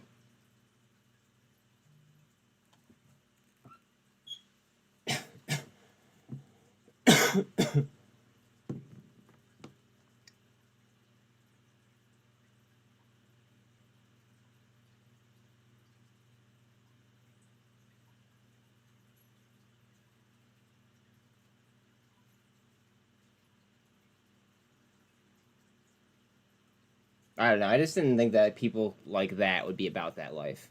You know what I'm saying? And then he had the one senator said, "Oh, some of the best people I know are deadheads." Like, okay, so it's like that now.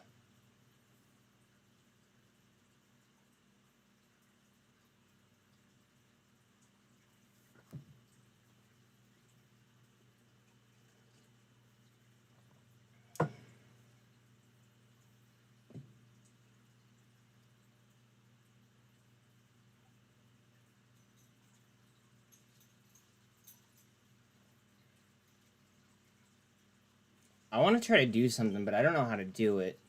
And I don't want one of you guys to do it before I can. So, like, I might have to get off to do it.